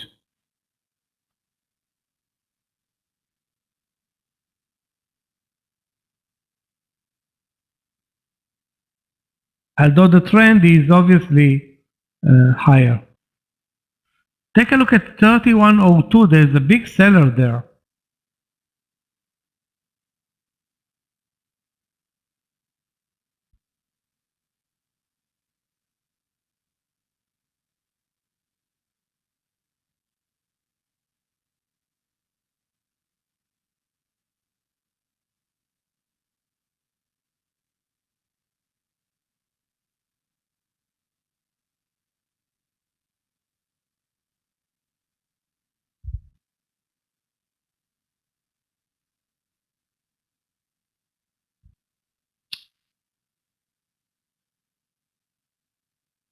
The Bitcoin ETF is diving today.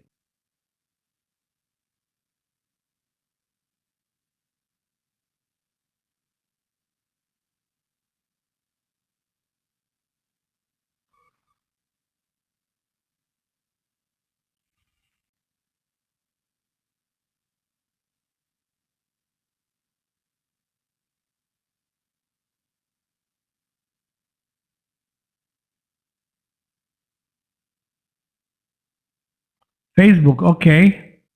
We actually kind of neglected Facebook lately.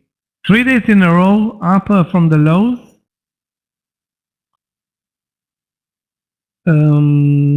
Having said that, what do you want to do? Buy it at 330.50, risking 50 cents? Good idea, Nate, because very low risk, you're buying it cheap. Assuming the market is going to start moving up towards the VWAP, the risk reward when you risk 50 cents in Facebook and it looks like a good support level, it's a round number.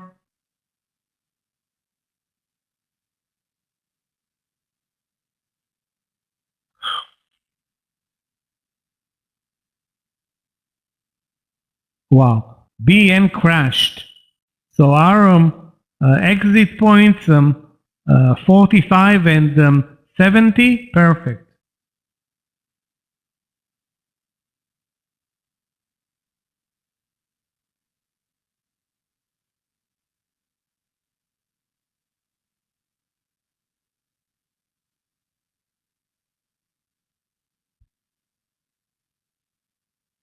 Back in the green in JD, up 1 cent. Embarrassing, but embarrassing green is still green.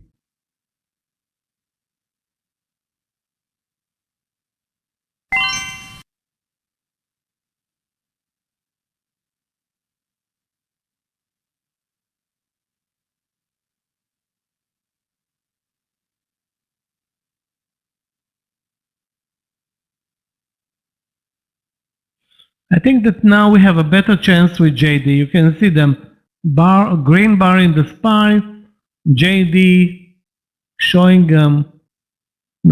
something, which means 82.30. I mean, we said 20 over lunch, but now it's I think we can get way more. 82.20 to 50. That's the exit for the partial. Then the whole lunch session waiting for this lousy trade is basically worthwhile.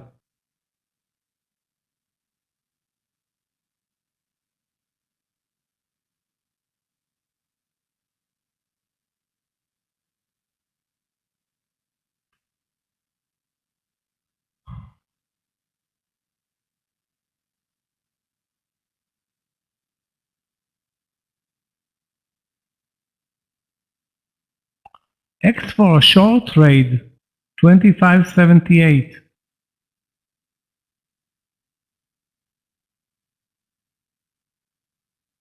Looking for 25.50. Not bad, yeah, looks good, Matthew. Looks good, under 25.78.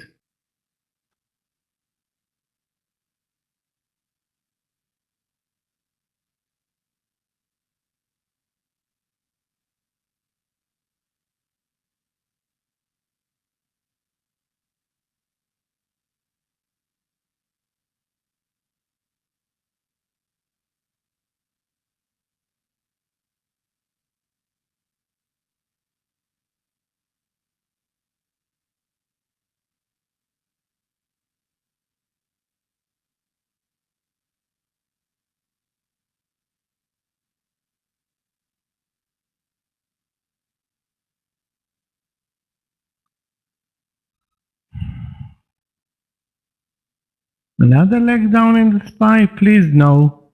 We need partials here.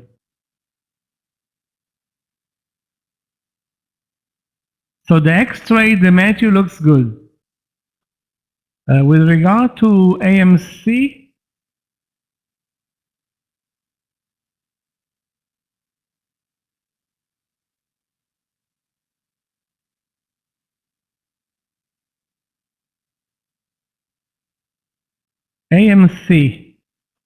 what do you see in AMC, Lee? It had one spike over 36.50 and immediately died.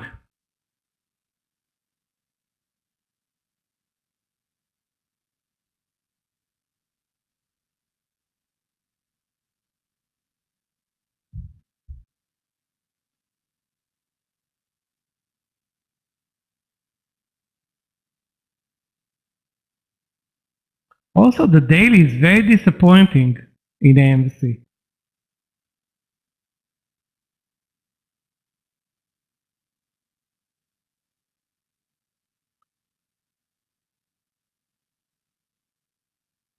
And the market is also super uncooperative. Yeah, but it tested the view a couple of times. Didn't do anything substantial other than one move.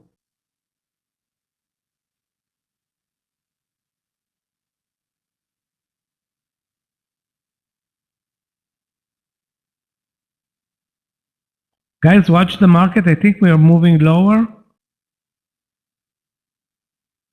Which means we need a short trade. Or many short trades. Okay, let's go with X. X is the only one that I see that looks good. And it has a nice setup under 25.78. Let me post it instead of Airbnb. You'll see the pattern in a minute. 25.78, 25.88 the stop loss. So it's a 10-cent, let's call it consolidation drop. Hopefully it's going to be a drop.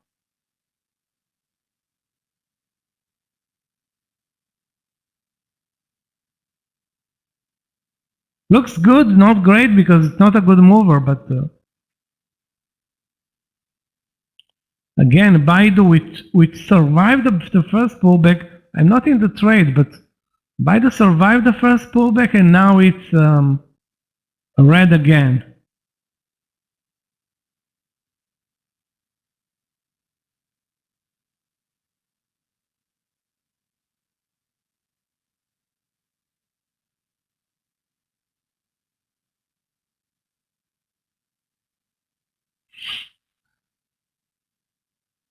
MRNA. Let's take a look. Yeah, halted. It's a $5 stock. I think that's an IPO from a couple of days ago. Isn't it, guys?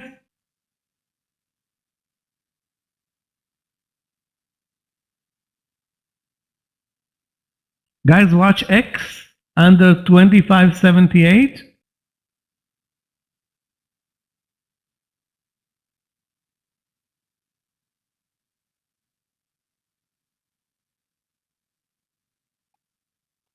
Again, let's put it this way. We're not trading a weak market, but we are, in a way, moving lower from all-time highs. Moving lower, like crawling lower. That's the right definition.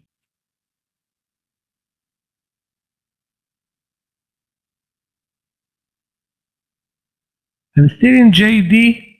For a split second, I thought that we're going to get something there. Not happening.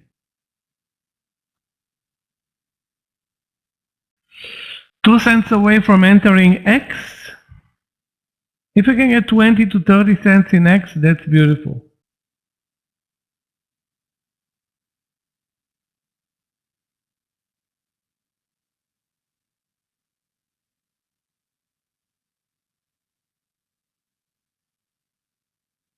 Okay, the SPY is picking up some speed. That can help.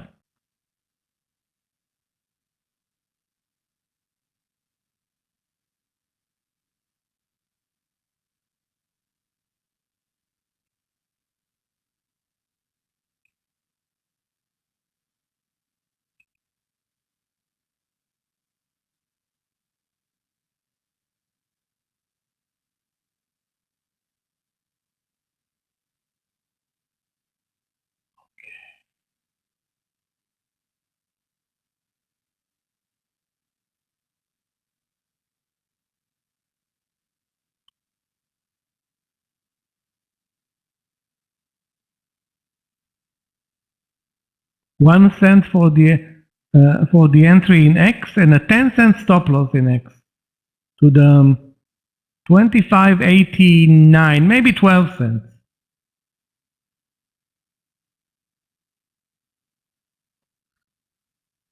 So let's say that I don't remember what was the entry that was posted in the room, but it had a 30-cent stop loss. So it dropped $2. I mean, tough luck. Look at the market. But risking 30 cents in Facebook is risking 0.1%. It's like zero risk for a $300 stock. Assuming there was no slippage, and I trust that there is almost never slippage in Facebook. I mean, there may be, some slippage.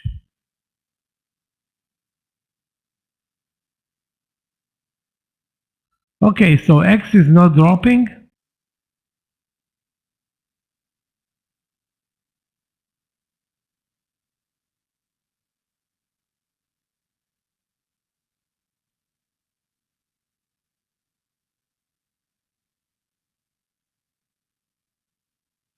Guys, Zillow, very weak today. Again, I don't have an entry point. I wish we traded it at 99, but that's wishful thinking. Wishing we had the money, because that's a 99 breakdown was amazing. Also, technical entry, everything worked there, but nobody posted it. I didn't see it.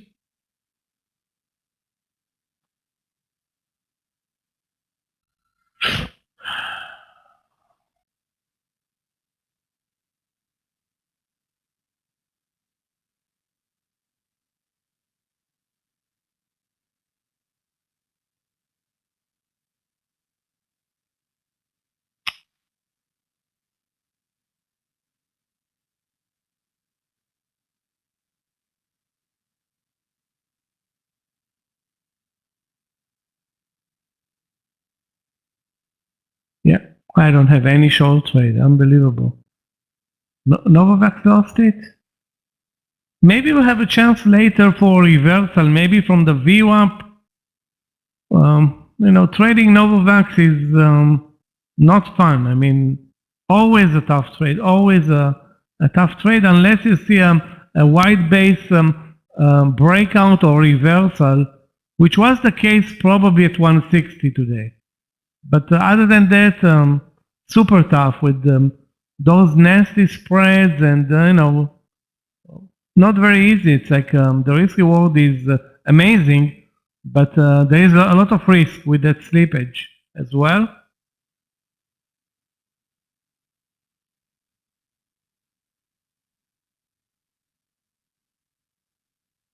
Okay, guys, where are our short trades? That's the big question.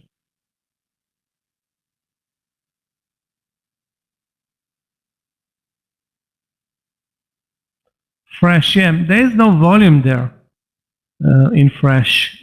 I don't want to say impossible to trade, but you know what?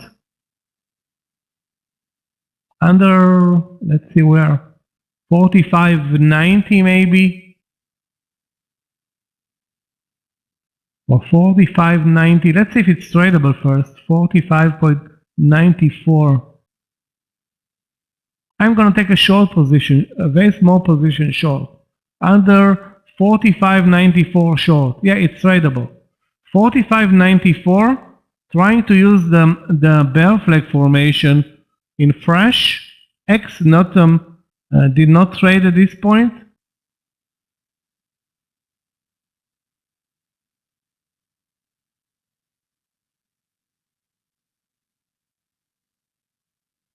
JD back to the entry.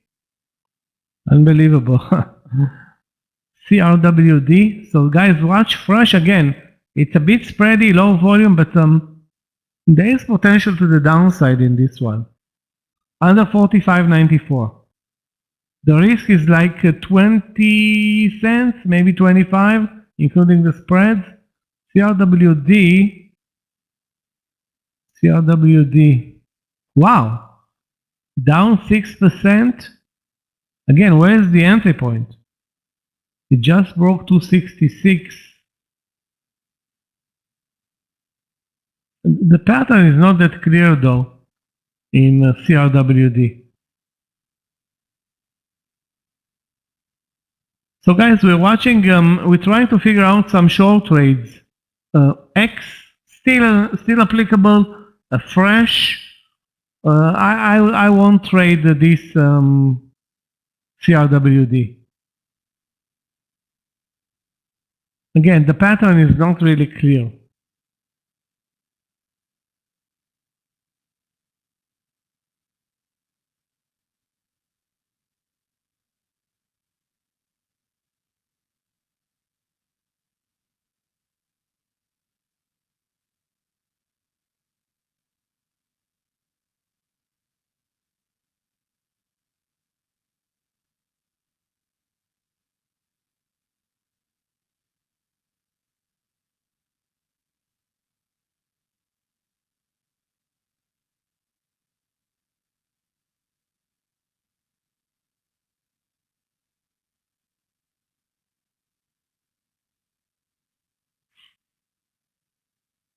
GREE is killing it. It's killing it day in and day out. As far as that, but let me take a look.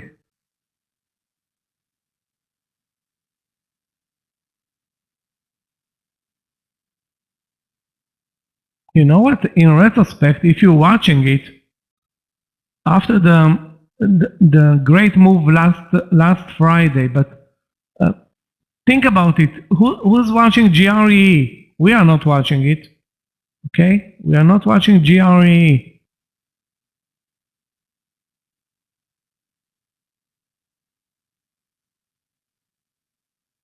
Now it broke over 26 on some news.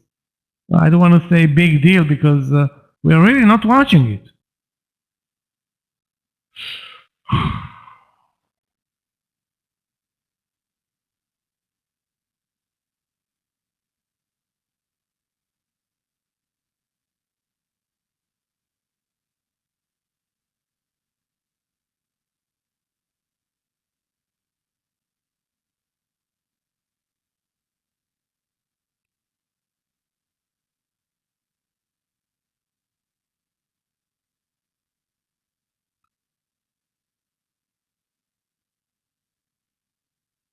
Again, nobody's watching it. It's a stock that moved on news.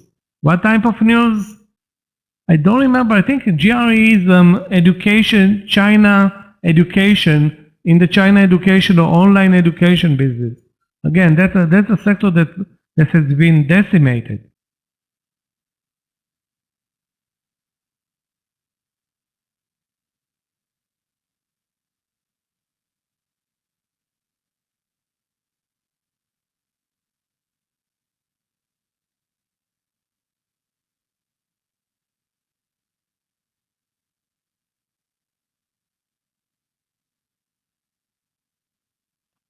Still alive with JD.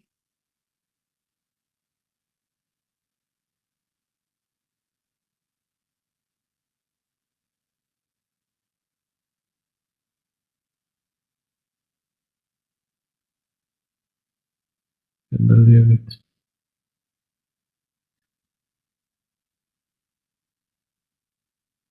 Yeah.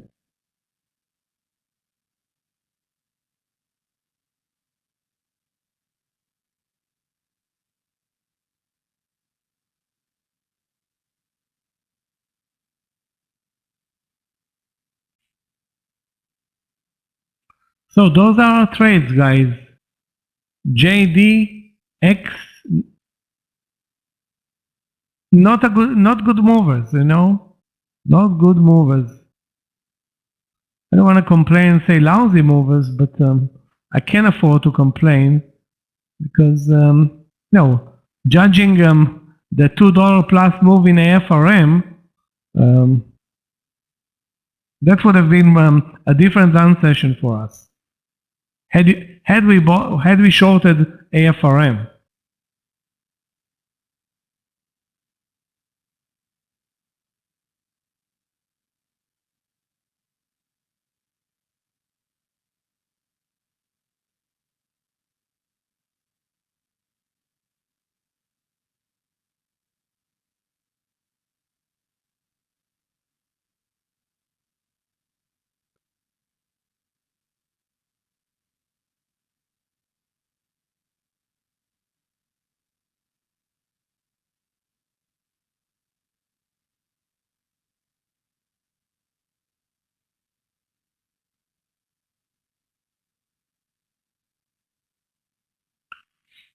So what we can do is add the GREE to our watch list, but that's it. I mean,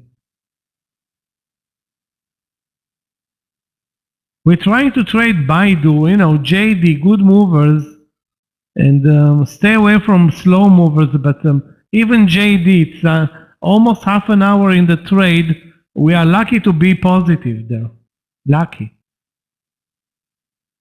With zero support from the market and very low volumes.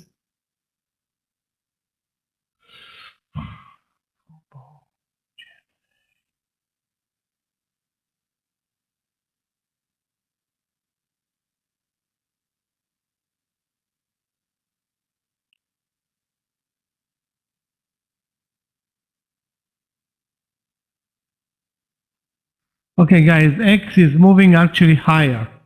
Good luck with us with our short trade. Lucky we didn't trigger into the trade in X.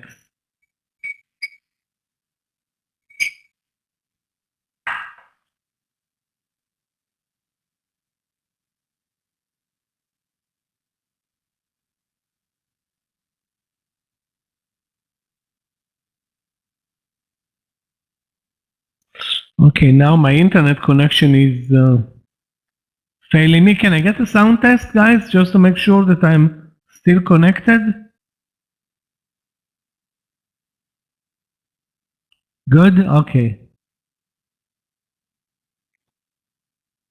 I have a fiber optics connection. Actually, supposed to be the best of the best. And to tell you the truth, I feel zero, zero difference, which is embarrassing, but still the same.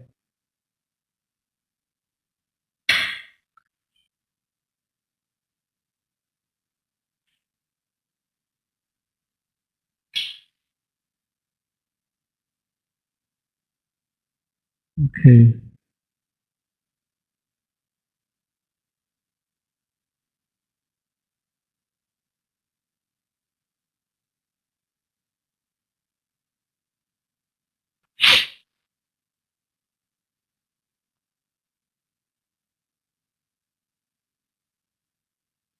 Zillow moved up, X moved up. JD still did not move up.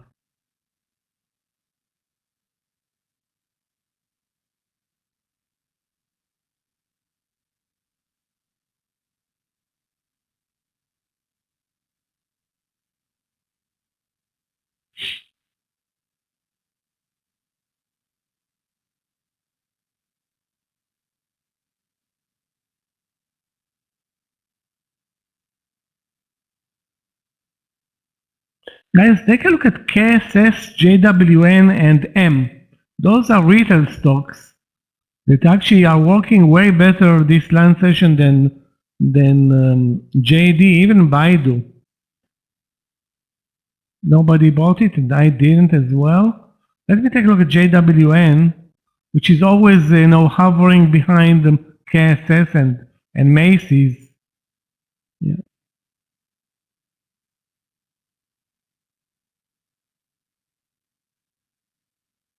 Anyway, no trading that I see right now, other than Macy's. And Macy's, you cannot buy breakouts in Macy's. The breakout is 28.50.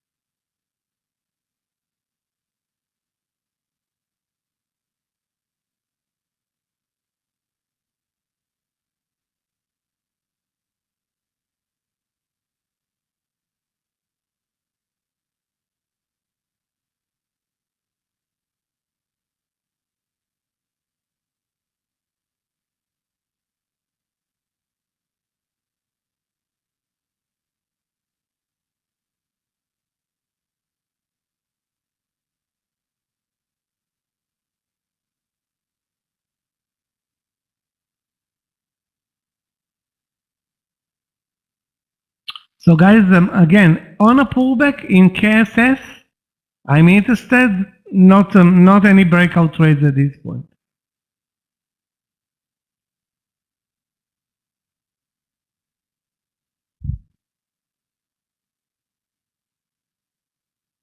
Guys, in a couple of seconds, Scott is coming back from his lunch session. The target in the JD trade, which is it's still alive for us. Hopefully, will stay alive. 82.30 to 50. We didn't get anything going, but again, the market is so lame and slow. I'm taking a short break, and we'll join you guys in a bit.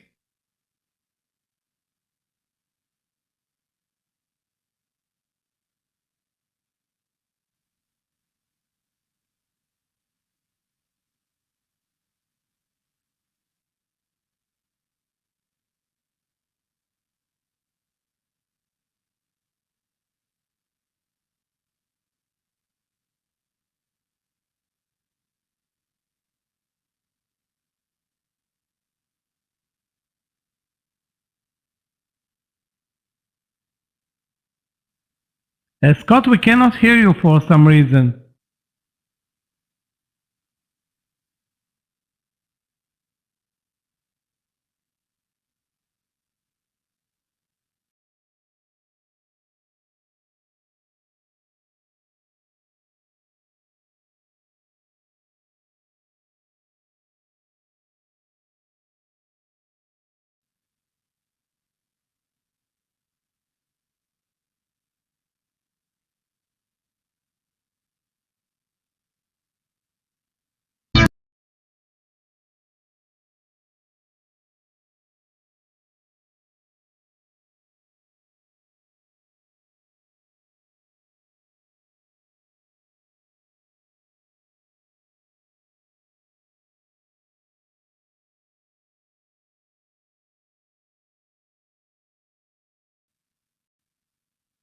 Okay, test.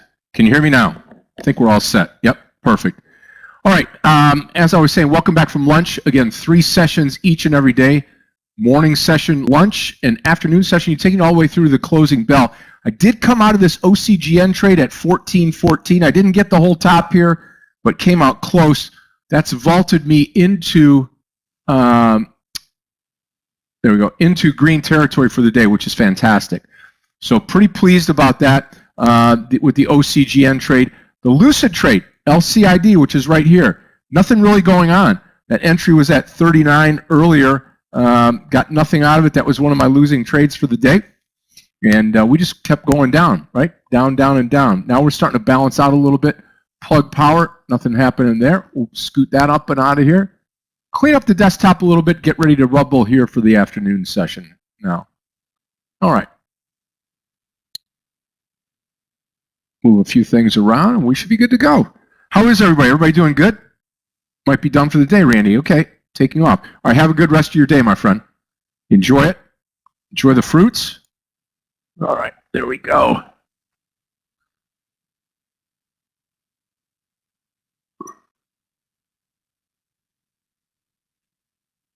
Okay, going to start looking around at some trades here now.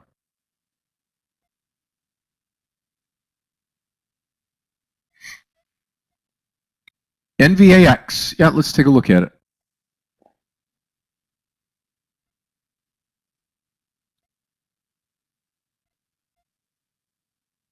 I love it. 165.50, and I'll take this trade with you. Let's say 165.50. Love it.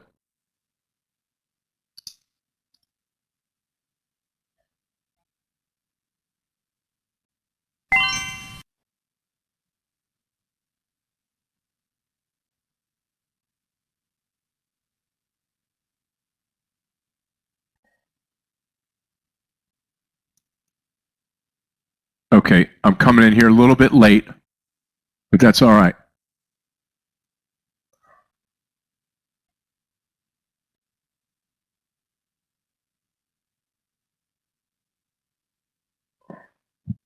See if we can get it to go here.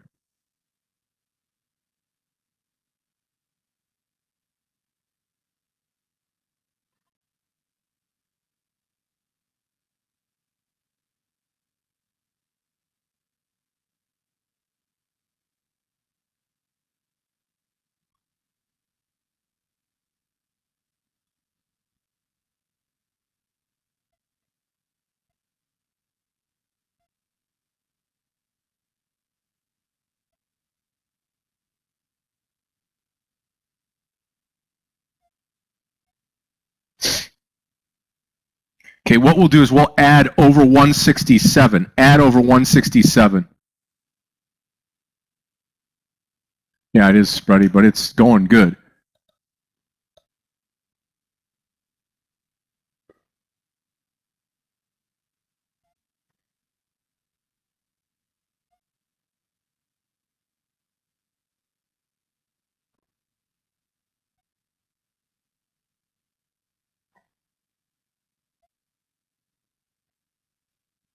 $167.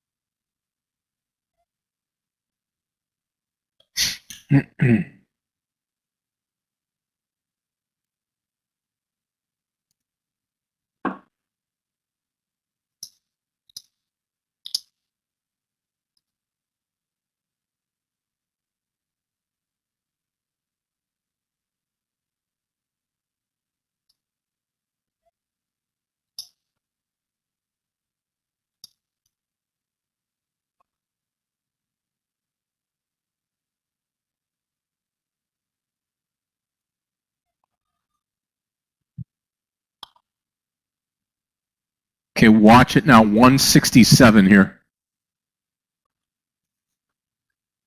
Could be a good trade. Now, just 500 shares, that's all.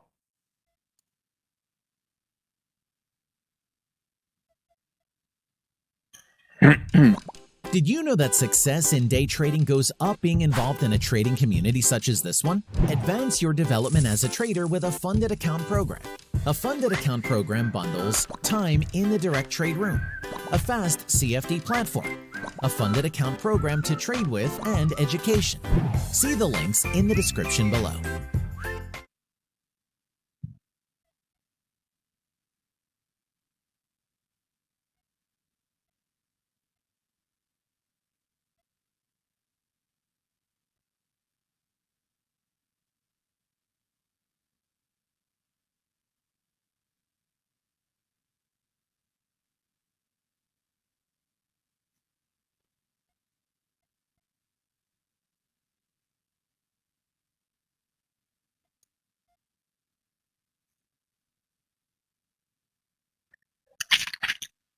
It's about 20-cent spread now.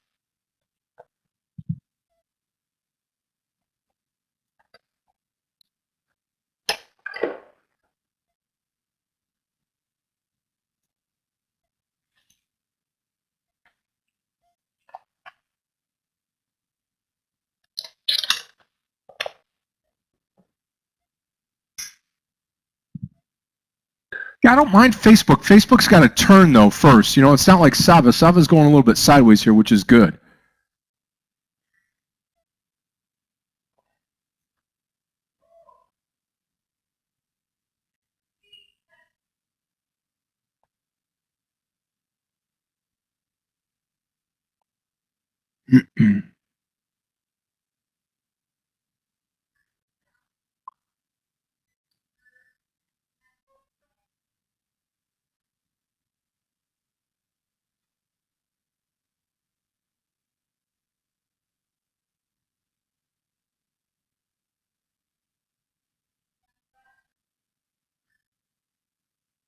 OCGN's pulled back now to that 1350 area. Probably on a stock like OCG, I'd probably finish at the top of the day today.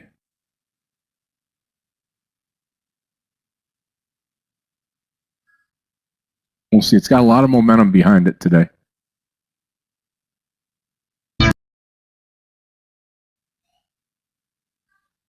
Come on. NVAX target is going to be 167.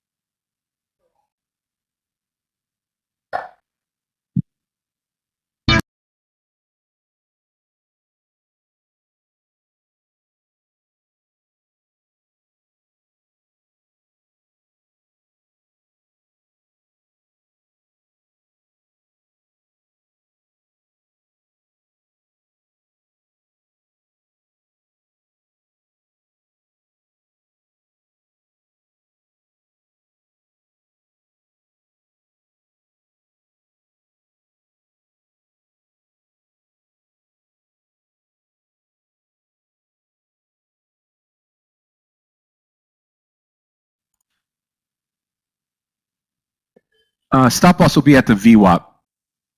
At the VWAP line.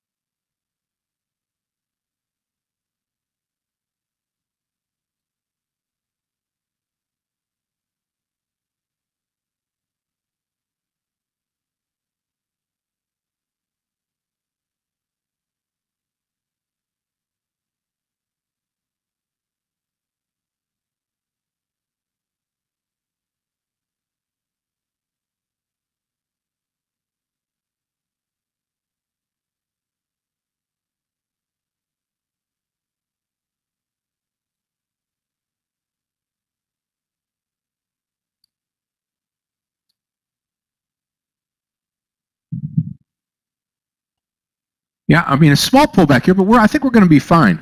We're going to be fine on the NVAX trade.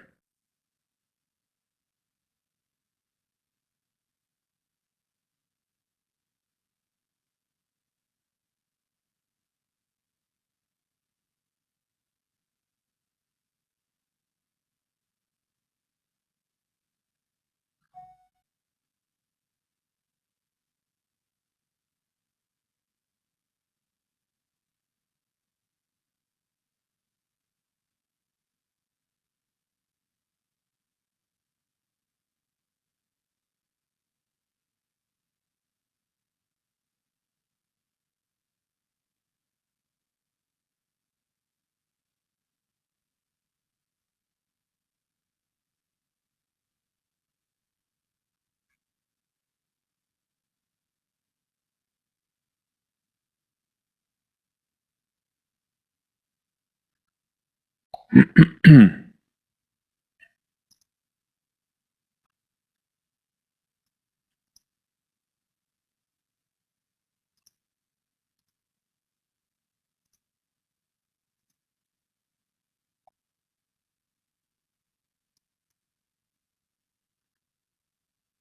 let me take a look at that GREE trade. Sure, GREE.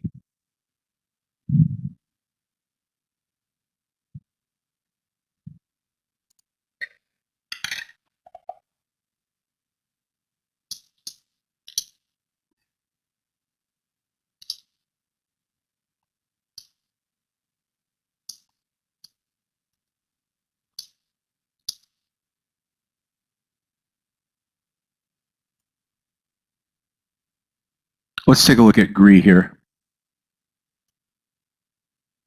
Hold on, let me get another chart up here. There you go. Okay. GREE. GREE.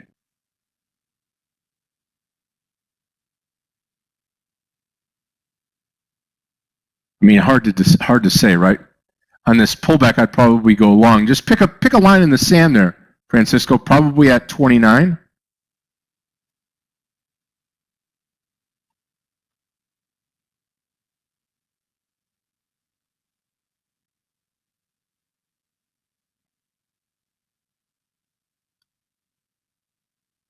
All right.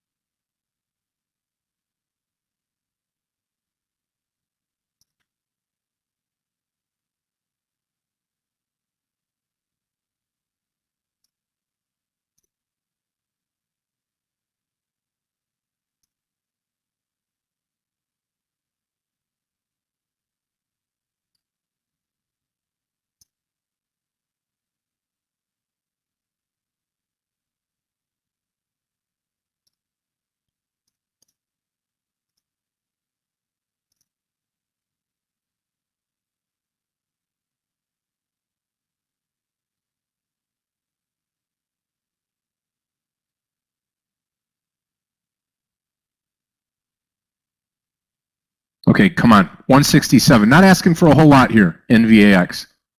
Not asking for a whole lot. Yeah, Lucid, not much. Hey, Boeing looks real good too today.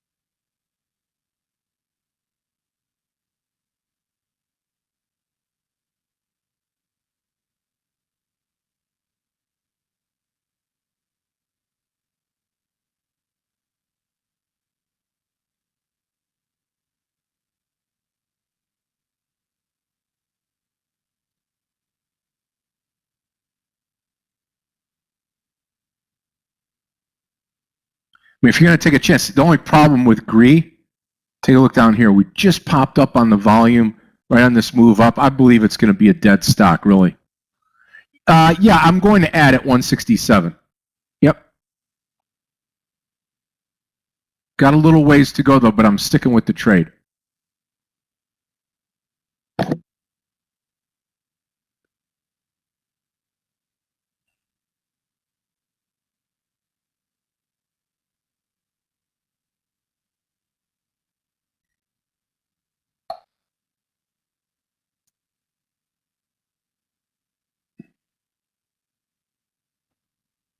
Yeah, Lucid getting trashed today.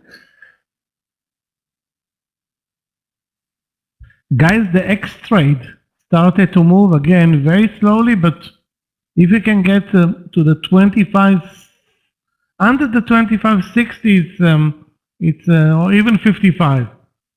That's the first partial target. 25.55. That's 20 plus cents.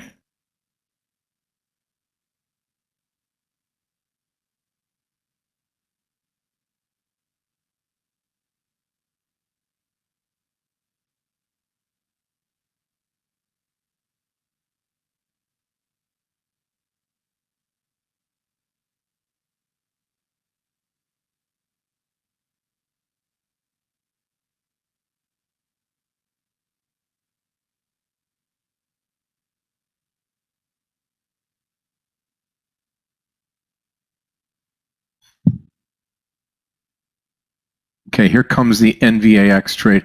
Again, got a little ways to go, but it moves very quickly. Just keep an eye on NVAX. Yeah, it's a big spread now, 40 cents. It's gotten larger. Hopefully it'll take off.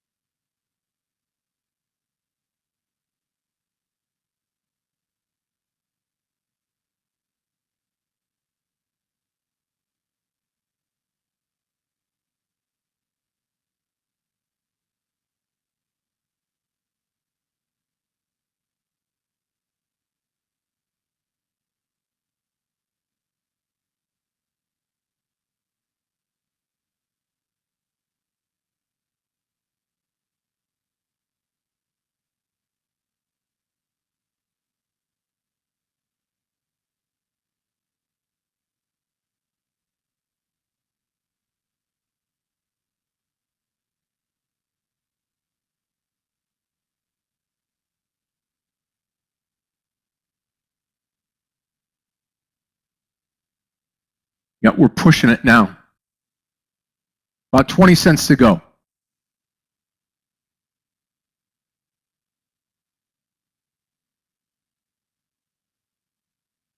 There we go. I'm going to come in here at 99. Full share size now on this trade.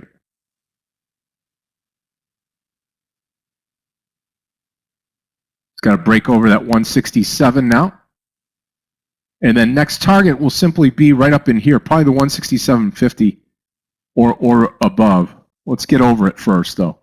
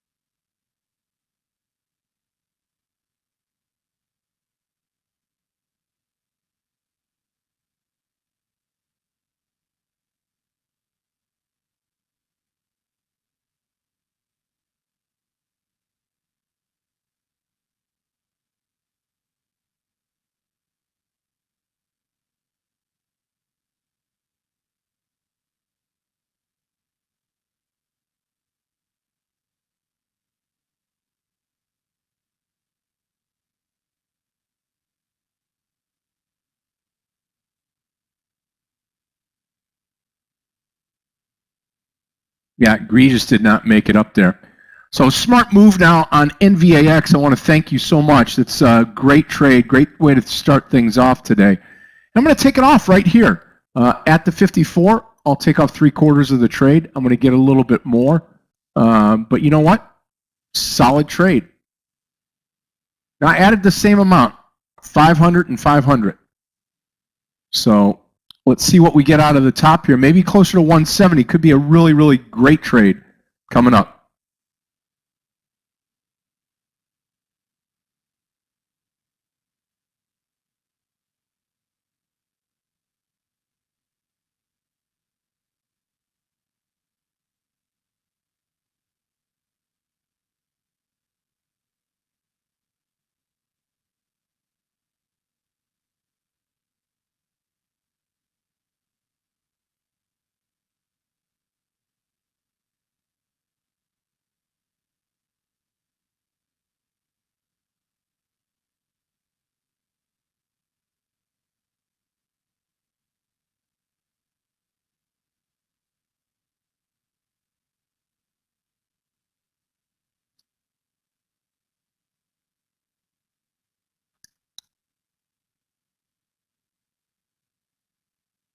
Remember, always pay yourself first. Don't get into a situation where you're seeing it move up and then it moves back down because it's not where you want to be.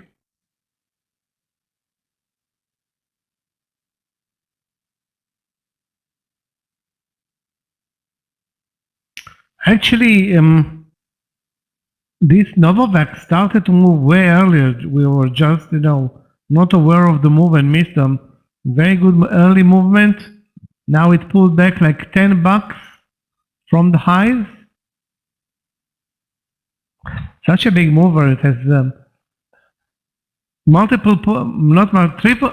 It can go triple digits on the daily chart. It was 270. Yeah, on the IONQ. On the IONQ, I would stay long the stock. It's up over yesterday's close. I wouldn't short it. Michael, what do you think? You think NVAX sees that 170 now? Yeah, well, hopefully the move is to the highs of the day or back to the highs of the day. Yeah. It's about time that NVAX will, move after a horrible month. But I complained that there are no short trades, and I still don't have short trades. Or any short trade other than that AFRM trade.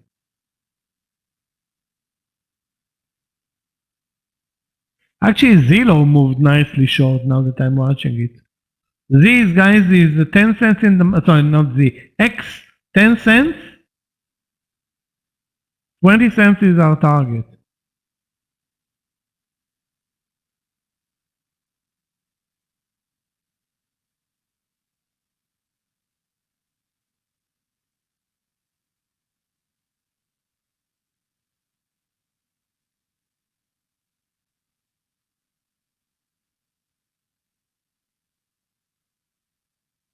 Yeah, but it moved lower, but it wasn't a short trade, so you can't count any stock that's moving lower a short trade. Then you have unlimited trades at random,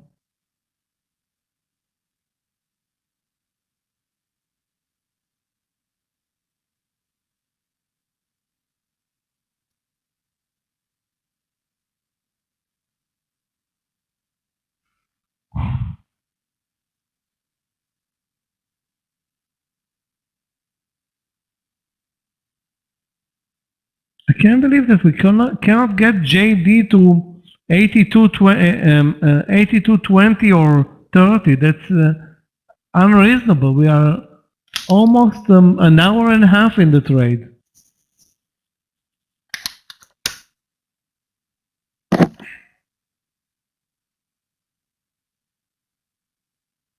Yeah, it's really not going. Wow.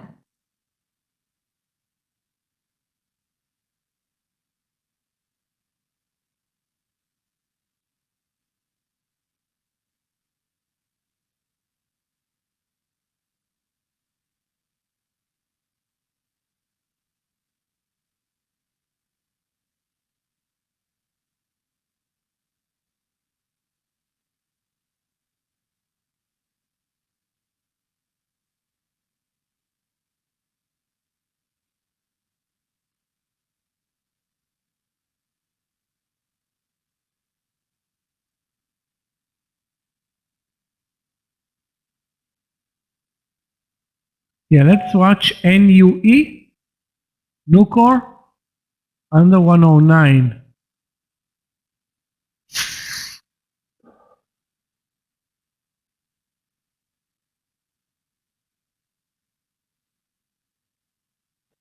The stock started its move lower from 110.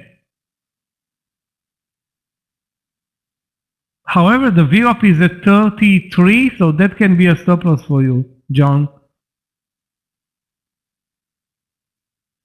I mean, you don't want to trade the Nucor with a $1 stop loss.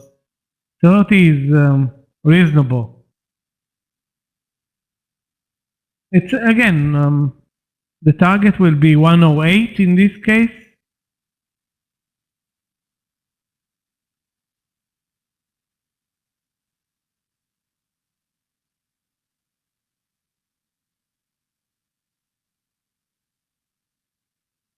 Now we're moving back higher from the double top at 458. So very technical market, but not going anywhere. Lower, higher, or anything like that.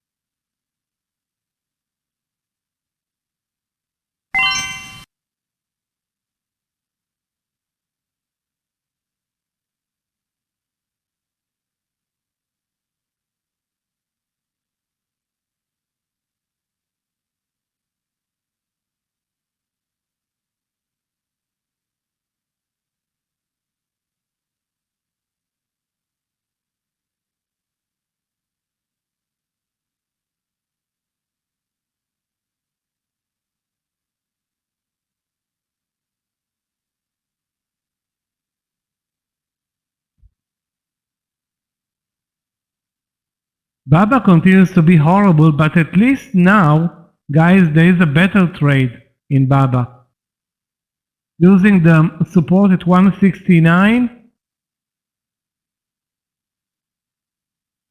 definitely a better trade than the 170, which looked fishy from the beginning.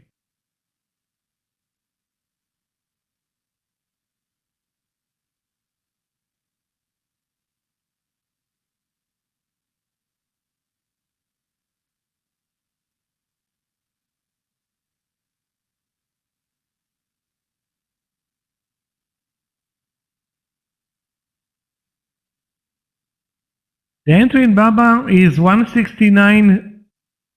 I don't know if it's 55 or 60. And we can use the round number as a stop loss.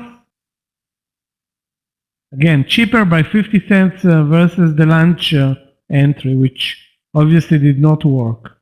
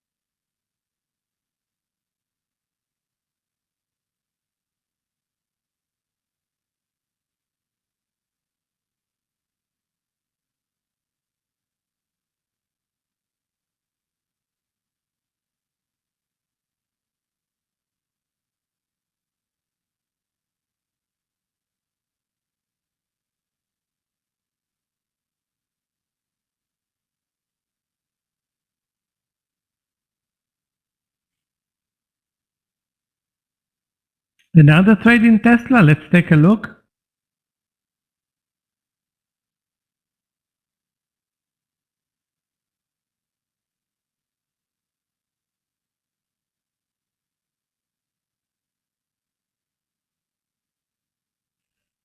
Wow, the stock is up almost a month straight with one sell-off day, which was also all-time highs day like 5 days ago. It's still a long trade. I don't see a new entry, but still a long trade. Guys, we're looking better in X. 10 more cents for the partial. 25.55. 8 more cents or something like that.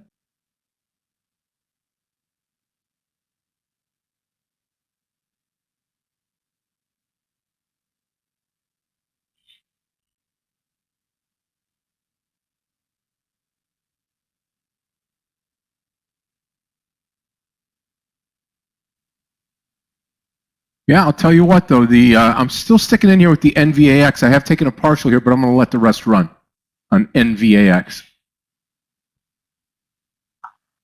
Still looks good.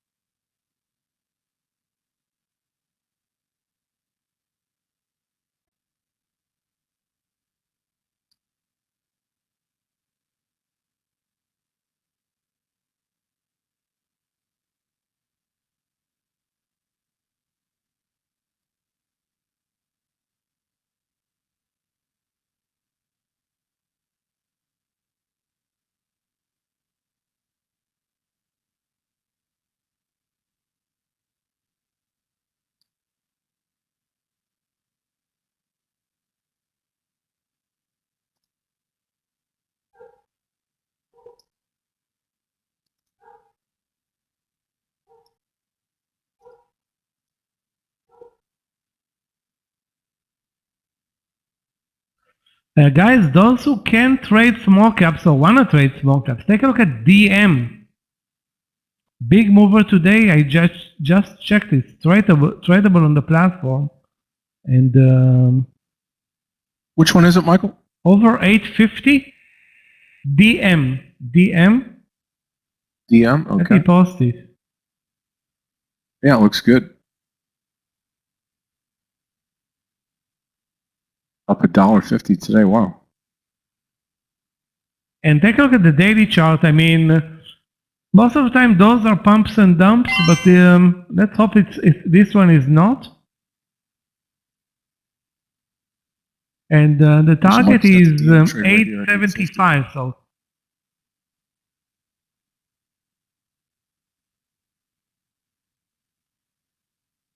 Okay, I'm with you here. Looks good.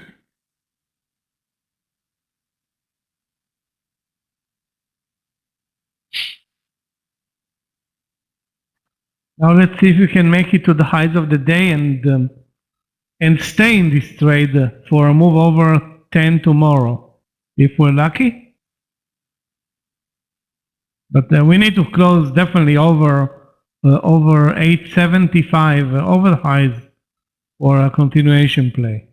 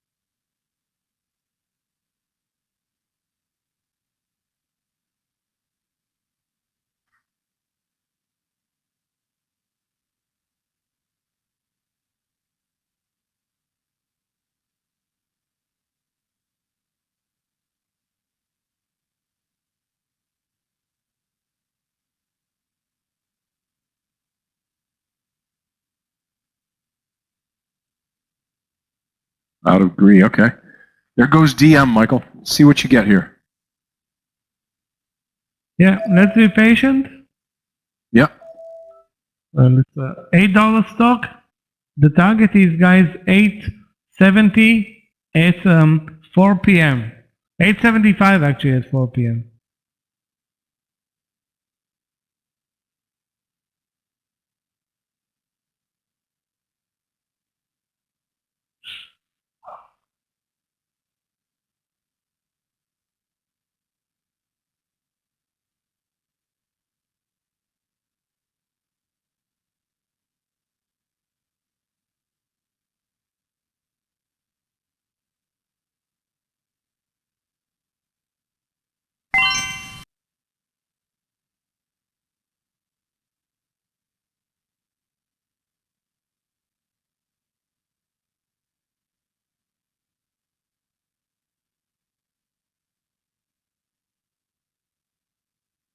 Very slow moving market, but typical Monday session.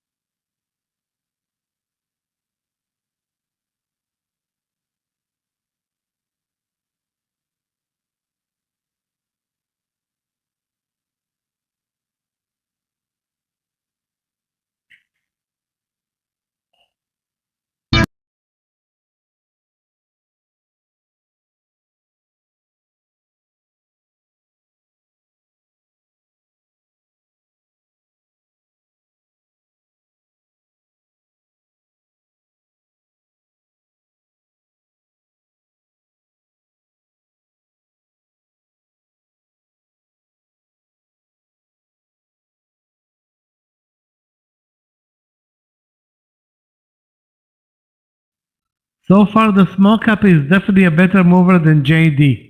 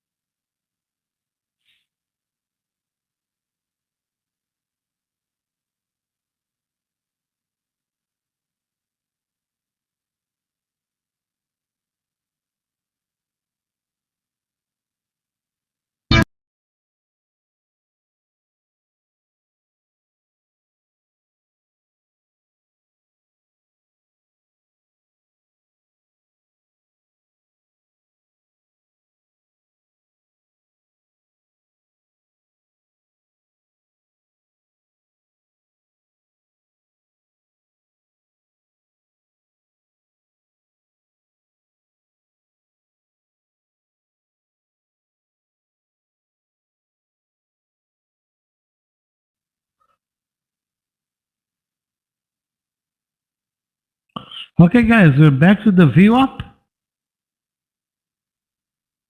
Tesla back up as expected.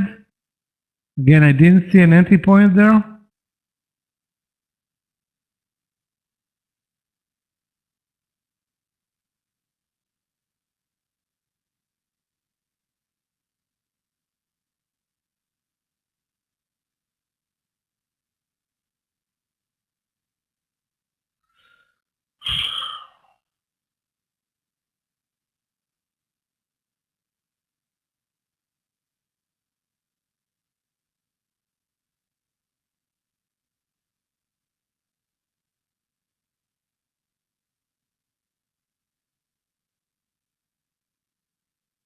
LCID? Okay. Yeah, I mean, let's take a look at the LCID trade. Not much happening there with it really right now. Just a little perking up off the bottom. Yeah, neither do I. Nice trade on DM, Michael. Huge trade, actually. Yeah, if it continues to the highs, we'll carry it into tomorrow. Mm-hmm. Or a position, not all of it, of course.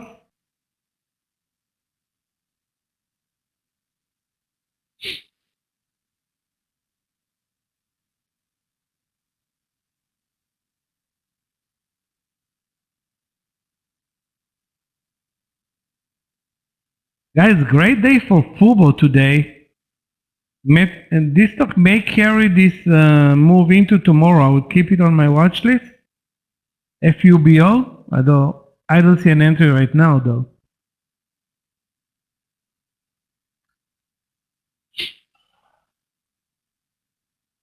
Also, probably some news in Zillow with a huge spike from the lows, almost $2, 97.50 to 99. Yeah.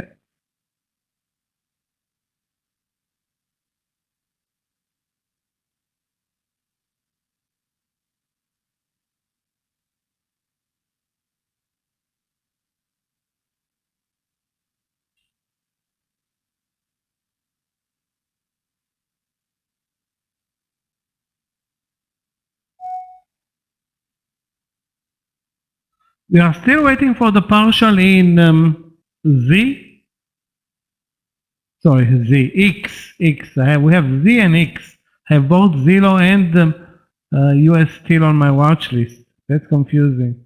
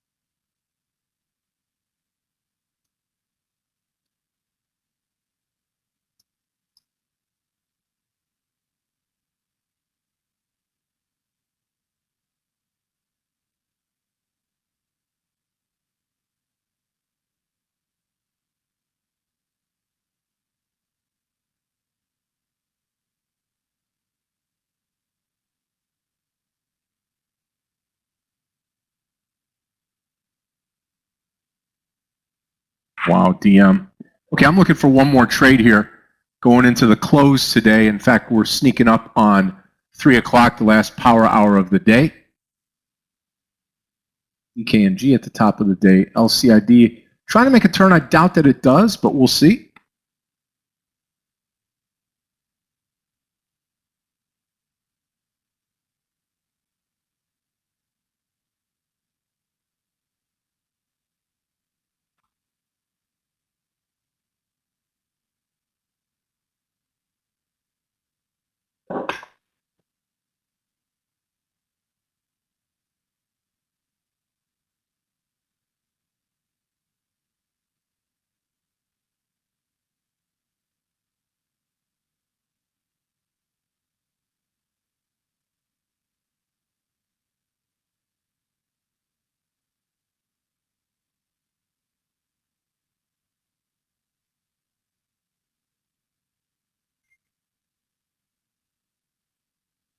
Wow, Zillow is plain crazy.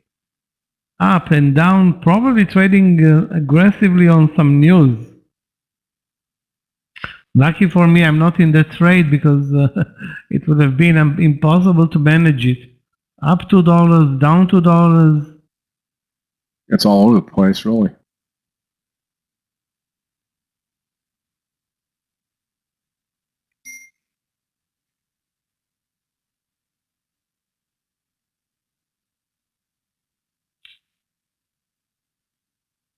All-time highs for SOFI, which I don't know, was posted in the room. I didn't see any reasonable entry. Now in retrospect, I can see a couple of entries, but too extended to buy right now. Wow. Zillow now crashing. I mean, really crashing.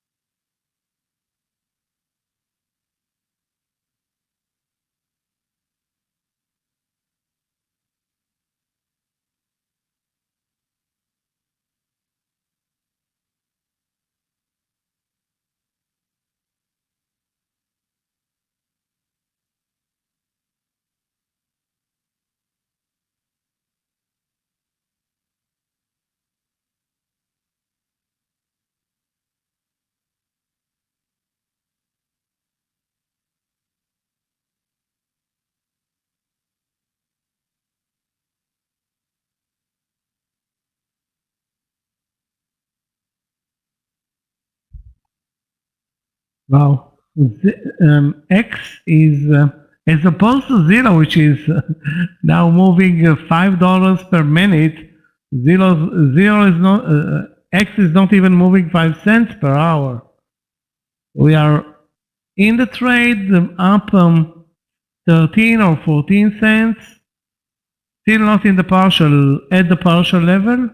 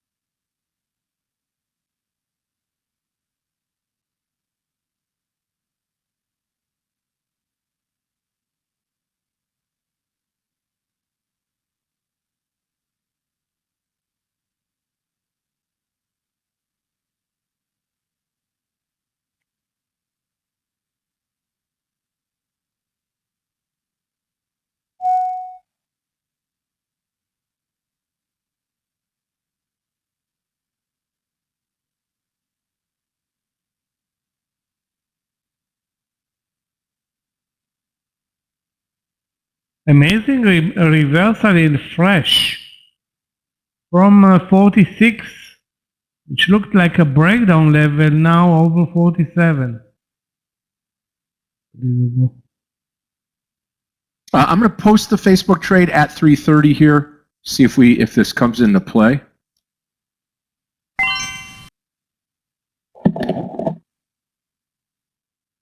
Guys,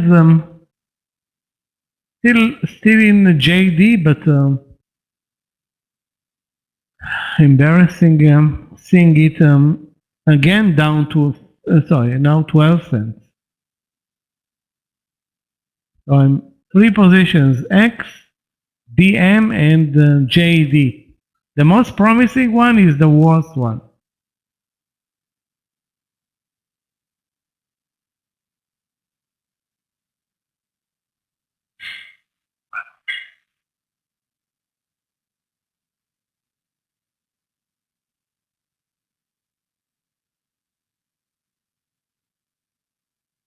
Yeah, there's a bull flag. It's 168.10, I think.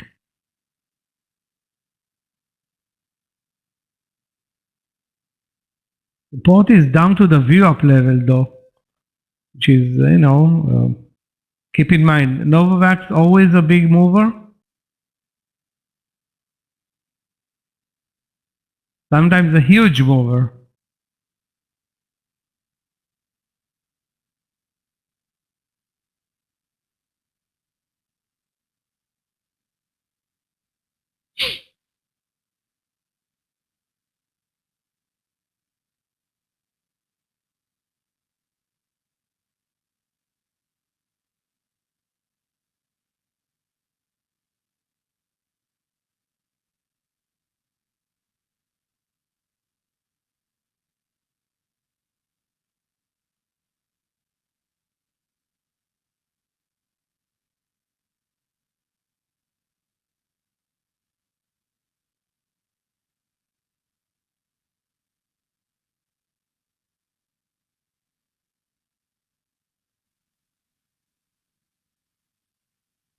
Okay, let's watch Facebook here. Hopefully we get this trade into the close today. LCID, I think, is busted after having such a nice morning. It's come down to really do nothing now.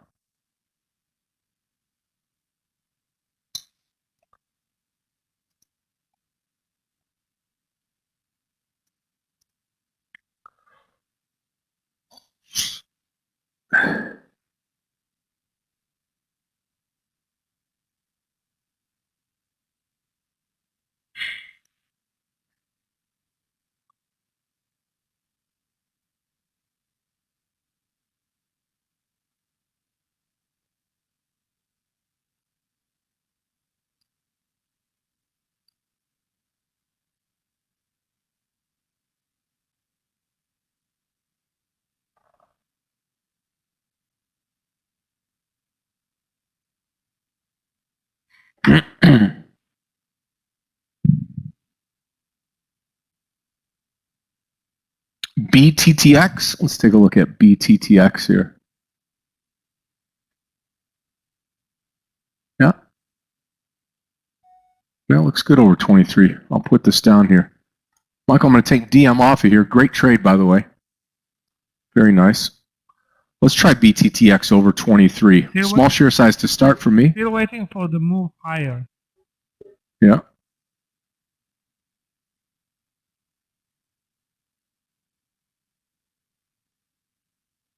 Okay, BTTX long over 23.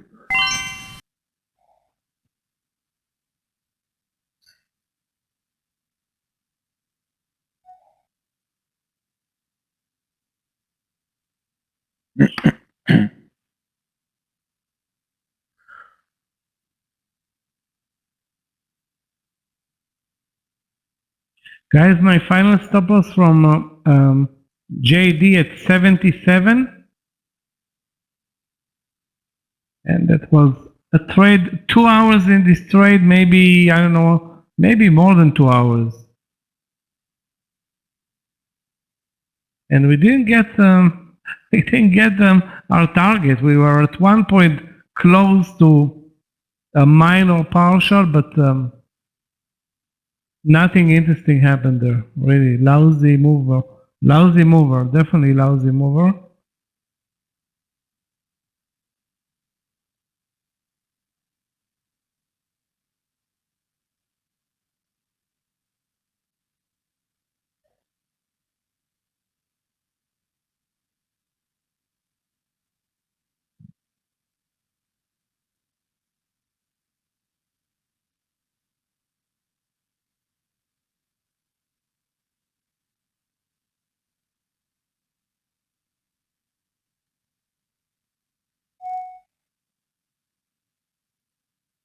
BN, after a huge pullback, more than $1,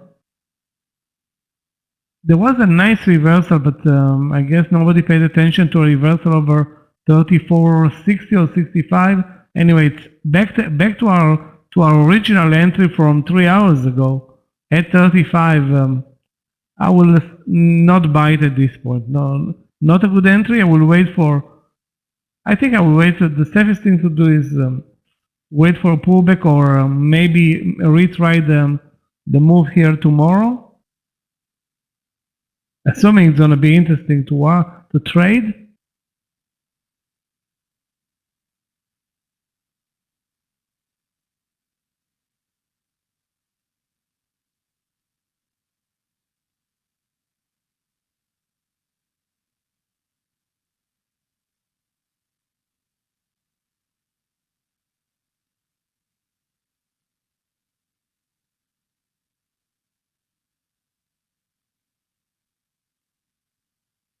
Charts are frozen. Yeah, it's possible.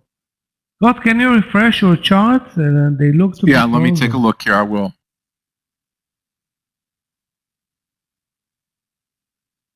Hold on here. Let me stop them and I'll put them back up.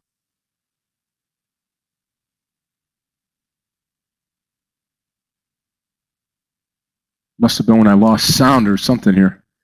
Okay. Yeah, those of you that are out there looking in right now, that should fix the charts. Let's see if that works. Yeah, yeah. Those of you that are looking in right now from the outside, those of you that are on social media, on Facebook, Twitter, Instagram, StockTwits, YouTube, if you want to come into this room for as little as $99 a month, you can come right into this room this month, or you could pay by the year and join us. Greatest gift of all time, really.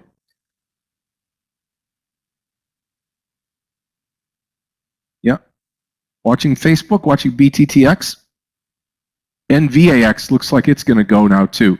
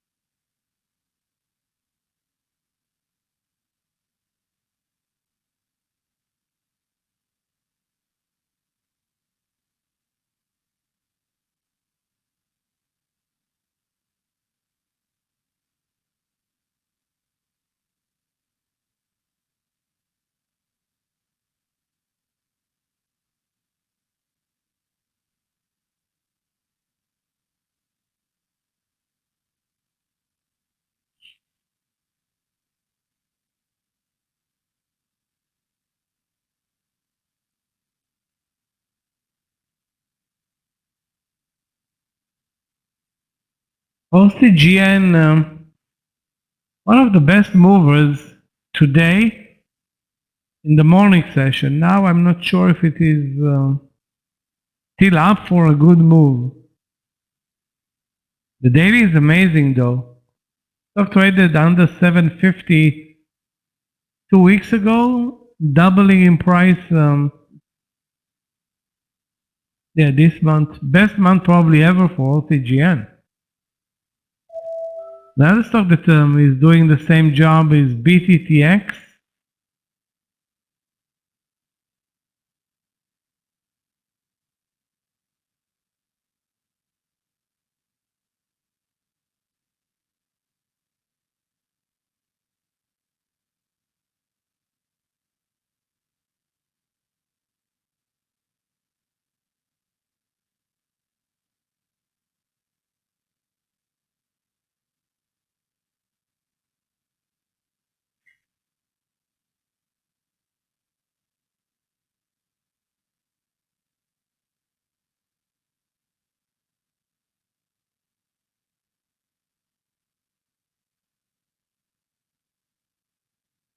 Okay, guys, back in business with X. Again, 25, 55, maybe below. If we're lucky, we can break 25.50, but highly unlikely to happen at this point. Actually, there's plenty of time. We still have 50 minutes. BKK short 40. No, passing judgment on BKK is not very easy. Okay, so no trade on the BTTX trade or stock. I'm going to pull this one out of here.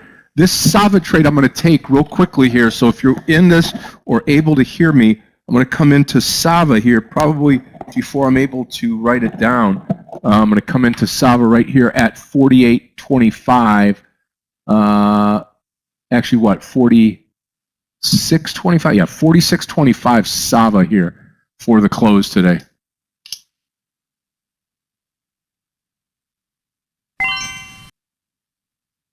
Yeah, BKKT.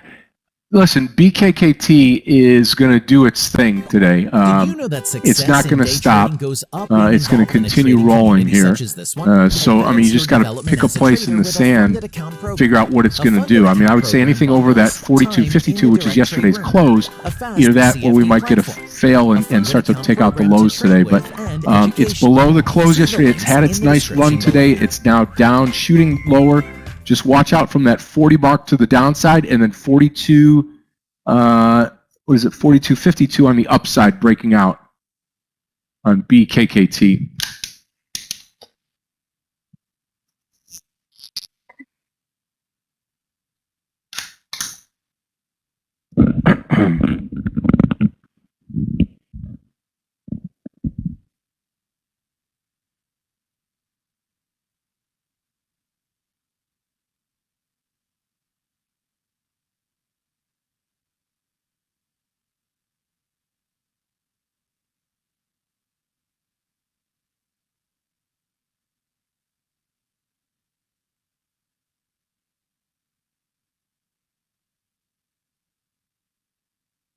Very nice move, guys, on Novavax, those who posted it. And we are at the partial in X, guys. X partial. Yeah, thank you to those who Only wait posted for that. 25.50. Let me see. Yeah, that's the breakdown at the lows of the day, 25.50. There's going to be a big fight here at 25.50.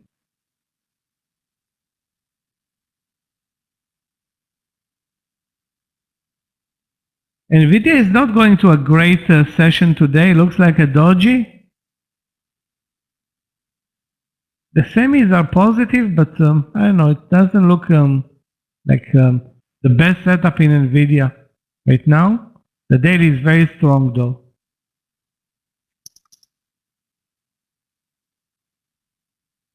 Okay, guys, we are up 3 cents in JD.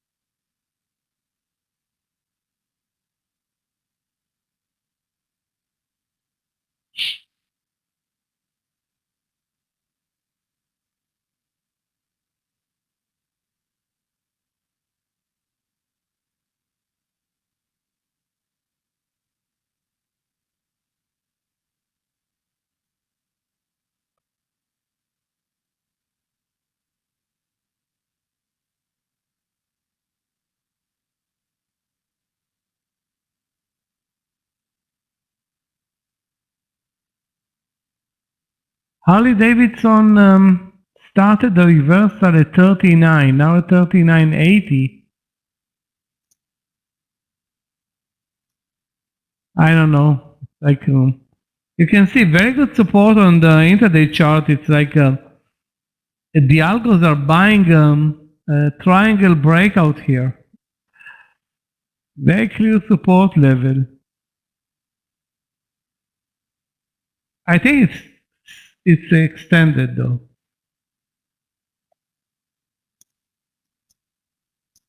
So guys, I don't remember who posted the X trade, but very nice. A winner, 25 cents, 25, 20, yeah, 20, sorry, 24 cents in the money. I thought your DM trade was very good though too on DM. Very nice, nice on the breakout here. Hopefully we get this Sava trade now into the close. That would be beautiful. Yeah, that will be a good end of this trading day.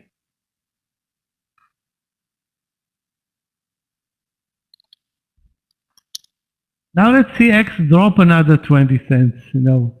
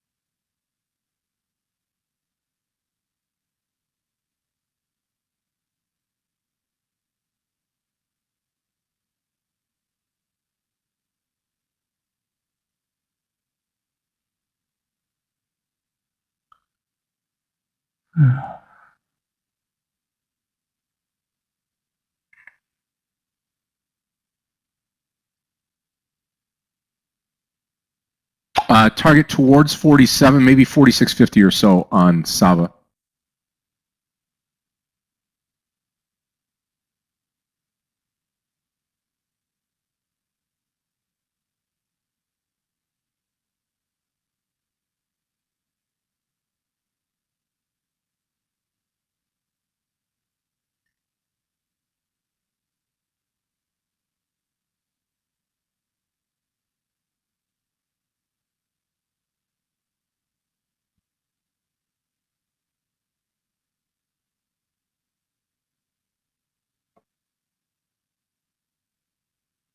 Yeah, NVAX is a huge winner from that 168 entry.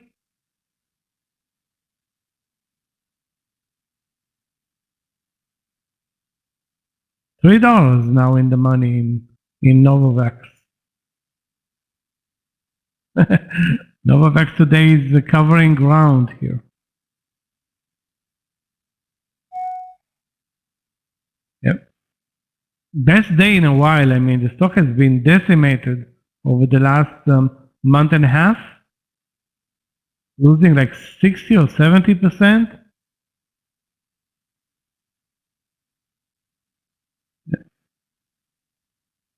Shame on X for not breaking under the lows, but that was expected.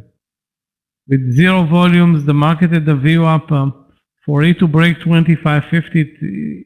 That's a morning trade, not a after lunch trade.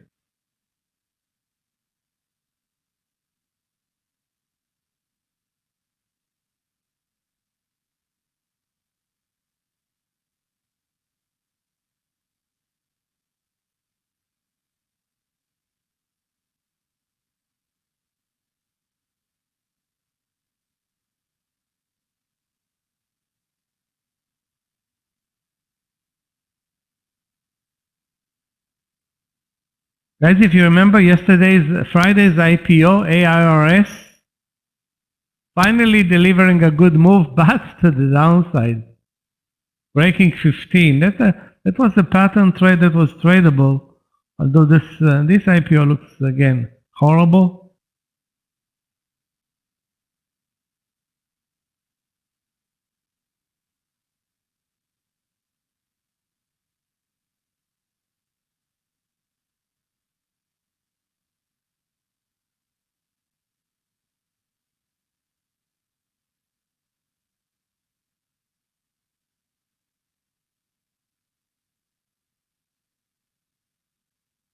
And today's IPO is not looking better as well. No?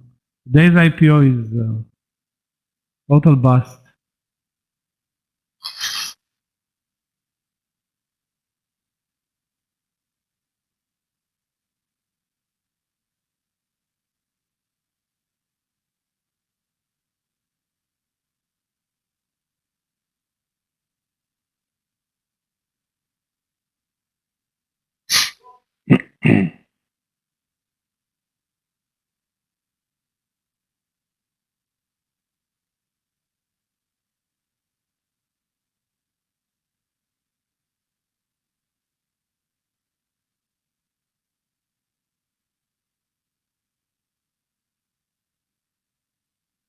Let's take a look at AUPH. You know, I don't. Let me see here. AUPH.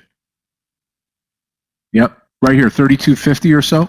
Not a big mover, not a whole lot of volume, but upward it goes. I don't know if we'll get Sava here into the close. We'll see. Sit back and continue to watch here. 39 minutes until we close out the day.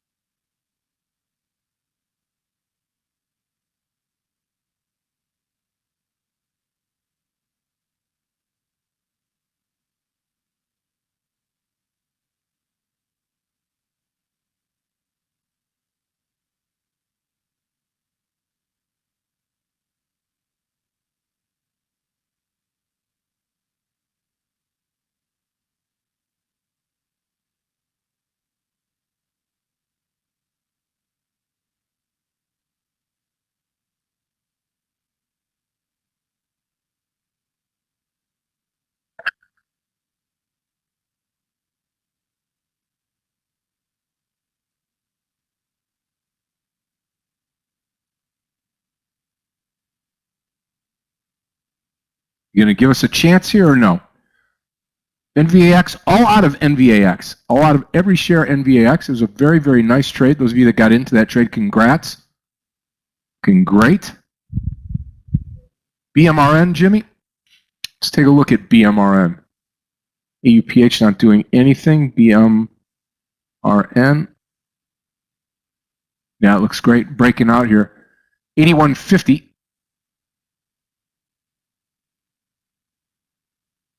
Maybe 8160 to stretch it. Looks great, though.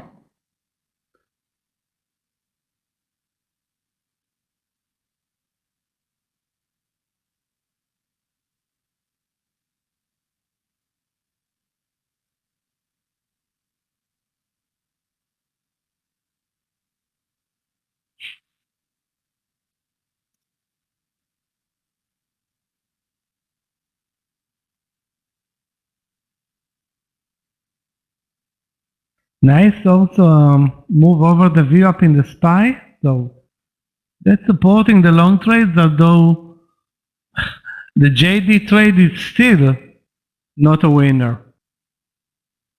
Now 10 cents in the money. A joke. DM 18 cents in the money.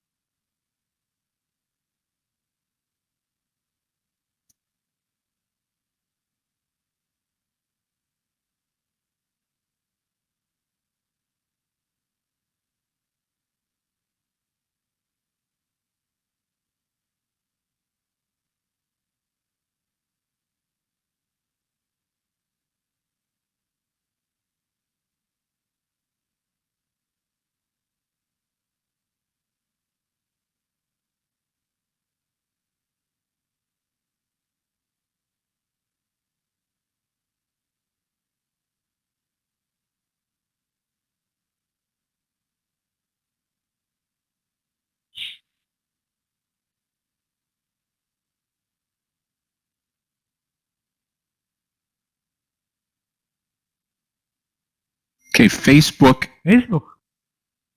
triggering right now at this 3:30. I'm long the trade right now on Facebook.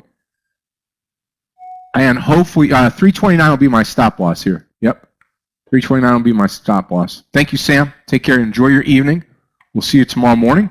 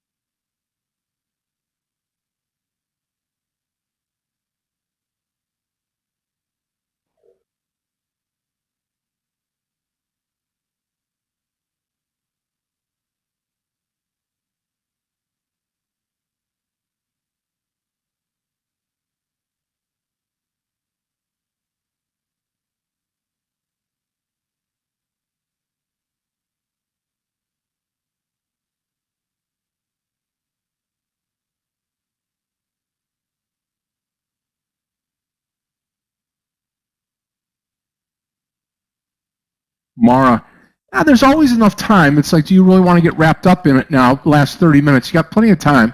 Let's take a look at it together here. We'll put it right here where DM was, and we'll put Mara in here, right? M-A-R-A. Got to have Facebook come in for us, though. I would say over 55. Yeah. Yeah, you got it. I mean, it looks good. Came up, pulled down, broke over this one here, and hopefully we'll continue. $55 would be the entry on Mara.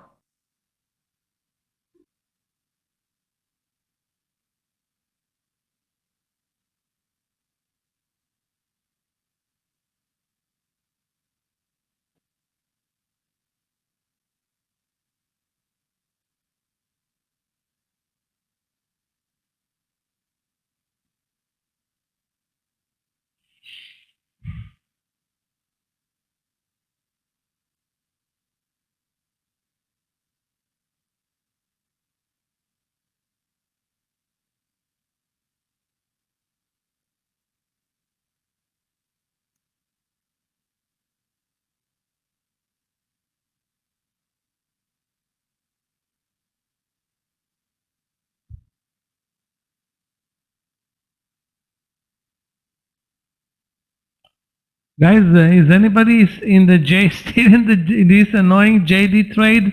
It's back to the entry now.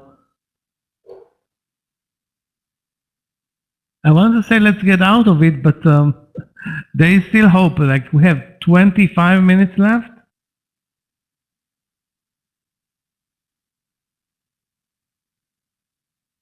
Tesla, what was the entry? 1170.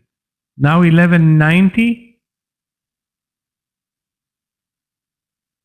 $20 is only 2%, but still, 2% in an hour.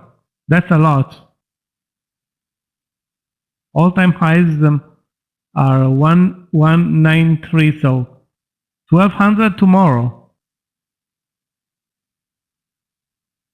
It's doing exactly what it did, when was it? 9 months ago? After COVID?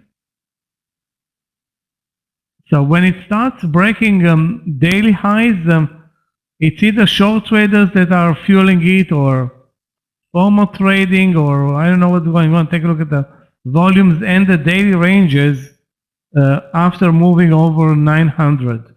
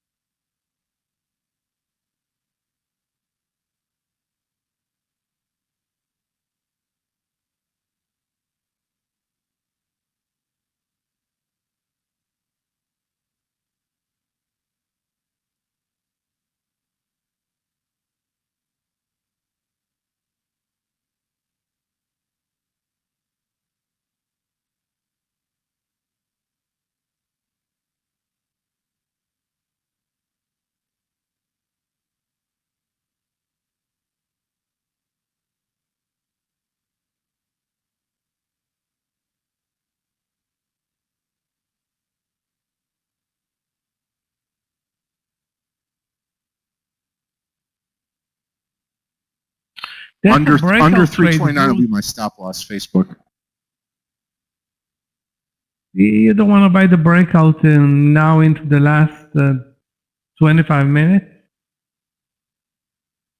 Although the daily is very strong, so you had plenty of cheap entries there.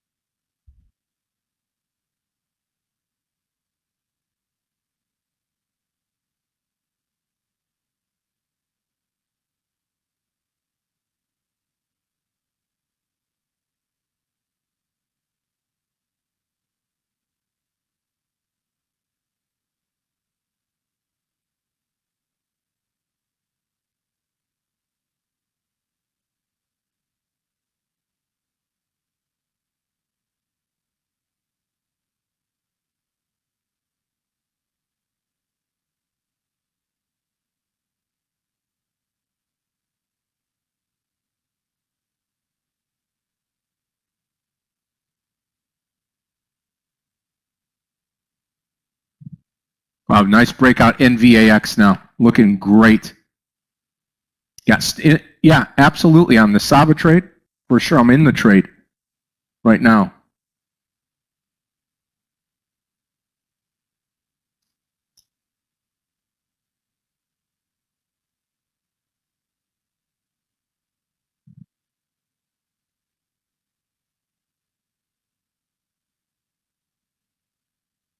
Okay.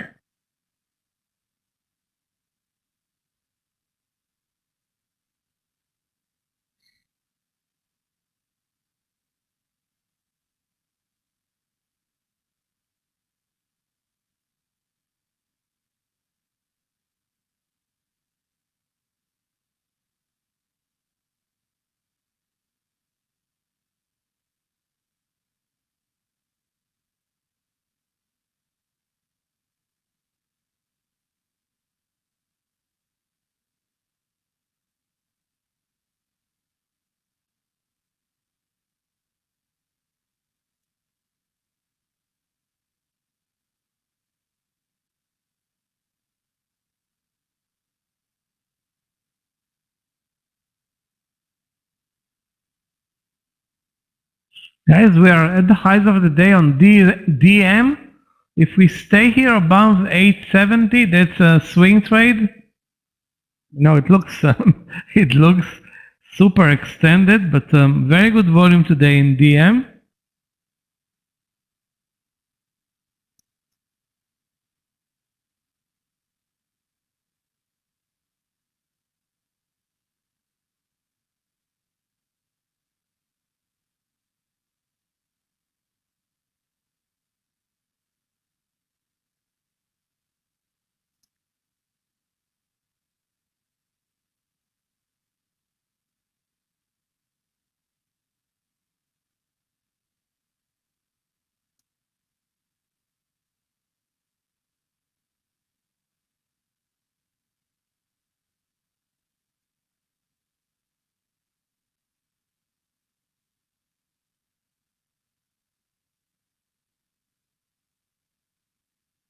So Harley Davidson crashed from the 3980. Actually, it looked extended, so maybe buying it so extended wasn't a good idea.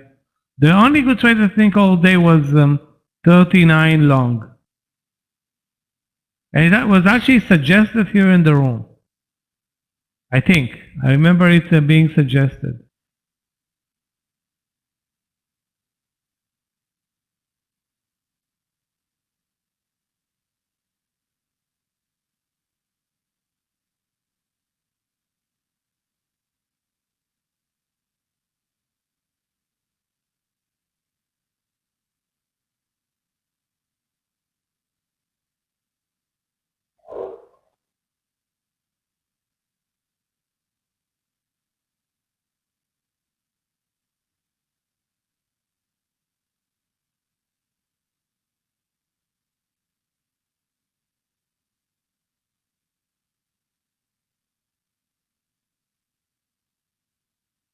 Yeah, I mean, it came up, pulled right back down. I want to see it over the 4650 here on Sava, S-A-V-A.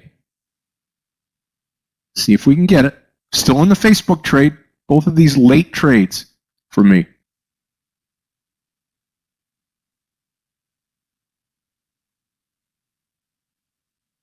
Guys, nobody traded VUZI other than Danny today.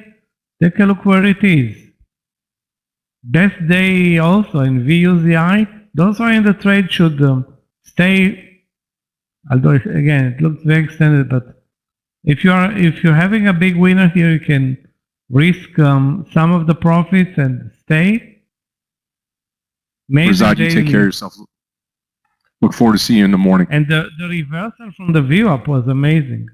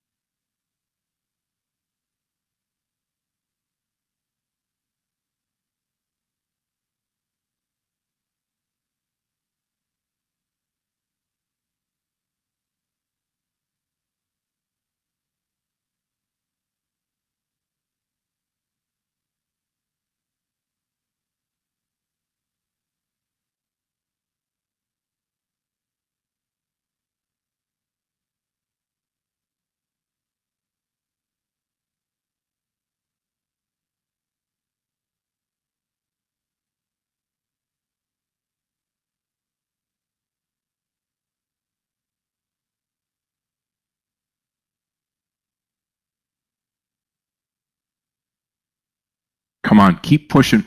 Interesting enough, when you start looking at the way we're going to close today, and you look at the SPY, and you look at the triple Qs, right now we're going to be, I guess, maybe green for the day, but just barely on the SPY, and then the triple Qs, barely on the triple Qs. So it's going to be, what you'd call just kind of a flat day, and not a whole ton of action. Although we did have some good volume this morning. Right now, going into the close, not much there.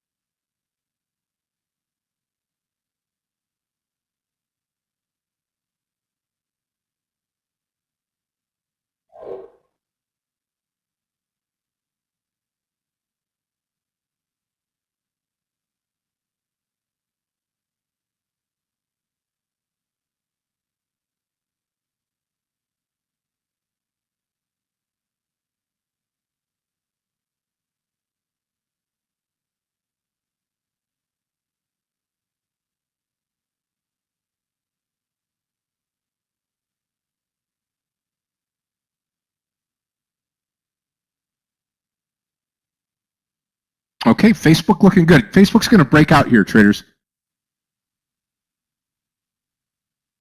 Yeah.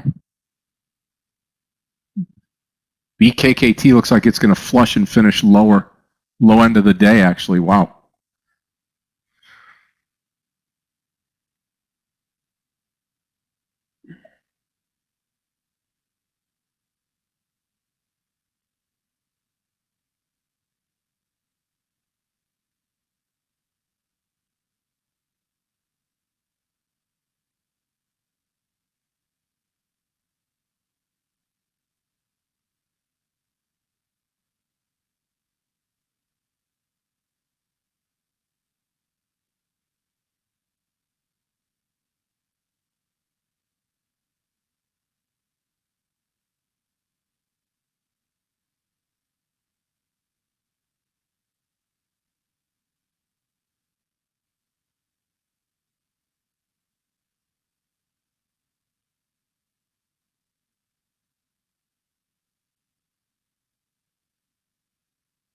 Guys, those stayed in JD are not going to get rewarded, but at least not a loser.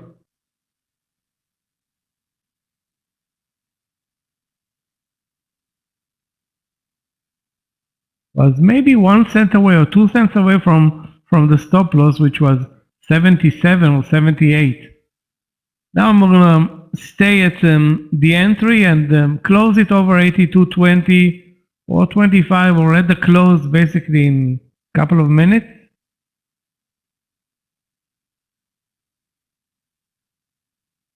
Very disappointing, but at least not a loser. Still positive in JD.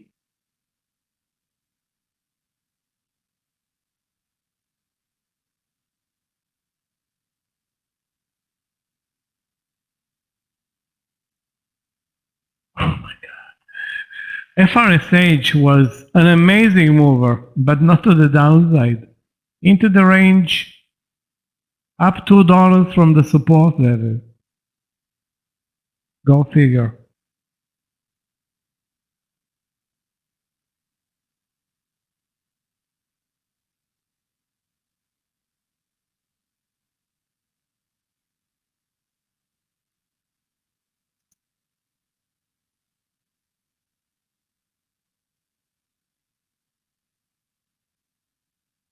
So basically we traveled between 1 and 2 from the highs to the lows, and now we are back with a V-shaped reversal to the highs of the day.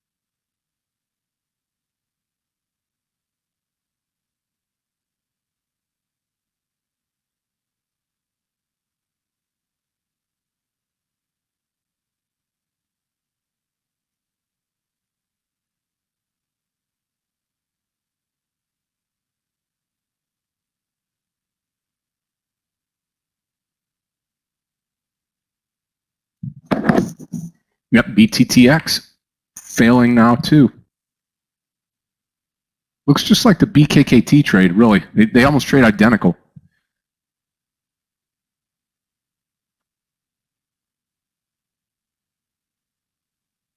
Okay, came out of some of the Facebook trade here. I'm going to hold 200 shares left into the close today.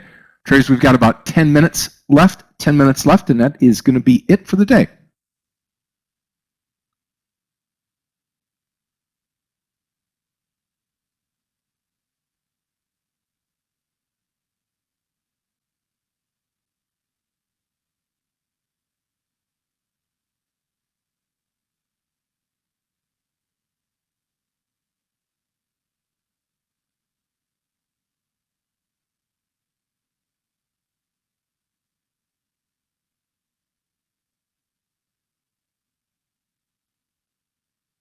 Guys, I'm going to carry DM.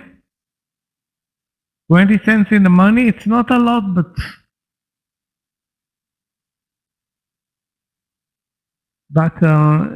still looks like because of the huge volume today, it will carry more, some interest or more interest than tomorrow. The drawback is that it closes, very extended on the daily, I mean.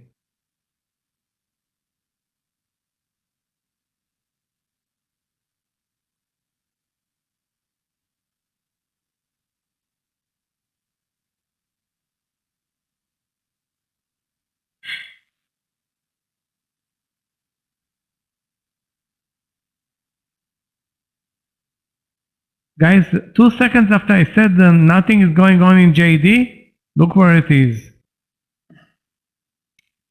That's the way it goes, right? Have 3 hours of patience. Yeah, exactly 3 hours. I don't know what's going on now. Nothing. Just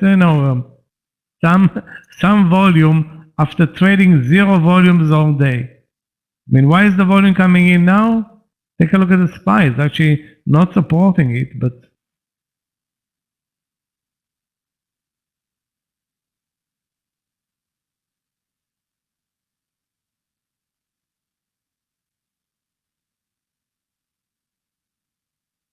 yeah, Tesla up $30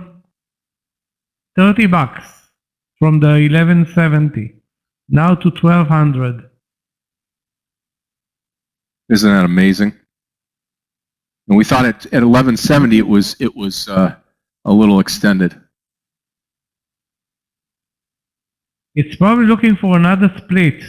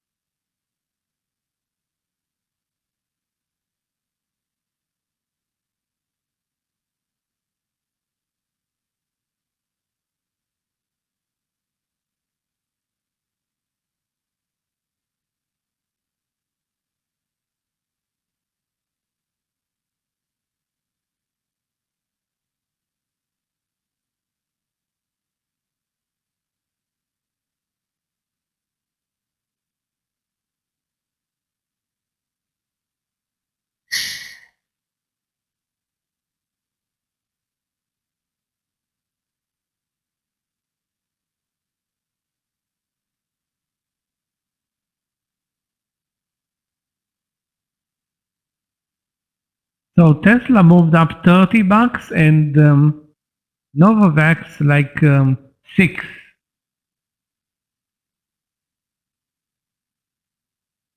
And BKKT 14 lower.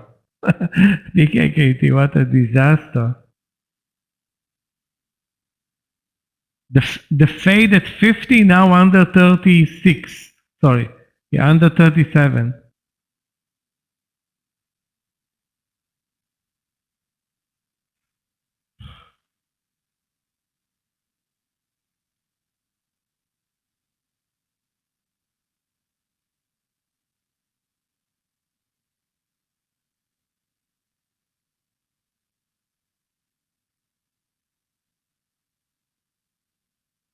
Guys, so I'm going to swing DM, exit JD, and already exited X with a very minor winner, but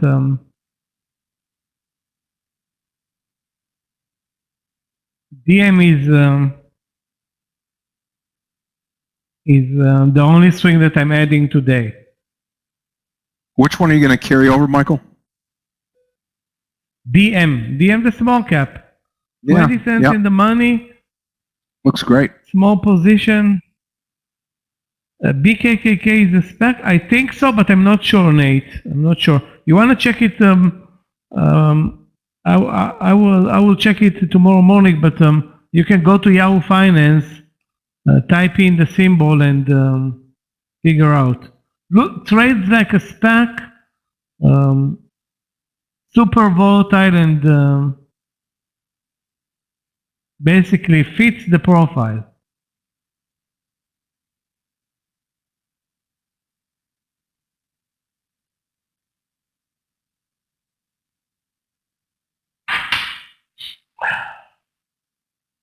OCGN, if you have a big winner, Greg, yes.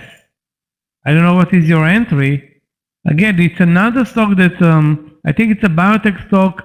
Those tend to be super volatile as well. Looks really good though into the close today, no doubt. Yeah, but again, it's like I think it's a biotech stock. I'm not sure. The biotech sector is, or the biotech stocks are the most volatile and swing trades on those stocks are, prone to news and big percentage moves. Take a look at what happened in the stock 3 days ago. So I would be very cautious unless you feel confident you took profits. If you have big profits on this trade, and you afford to risk some, yes. Guys, if anybody has a question for me, that's the time. If not, I want to wish everybody a very good night. Tough week for you, Scott, with Detroit being embarrassed and what's incredible, Michael, is interceptions left and right. We were laughing. It's Detroit is 0-8, and our Michigan State Spartans are 8-0. So one side makes me cry, the next side makes me excited. So I'm switching over to college now, Michael. So, okay, traders, I'm out of here too. Everybody have a great night tonight. God bless you. Godspeed. I'll see everybody first thing tomorrow morning. Everybody enjoy themselves tonight. Well, be safe. Getting rid of effort wasn't a good idea in retrospect. Yeah. I'll see everybody tomorrow. Michael will be here tomorrow. Tomorrow will be a Tuesday. Appreciate everybody's involvement today. Thank you so much, traders. Have a good night tonight. God bless you all. Godspeed, and we'll see you tomorrow in the morning, 8:45 with Clifton. I'll be here at 9:20. You'll get Yogi and Yogi and Mr. Nehemiah in between, and I will see everybody then in the morning. Take care. God bless you. Godspeed. Good night, everybody. All right, Michael, Clifton, Gabe, thank you.